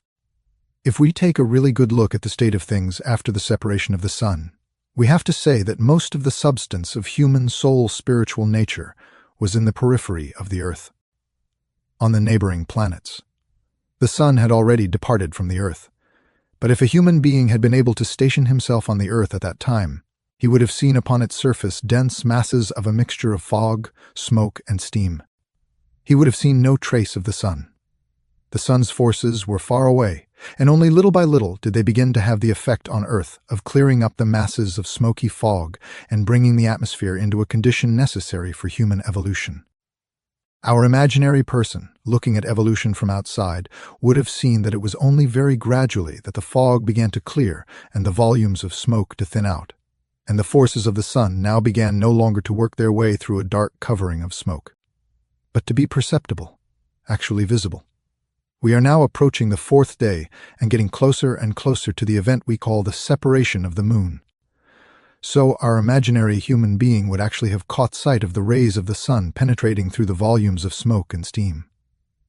While this was happening, the Earth gradually assumed a condition favorable to human development so that human beings could once again live on Earth. The physical descendants of those who had survived in earth bodies could now provide bodies for the soul spirits who began to return from the periphery of the earth. So we have two kinds of propagation. What later became human etheric and physical bodies were passed down by those who had remained on earth. The soul spiritual part comes in from the periphery of the earth to begin with. This arrival from the circles of the planetary neighbors of our earth was a spiritual influence. At the moment when the sun had penetrated the clouds of steam and smoke in the earth's atmosphere, and the moon had departed, there awoke in the soul spirits on the planets the urge to come down again into the earthly realm. When on the one hand the sun became visible on the earth, and on the other hand also the moon, that was the time when the forces of the souls streaming down to earth entered the earthly sphere. This is the reality behind the words used to describe the fourth day of creation. And God made two great lights, the greater light to rule the day and the lesser light to rule the night. He made the stars also, for the stars actually mean the planetary neighbors of our earth. The creative deed which brought about a kind of balance was set going on the one hand by the sun and on the other by the moon, and at the same time the human soul spirits who were seeking to reincarnate on earth began to exert their influence. This places the fourth day of creation at a point in the Lemurian age when, after the exit of the moon, those conditions came about which you find described in my outline of esoteric science, and which we can sum up in the words, "The human soul spirits are seeking to return again to earth." But now we must give a little thought to the accompanying spiritual conditions. We have just been looking more at what was heading toward becoming physical. We must realize more and more clearly that everything coarse has a refined element behind it, and everything that is moving toward becoming physical has a spiritual side. With the exit of the sun, the Elohim in the main left the earth to set up their scene of action outside it so as to be able to influence it from the periphery. But not all of them. When a part of the Elohim remained united with the earth, even while the earth still had the moon forces within it, part of the spiritual forces of the Elohim remained united with the earth. That part, which in a way is bound up with all the good effects of the moon forces. For we must speak of good moon influences too. After the separation of the sun, everything on earth, especially human beings, would have been driven into a state of mummification, of hardening. The human being would have been lost to the earth. The earth would have become a desert waste if it had retained the moon forces within it. To have the moon forces within the earth would never have been beneficial. Why was it then that they had still to remain on earth for a while? As humankind had to endure every kind of earth condition, its toughest representatives actually had to go through this moon densification. But when the moon had departed from the earth, its forces, which otherwise would have led to the death of the earth, became beneficial. After the withdrawal of the moon forces, everything revived again, so that even the weaker souls could descend and incarnate in human bodies. Therefore, by becoming its neighbor, the moon became Earth's benefactor, which from within the earth it never could have been. The beings who directed this whole series of events are the great benefactors of humankind. Which beings were these? They were the very beings who had just united themselves with the moon and, as it were, tore the moon out of the earth in order to guide humankind further in earth evolution. We recognize from the Genesis account that the Elohim were the great directing forces, and the Elohim forces which brought about the mighty event of the moon's withdrawal, and thereby enabled human beings to assume their proper nature, were none other than the very forces which brought about the cosmic advancement of the Elohim to Jehovah Elohim.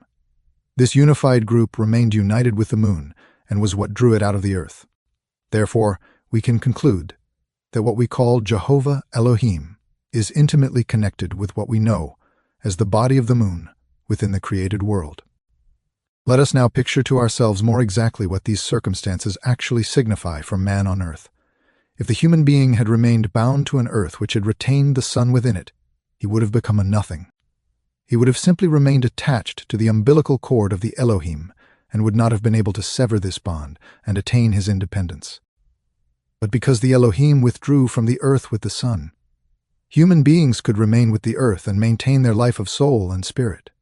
If things had stopped there, however, human beings would have become hardened and found their death. Why did human beings have to reach a condition which provided even the possibility of dying off? So that they could become free, cut themselves off from the Elohim, and acquire independent being. In his moon part, the human being has something within him which actually causes this dying off, and he would have had too large a dose of it if the moon had not separated from the earth.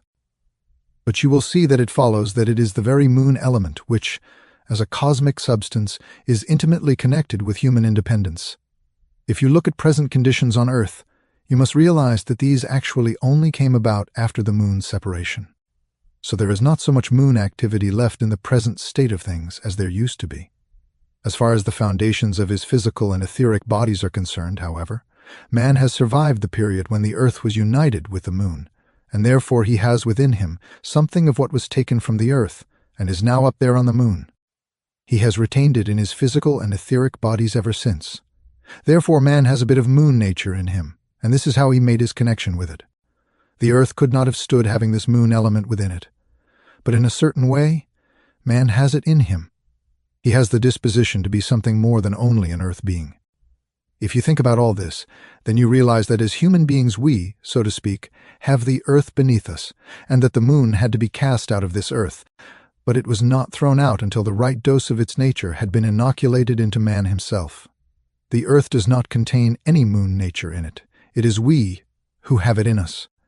What would have become of the Earth if the moon had not been torn out of it?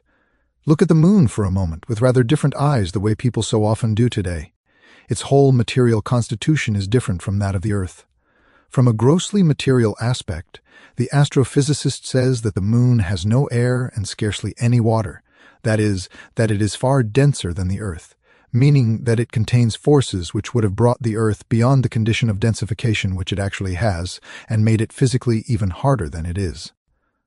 The moon forces would make the Earth physically harder, more fissured than it is. To have a picture of what the Earth would become if the moon forces were in it, think of a wet and muddy lane becoming dustier and dustier as the water in it evaporates. You can see the whole process happening when after a fall of rain the mud in the lane gradually turns to dust. Something like that would have happened to the Earth on a large scale. If the moon forces had remained within it, it would have cracked and crumbled into lumps of dust. Something like this will happen to the Earth someday when it has fulfilled its task. It will crumble into cosmic dust. Earthly matter will dissolve as cosmic dust into cosmic space when man has finished evolving upon it. We can say then that the Earth would have become dust, that it had the tendency to become dust, to crumble into particles of dust. It has only been saved from doing so too soon by the withdrawal of the moon. But in man, something has remained of the disposition to become dust through the situation I have described to you. Man received into his being something of this moon-like earth dust.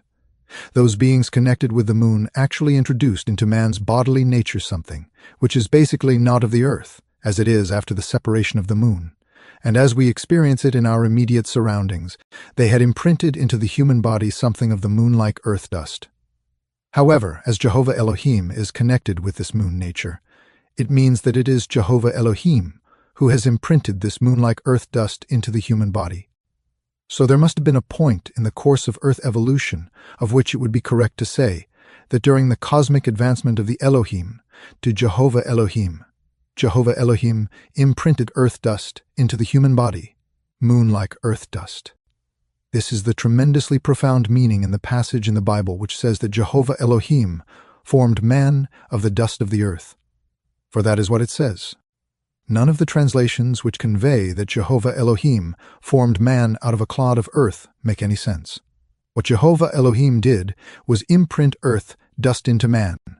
Not a few of the startling discoveries we have already made have filled us with such awestruck veneration in regard to the revelations uttered in the Bible by the ancient seers and rediscovered in our own day by spiritual scientific research.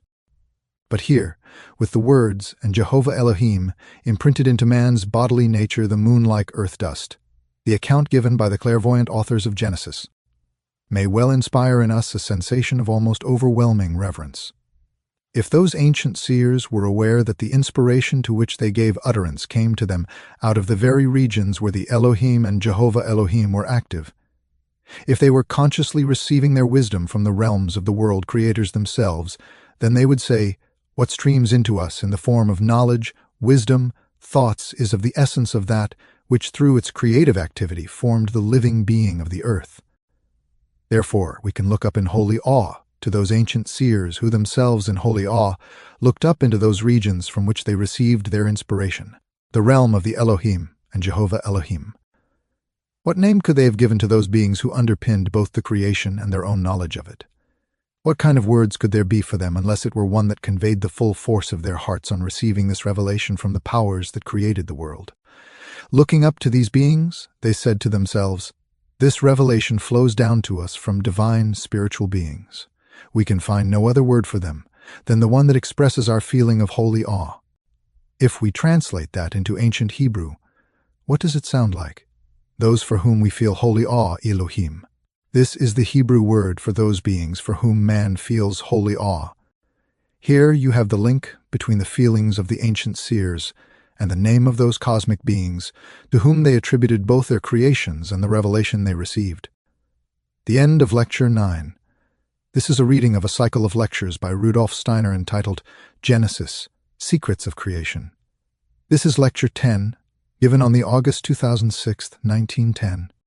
This lecture is not the last lecture in the book, but I believe it is the last lecture in the cycle.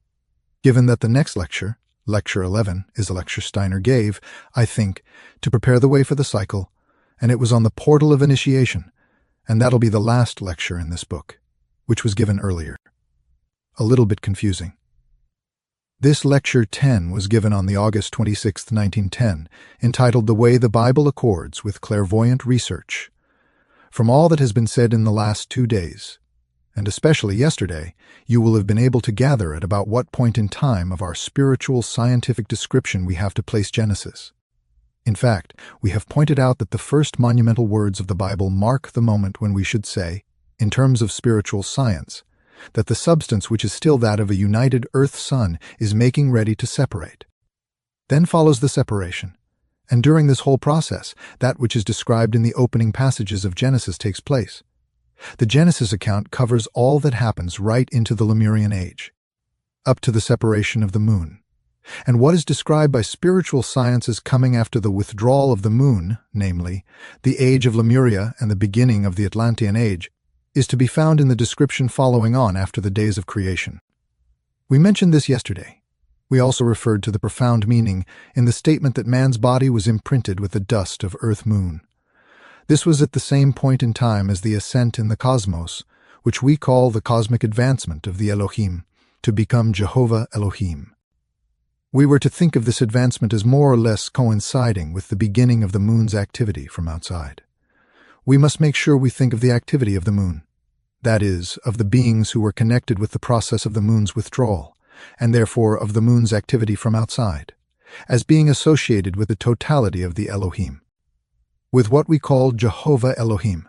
So we can say the effect of the moon on the earth in its first stage corresponds with everything coming under the heading of the imprinting of the dust of the moon-like earth matter into the human body which up to this point had consisted solely of warmth, is given what is usually translated in the words breathed into his nostrils the breath of life.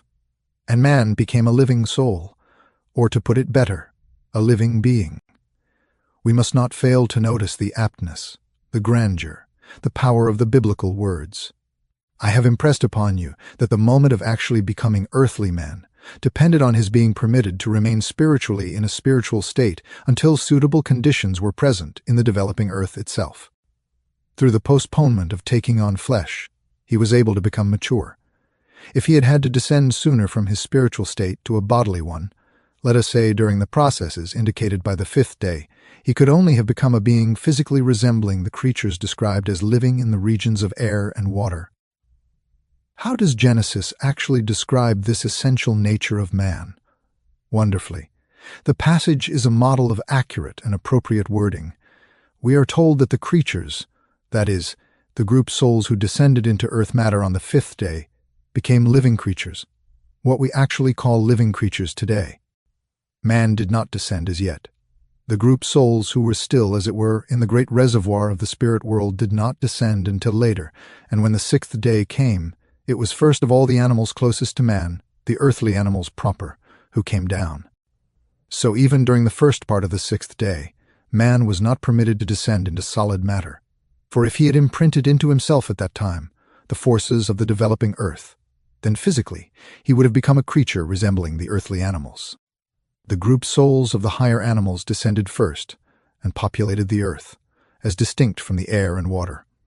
Only after that did the conditions gradually arise favorable to the formation of the prototype of humankind. How is it achieved? It is conveyed to us in momentous words where we are told that the beings of the Elohim set about combining their activities in order to form man according to the image I described to you. So we have to say Earthmen arose first of all, because the Elohim, each with a different capacity, worked together to achieve a common purpose. Man began by being the common goal of the Elohim as a group. We must try to get a closer picture of what man was actually like on the sixth day. He was, of course, not yet like he is today. The physical body which man inhabits today only arose later when Jehovah Elohim breathed into man the living breath. The event which is described as the creation of man by the Elohim took place before earthly dust had been imprinted into the human body. So what was he like, this human being whom the Elohim brought into existence, as early as the so-called Lemurian age? Remember what I have often said about the essential nature of a present-day person. From a certain point of view, all human beings are the same, only with respect to their higher members. With regard to their sex, they are different, in that males have a feminine etheric body and females a masculine etheric body. This is how our humanity is divided up nowadays. What appears as masculine externally is feminine inside, and what appears feminine externally is masculine inside. How did this come about? At a relatively late time, after the actual days of creation, a differentiation occurred in the human body. In the human being who arose on the sixth day of creation as the common goal of the Elohim, there was no such differentiation as the separation into man and woman. At that time, human beings still had the same kind of body. We can describe it best, as far as we can imagine it at all, by saying that the physical body was more etheric still, whereas the etheric body was somewhat denser than today. In other words, what is our dense physical body today was not as dense at the time it was formed by the Elohim, and the etheric body was denser than today. A densification toward becoming more physical only occurred later under the influence of Jehovah Elohim. So you will appreciate that we do not have any reason to speak of the Elohim's creation of man as male and female in today's sense, but that it was both male and female at the same time. We have to think of it as not yet differentiated. A human being, therefore, who arose when the Bible tells us the Elohim said, "Let us make man," was not differentiated as yet, but it was both male and female. And through this creation of the Elohim, man came into being male-female. This is the meaning, the original meaning, of the words translated so grotesquely in modern Bibles. Male and female created he them. This does not refer to male and female in today's sense, but to the undifferentiated human being, the male-female human being. I am well aware that numerous biblical commentators have objected to this interpretation, and with a kind of learned boasting have sought to ridicule the truth of what earlier, extremely wise commentators have already said on the subject. They try to discard the view that the human being created by the Elohim was at one and the same time male and female, and that this male-female human being was what was created in the image of the Elohim. I should like to ask such commentators what they base their argument on. It cannot be on clairvoyant investigation, for that will never say anything other than what I have just told you. If they rely on external research, I should like to ask them how, in the face of tradition, they justify any other interpretation. One ought at least to tell people what the biblical tradition is. When, through clairvoyant research, we first discover the true facts, then these biblical texts are filled with life and light, and minor discrepancies in tradition no longer matter, because knowledge of the truth enables us to read the text correctly. But it is a different matter if we approach these things from the standpoint of philology. We should realize that right into Christian times, there was nothing even in the first chapters of the Bible to mislead anyone into reading the text as it is read today. There were no vowels in it at all, and the text still had to be broken down into separate words. The punctuations which in Hebrew signify the vowels were only inserted later. Without being prepared by spiritual science, what right has anyone to offer an interpretation of the original text of which he can say, on the basis of scholarship and conscience, that it is reliable? So, where the Elohim's creation of man is concerned, we should see it as a preparatory stage of human existence. All the processes coming under the heading of human propagation were at that time more etheric, more spiritual. They were on a higher level, one could almost say on a higher plane. It was the activity of Jehovah Elohim which first made man into what he has become today. That had to be preceded by the systematic creation of the other lower creatures. Thus, this latter creation became living creatures by what one might call a premature act of creation.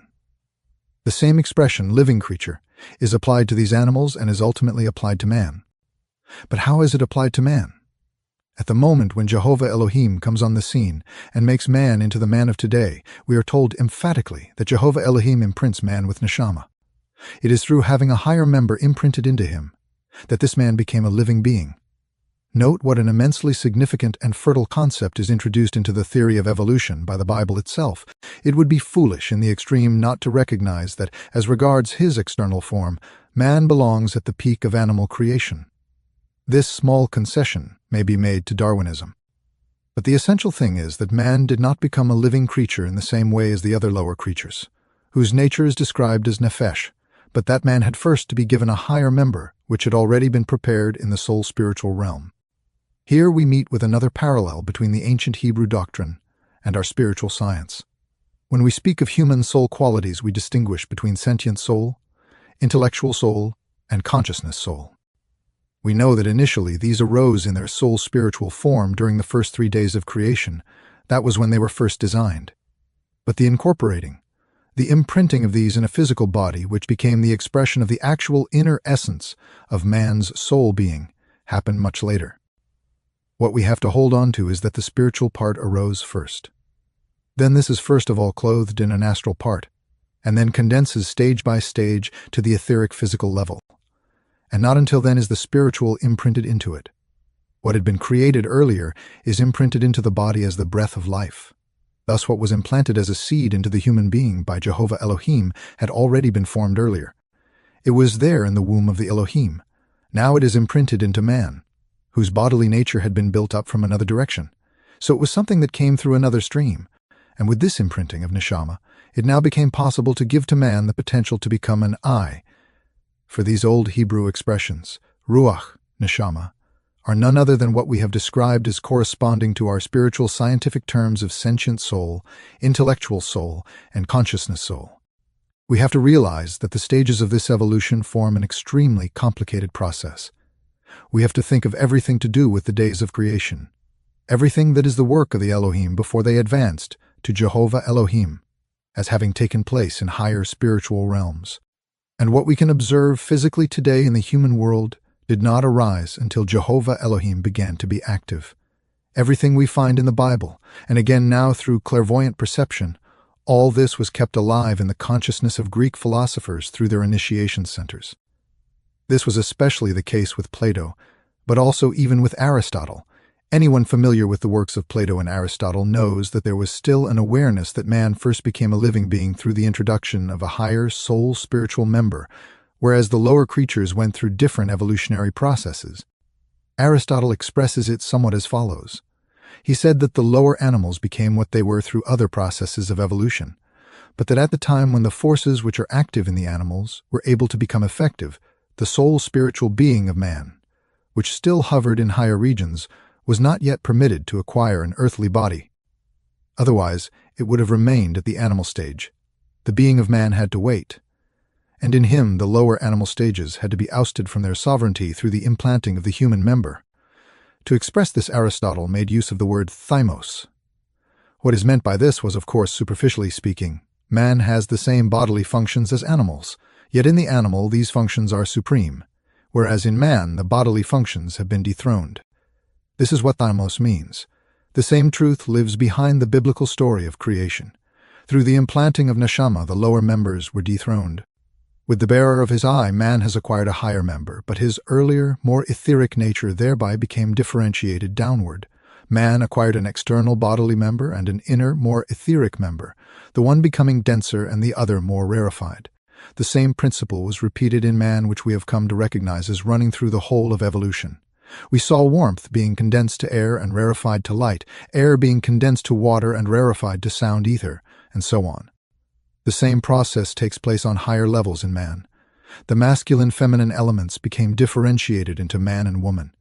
And further, the denser physical body moved to the outside. The more rarefied etheric body, in an invisible condition, moved to the inside. We could also call this a reference to the progress from the creation of the Elohim to the creation of Jehovah Elohim. The human being we know today is the creation of Jehovah Elohim, and the sixth day, therefore, corresponds to our Lemurian age in which we speak of the male-female human being. The Bible also speaks of a seventh day, and we are told that on this seventh day, Elohim ceased their work. What does this actually mean? How are we to understand this further episode? We only grasp it properly from a spiritual, scientific point of view, when we realize that this is the very moment when the Elohim go through their advancement to Jehovah Elohim.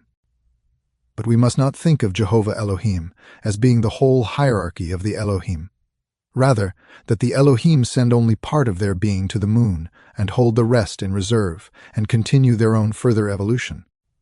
In this reserved part of their being, this means that, as far as this part of them is concerned, their work is no longer devoted to the nurturing of man, and they only work further on mankind with the part of their being which has become Jehovah Elohim.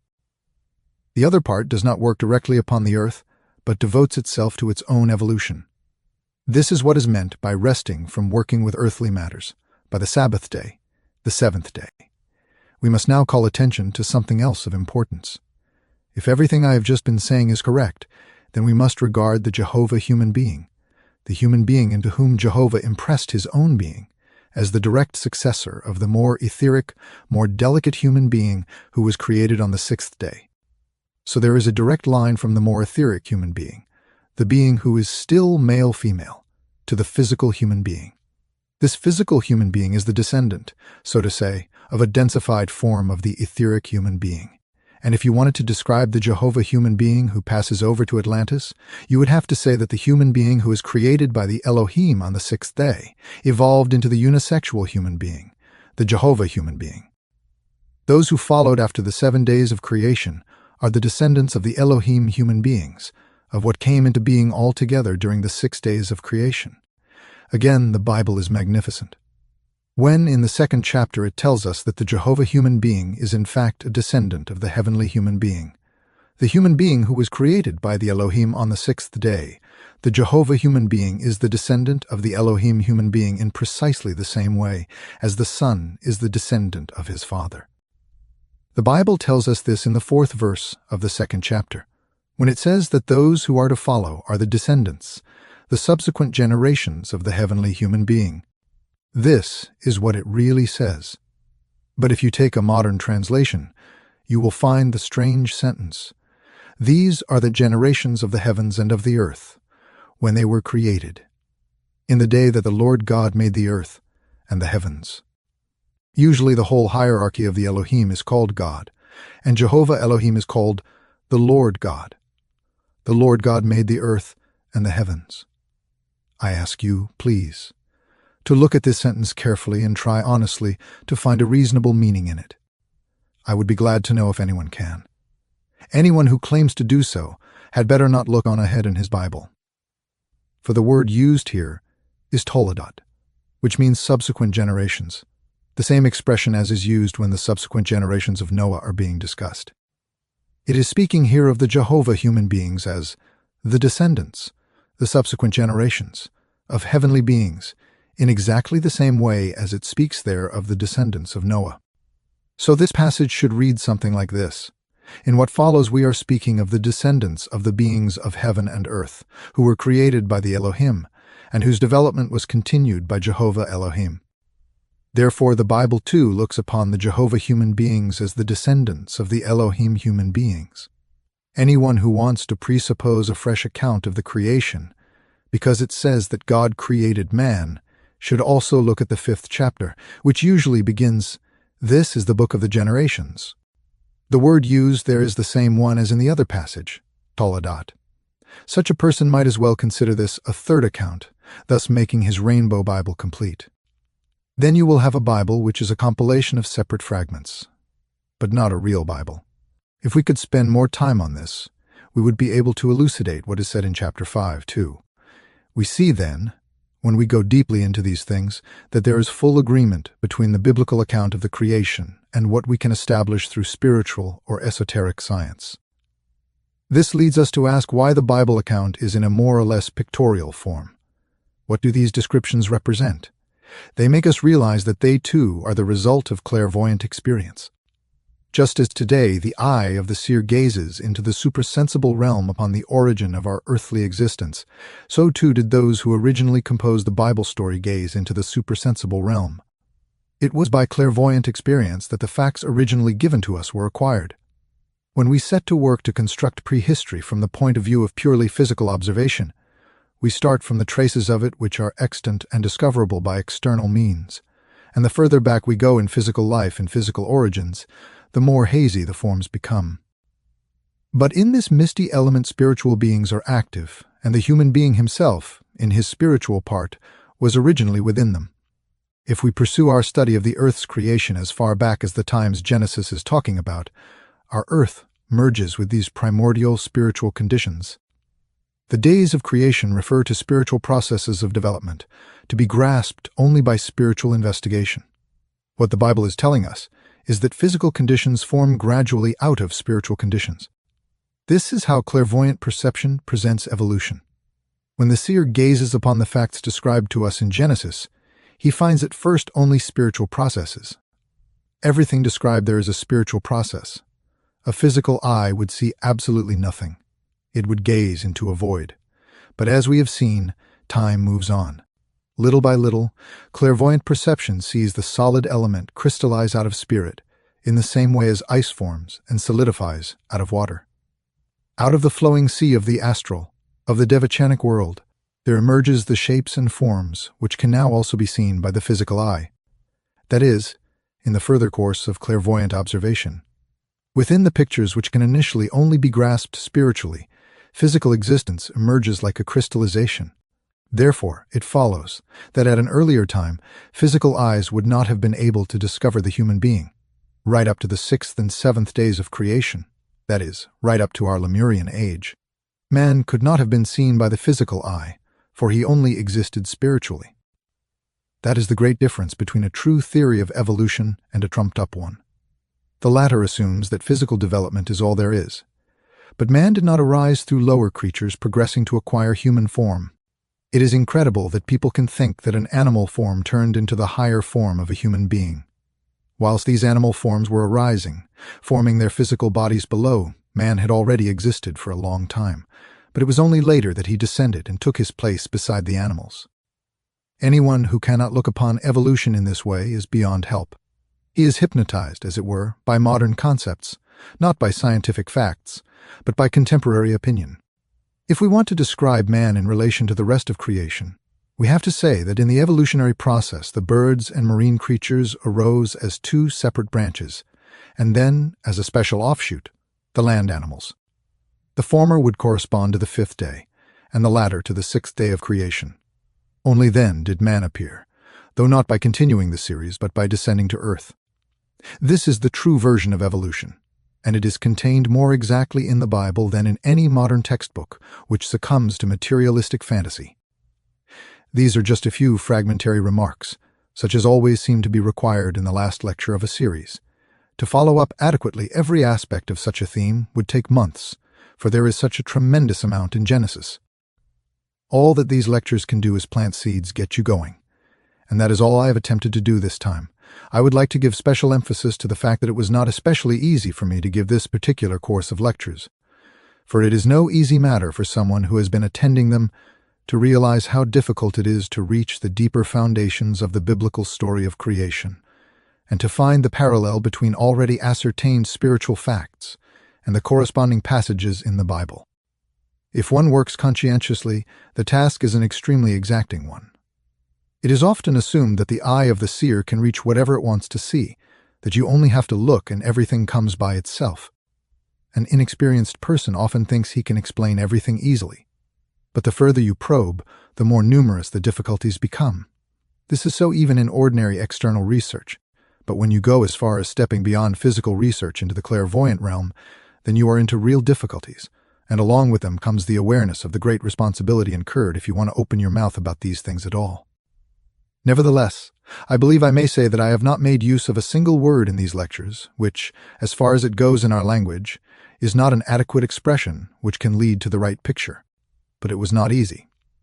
You know, the intention was there to ask our dear friend Herr Sealing to give a report at the beginning or end of these lectures about the 7 days of creation, and to do it in his artistic way of speaking, of which we had an example yesterday. You will easily understand how impossible it would have been to have the usual text spoken, especially as we had been searching for an adequate way to express what is actually being said in Genesis. And there was a very faint hope that perhaps at the end of today, something in the nature of an interpretation, acquired through spiritual research, might have been presented.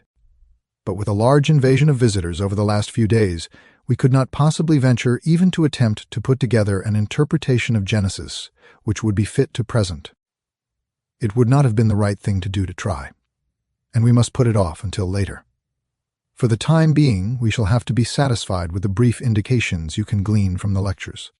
For I assure you that I consider a real interpretation to be a task which requires about 100 times as much mental effort as I had to apply for our mystery play, right from the moment of its first conception to the final step, the performing of it. Anyone who knows the difficulties will find the producing of a decent text of Genesis 100 times more exacting than what we were endeavoring to achieve with the mystery play, which in itself was no easy feat either. It is precisely when we tackle what are presented to us as the world's great mysteries that the difficulties pile up. And it is a good thing to be aware of this fact, because it is in recognizing and accepting these difficulties that we shall make progress in a right understanding of things anthroposophical. Our anthroposophical attitude must be one of broad-mindedness toward everything and everyone who should be cooperating so that anthroposophical activity can come about. Therefore, although we have our own definite working methods, we must on no account regard any other working method as not being suitable for us. Civilization today, in fact the whole spiritual cultural evolution of our times, necessitates different ways of arriving at one and the same goal. And even if it is not my province at all to come before you in any other way than as working out of esotericism, you will never find that I exclude another working method. I have particular reason to mention this at the end of these lectures, where we were led through the help of esotericism to such sublime heights of anthroposophical research.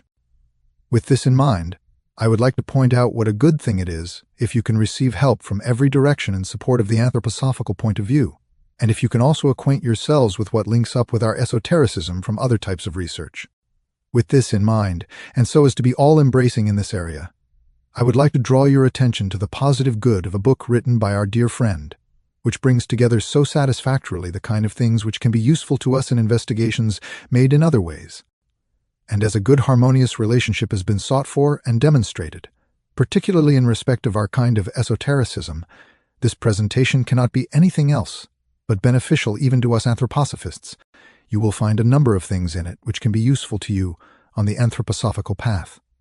I could mention many more things. I want to make sure to mention a second thing, something which has been borne in upon us at every stage in these lectures, namely, how essential it is that in our hearts and imaginations anthroposophical knowledge should grow into something that is so inspiring to our inner life that we are raised to ever higher forms of perception and feeling, to ever more broad-minded and vital ways of understanding the world. It all depends on whether we become better people in regard to our intellect, perceptiveness, and morality. But that is the touchstone for the fruitfulness of what we can get in the spiritual scientific field. To study the parallel between spiritual scientific investigation and the Bible can be particularly fruitful, for it gives us the rare opportunity to experience that we have our primordial cause, our primordial state, as Jacob Bohm would have said, in that supersensible spiritual womb whence also came those very Elohim who rose to becoming Jehovah Elohim, to that higher evolutionary form, so that they could bring about the great goal of their creative activity which we call man. Let us approach our origin with due reverence, but also with a due sense of responsibility. The Elohim and Jehovah Elohim gave of their greatest forces to set our evolution going. Let us regard our origin as laying upon us an obligation to our humanhood to take into ourselves more and more of the spiritual forces which, in the course of subsequent evolution, have entered into Earth's becoming. We have spoken of the influence of Lucifer. Because of this influence, a part of what lay in the womb of that spirituality in which man too originated remained behind in the lap of the gods, and appeared later in the incarnation of the Christ in the body of Jesus of Nazareth. Since that time, Christ has been active in earth development as a second divine principle. Contemplation of the great truths of Genesis ought to point us to the duty of taking up increasingly into our own being, the spiritual being of the Christ. For only by filling ourselves with the Christ principle shall we fulfill our whole task as human beings and become on earth more and more like what we were predisposed to be in those times, indicated in the biblical story of creation told in Genesis. Therefore, a lecture series such as this can not only give us knowledge, but can stir forces to life in our souls. Even if we forget some of the details, may what we have learned from looking more closely at Genesis work further as soul force. I may perhaps be permitted to say, at the close of these few days during which we have been trying again to immerse ourselves deeply for a short while in the stream of anthroposophical life, let us try to take from these thoughts we have acquired the forces which they ought to engender. Let us carry them forth, and let us fructify by means of these forces our life in the outside world, whatever we may be doing in life, whatever secular vocation we may have. These forces can be a beacon light for our actions and can both fructify our activities and enhance our joy and happiness. And no one who has understood the sublime origin of human existence in the right way can go on living without absorbing this knowledge as a constant source of living joy. If you want to do loving deeds, let the truth about the stupendous origin and destiny of humankind shine out from your eyes. That is the best way to spread anthroposophy. Our deeds will prove its truth, bringing joy to those around us and having an uplifting, cheering, refreshing, and health-giving effect on us in spirit, soul, and body. We should be better, healthier, and stronger people through taking in anthroposophical thoughts.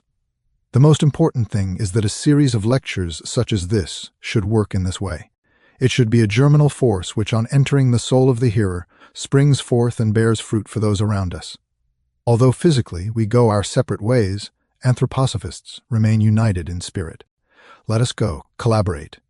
In that we translate this teaching into life. Let us be filled with this spirit without weakening until the moment arrives when we come together not only in spirit but meet again in the flesh. The end of Lecture 10, Introductory Lecture. We are about to begin an important series of lectures, and I am sure it is permissible to tell you beforehand that we could not have undertaken them without all the work already achieved in the anthroposophical field. Another thing is that the momentous ideas to which we shall be devoting ourselves over the coming days need, in a certain respect, the kind of mood we were able to acquire from seeing the 2 dramas which have just been performed. These performances were meant to give our hearts the kind of feeling mood necessary for us to bring the right warmth and intensity into what comes toward us in the anthroposophical realm. There have been many occasions when I have reminded you that abstract thoughts, even the ideas belonging to our field, acquire their full effect on us only if they are experienced with warm inner feelings. Without these, we would not be sensitive enough to realize that, with the help of anthroposophical ideas, we are approaching areas of existence for which we should not only have intellectual curiosity, but also a mood of heart which we can, in the fullest sense, call a holy mood. It is probably a long time since I had the kind of feelings in my heart, such as I have now, in anticipation of lectures of which we may be justified, in saying that they venture to bring human thoughts a little way toward the primordial word which for millennia has taken hold of human hearts and occupied human minds, and which raises human beings in heart and mind to the highest, most sublime heights to which they can aspire, to the majesty of our own origins. After the past 2 days which have prepared us for these lectures, may I be permitted, before they begin, to touch on an intimate aspect of our anthroposophical work. At the start of last year's talks, I was already able to point out the symbolic importance these particular Munich performances have for our anthroposophical life.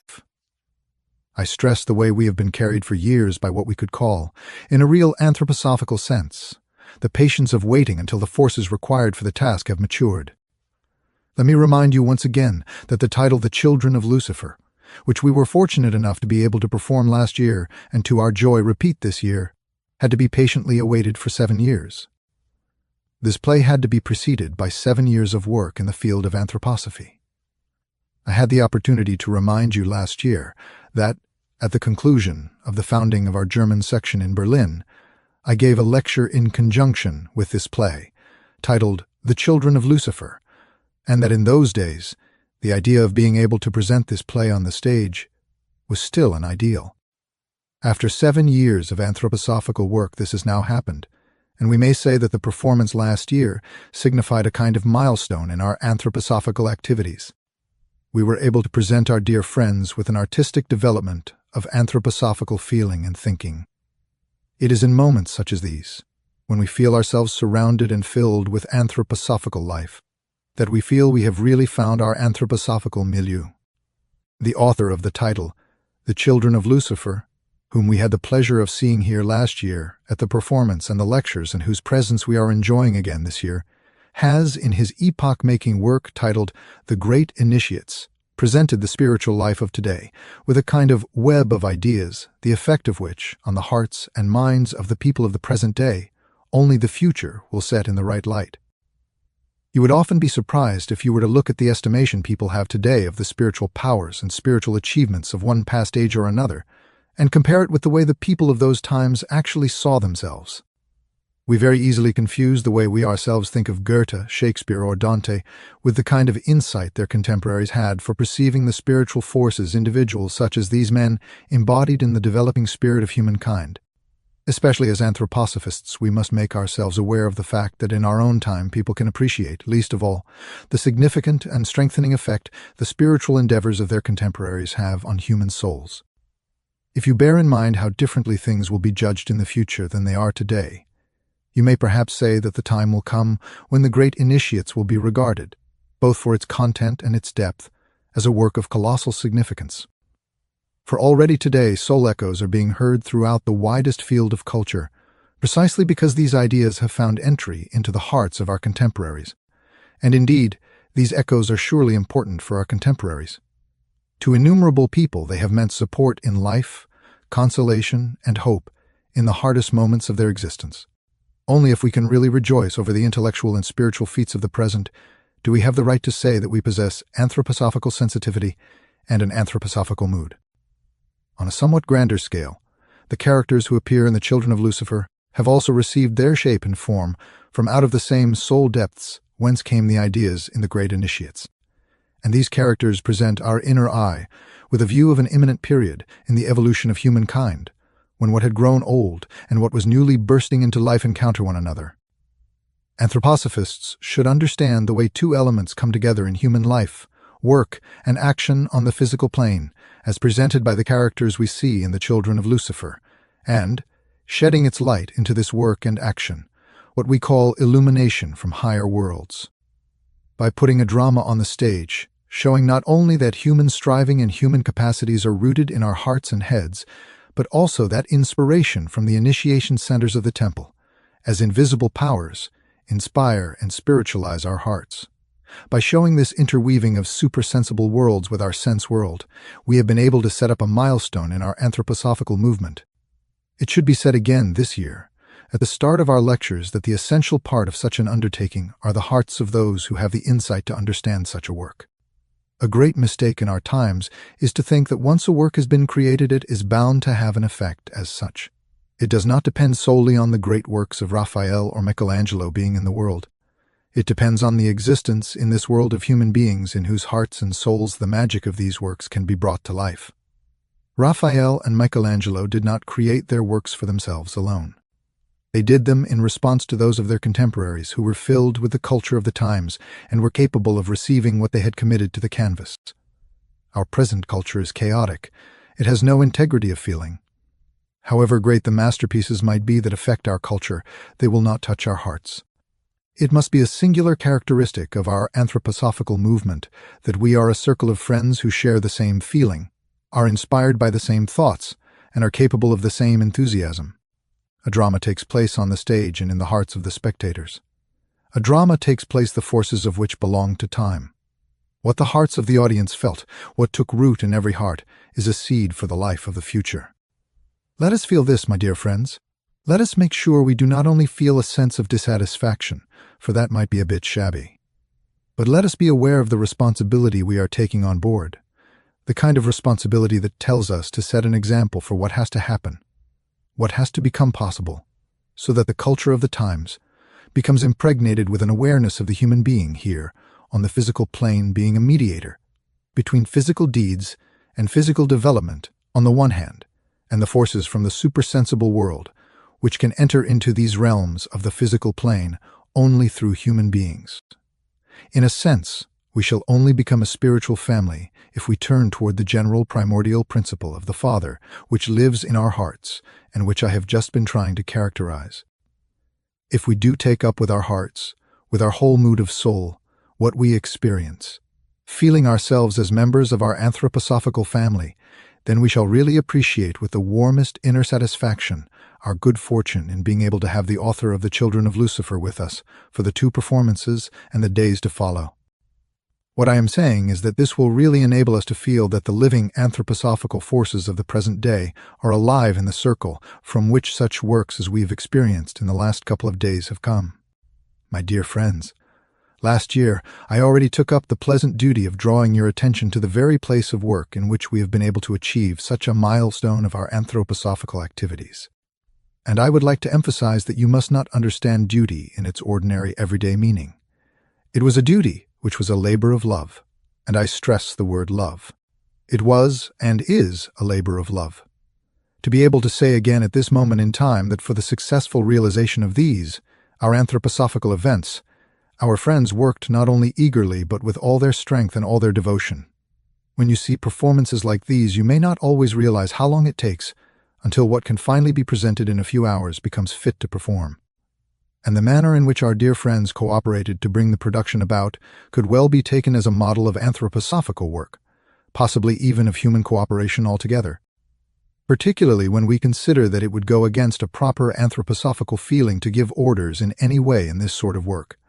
It is only possible to go ahead if the individuals are wholeheartedly involved in quite a different way than could happen in a similar artistic field outside. Moreover, this wholehearted involvement existed not only in the few short weeks at our disposal for preparing the performances, for this loving, voluntary cooperation has gone on for years. On this occasion, people have come together from far and wide. An anthroposophist does not only want to get to know one another through exchanging just a few words, but wants to find out about everyone else's deepest ideals. Thus it is right to draw your attention in a few words to the way people have been working here for years, so as to bring together at the right moment what was required to set going the kind of achievement which we have just been able to present. Even if it were not called for by outer circumstances alone, my heart would urge me to take this opportunity to draw your attention to the devoted work of our friends who have made it possible for us to have these experiences. For believe me, without this devoted work it would not have been possible. As I said, I want to begin these lectures with a kind of intimate discussion of something that can be close to our hearts. Let us remember, first and foremost, the years of dedicated work of the 2 ladies who have been working so purposefully and with such sensitivity for our anthroposophical intentions. For many years now, Fräulein Steiner and Countess Kalkruth have devoted all their forces to the anthroposophical work going on here. And I am the best judge of the fact that the event we were able to lay on to our satisfaction would not have been possible without their dedicated, purposeful help that has been in such harmony with our anthroposophical impulses. Therefore, you will find it all the more comprehensible that I am availing myself of this opportunity to say these few words to our 2 colleagues here in Munich with a very grateful heart. In addition to this, there were the people who were keeping everything going with such devotion during the weeks while our activities were taking place. Yesterday we endeavored, by way of an artistic picture, to set before you the path to the heights on which the human being can experience what should be inherent in anthroposophical development and what, so to speak, a spiritual investigator ought to experience. The opportunity may present itself in connection with various things that will be said during these lectures, to refer to one thing or another that was presented to you yesterday. We endeavored to show the life of someone aspiring towards spiritual knowledge, to show how he grows out of the physical plane, how even here on the physical plane everything that happens around him, and which might seem really mundane to another person, is of importance to him. The soul of the spiritual seeker has to grow out of the soil of the events of the physical plane. We then endeavored to show what the soul has to experience within itself, when everything going on around us in the way of human destiny, human suffering, and joy, human striving and illusion pours into it, how the soul can be crushed and shattered, and yet the power of wisdom can work its way through this destruction, until, in the moment when the human being believes that he has at last become a stranger to the sense world, He is approached by the really big illusions with the words, "The world is Maya or illusion," or through knowledge we find our way to wisdom. We say little, and yet very little, of what these words are actually saying has to be experienced by each individual in his own way. Therefore, what applies in general could only be shown with a genuine soul force pulsating through it if it were to be shown in the form of an individual's own experience. What has to be shown is not how everyone approaches the region of initiation, but the way the absolutely individual character of Johannes Thomasius, out of his own particular circumstances, is able to approach the gates of knowledge. It would be totally wrong if someone were to believe that he could consider the occurrence shown in the meditation room of Maria ascending out of her body as a general one. It is an absolutely real, spiritually real happening, but one that should show the impulse to ascend to the spiritual world in a particular way, a personality such as that of Johannes Thomasius demonstrates.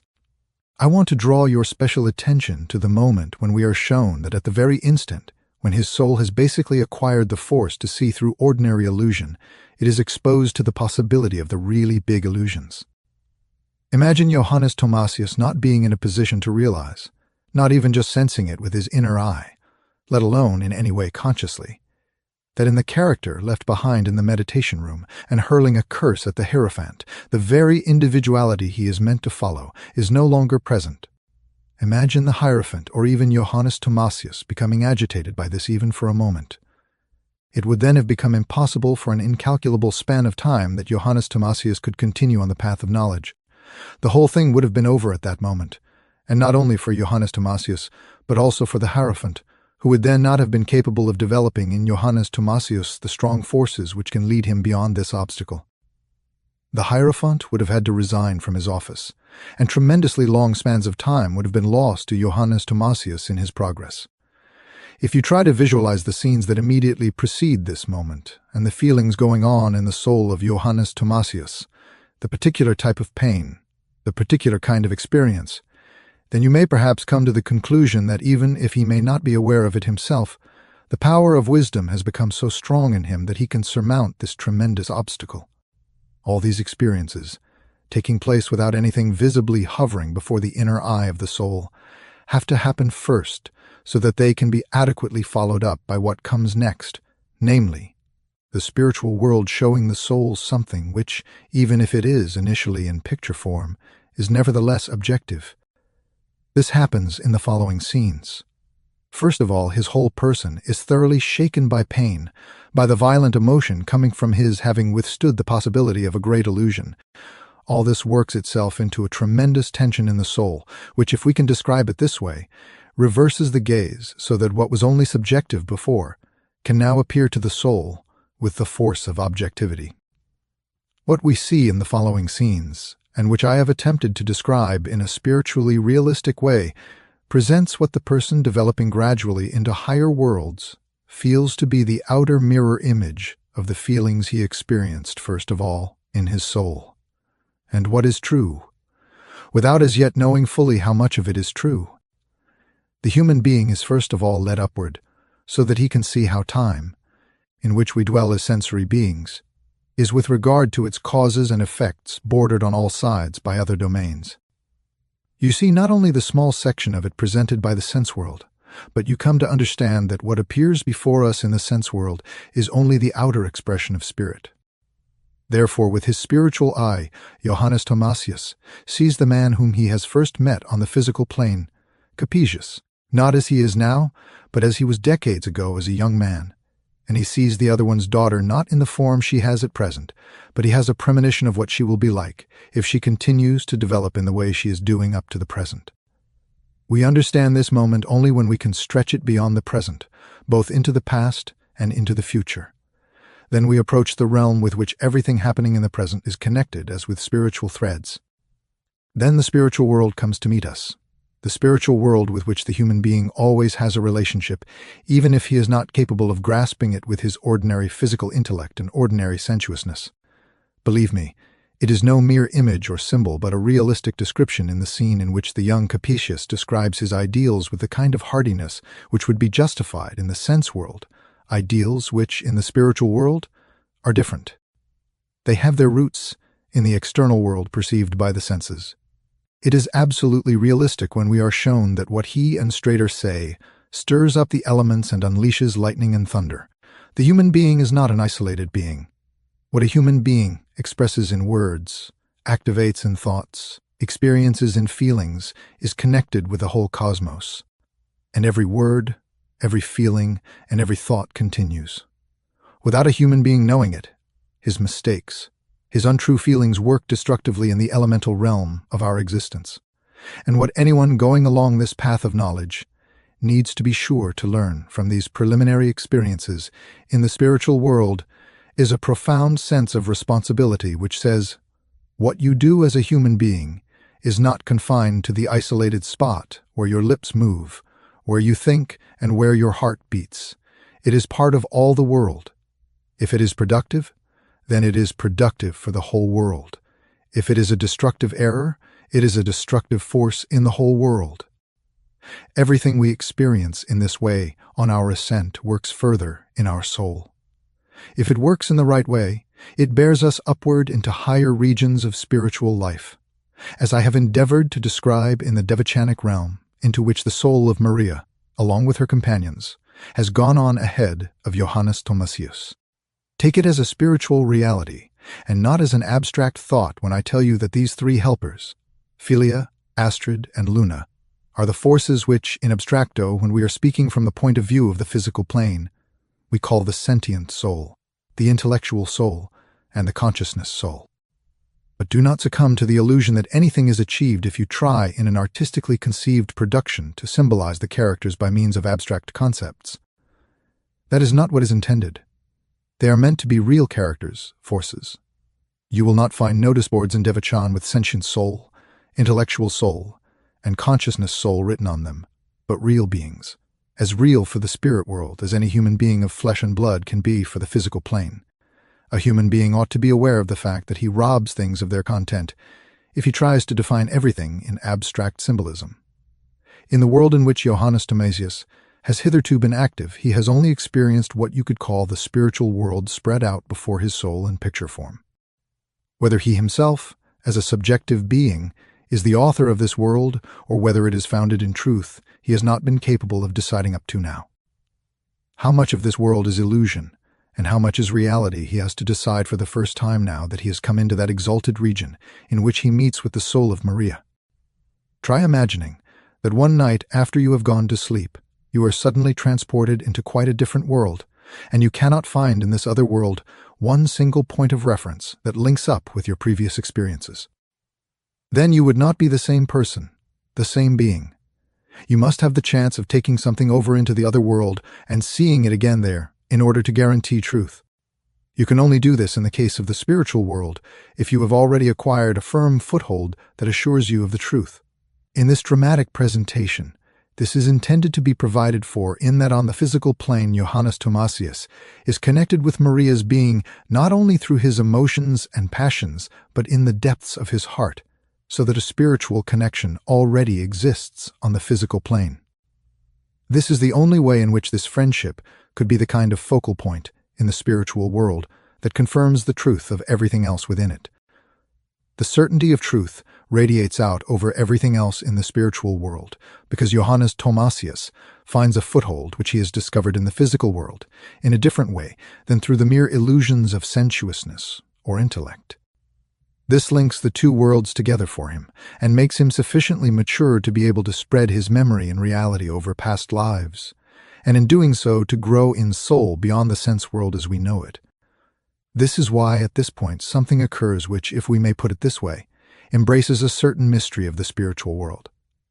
Theodora, who on the physical plane sees into the future and is able to foresee the momentous event beginning to occur, the reappearance of the Christ, is capable on the spiritual plane of calling up a vision of the significance of past events.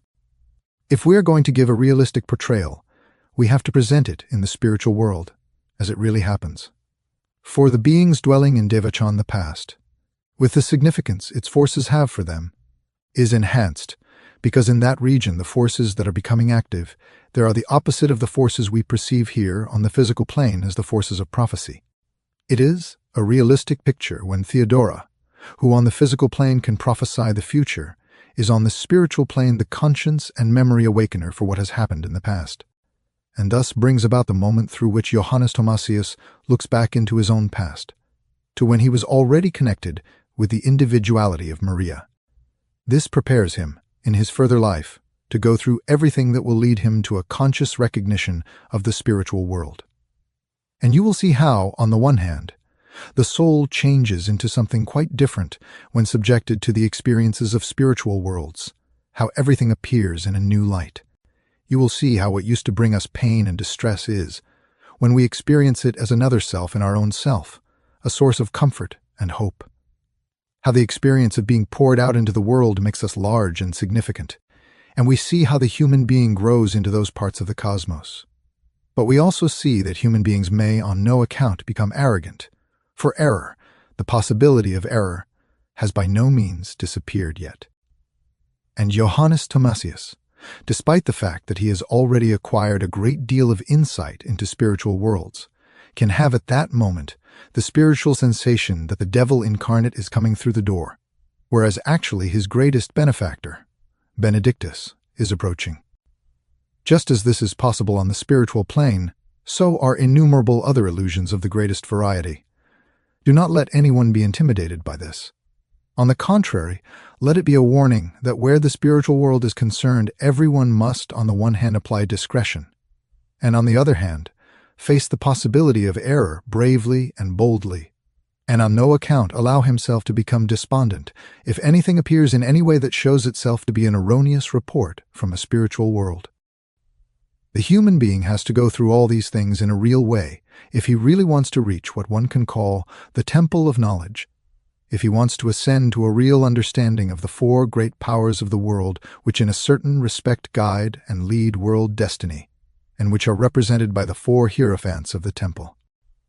If we preserve the feeling that the soul has to go through things like this before it is capable of perceiving how the sense world comes forth from the spiritual world, and if we attune ourselves not to want to describe the foundations of the world with ordinary commonplace words, but want in the first place to acquire an insight into the inner value of the words, then we shall sense the significance of the primordial words which are used at the beginning of the Bible to describe the creation. We must feel the necessity to let go of the usual meaning we carry in us of the words heaven and earth, create, light and darkness, and all the other words. We have to let go of the feeling we have in our ordinary life with regard to these words and have to take steps in the direction of resolving to rise to new levels of feeling, a new evaluation of words, when we attend these lectures, so that we hear not only what the ideas convey, but hear the words telling us what they really mean, and where we will only reach what comes to us out of dark regions of the world with a soul mood properly attuned. I have endeavored to sketch for you in very few words what we showed you yesterday. It was shown under relatively difficult circumstances, and in addition, it was only possible because of the loyal and devoted work of a number of our anthroposophical friends.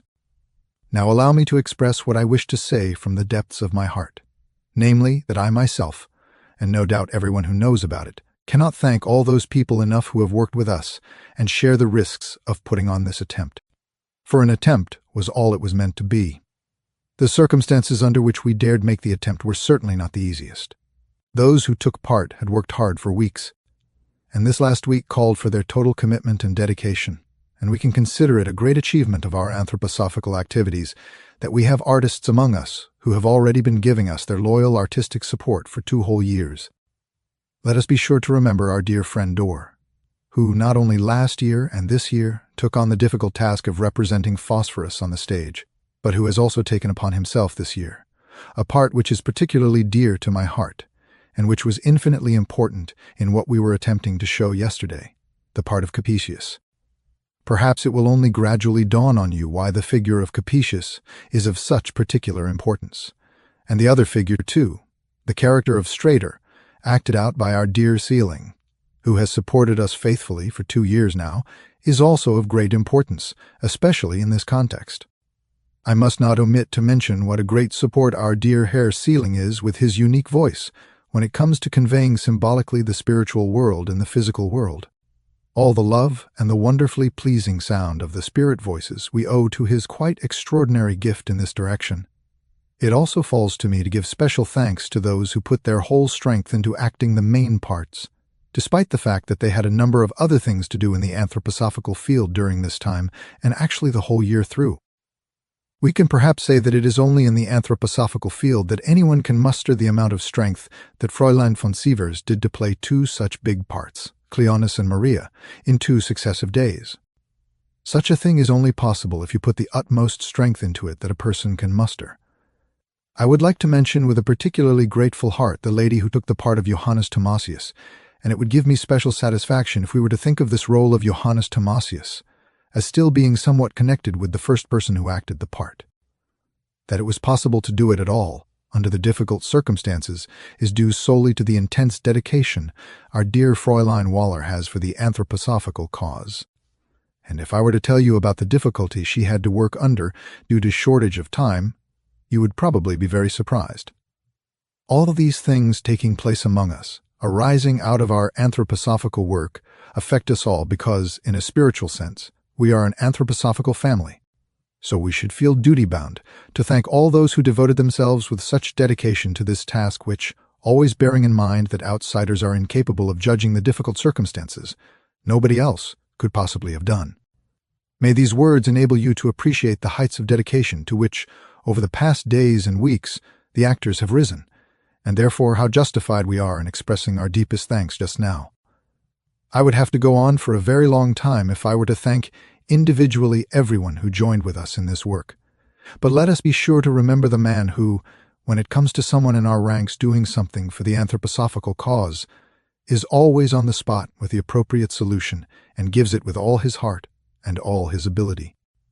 Let us think of our dear friend Aronson, who both last year and this time supported us with his beautiful musical skills and made it possible that both in the Children of Lucifer and in our endeavors of yesterday we could, in the appropriate places, lead over in a most dignified manner to an experience that can only be reached through the world of sound. And let me remind you of our dear artistic friends in Munich.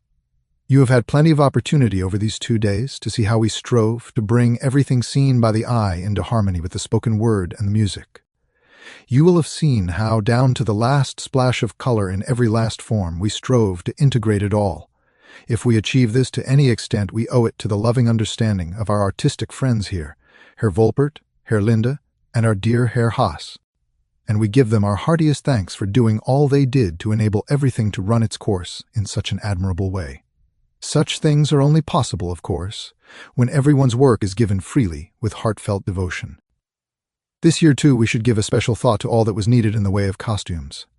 It is difficult to imagine all that this entails, but to do this properly it was a job demanding a person's whole time, a person's whole heart and soul.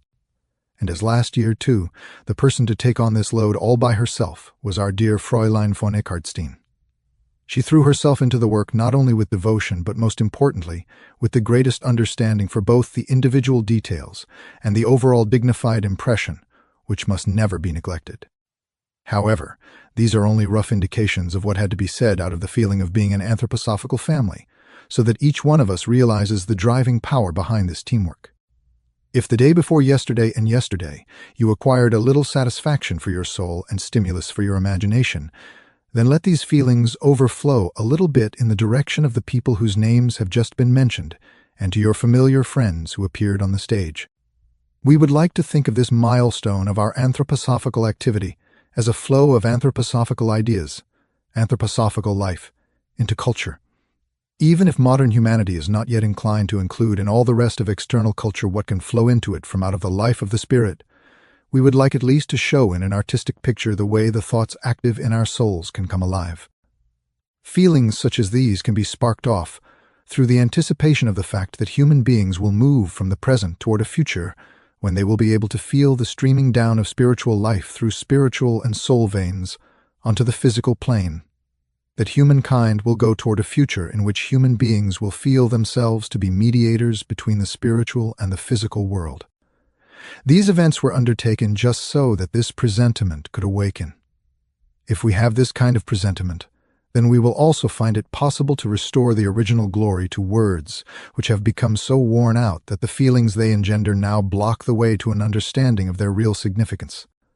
No one at all will be able to understand the stupendous content of the words with which the Bible opens if he takes them in the way they are used nowadays. We ourselves will have to soar up in thought to those heights where spiritual life pulsates, and to which we tried to follow Johannes Thomasius, if we want to understand physical life on earth. In a certain respect, quite a different language has to be spoken in these spiritual realms. However, we human beings must at the least be able to give to the words available to us here quite new values, new nuances of feeling, and have quite a different awareness of them if they are to signify what the opening passages of the Bible are saying, and if we want to understand the spiritual origin of our physical world. The end of Lecture 11, that is the end of the cycle of lectures by Rudolf Steiner, entitled Genesis, Secrets of Creation.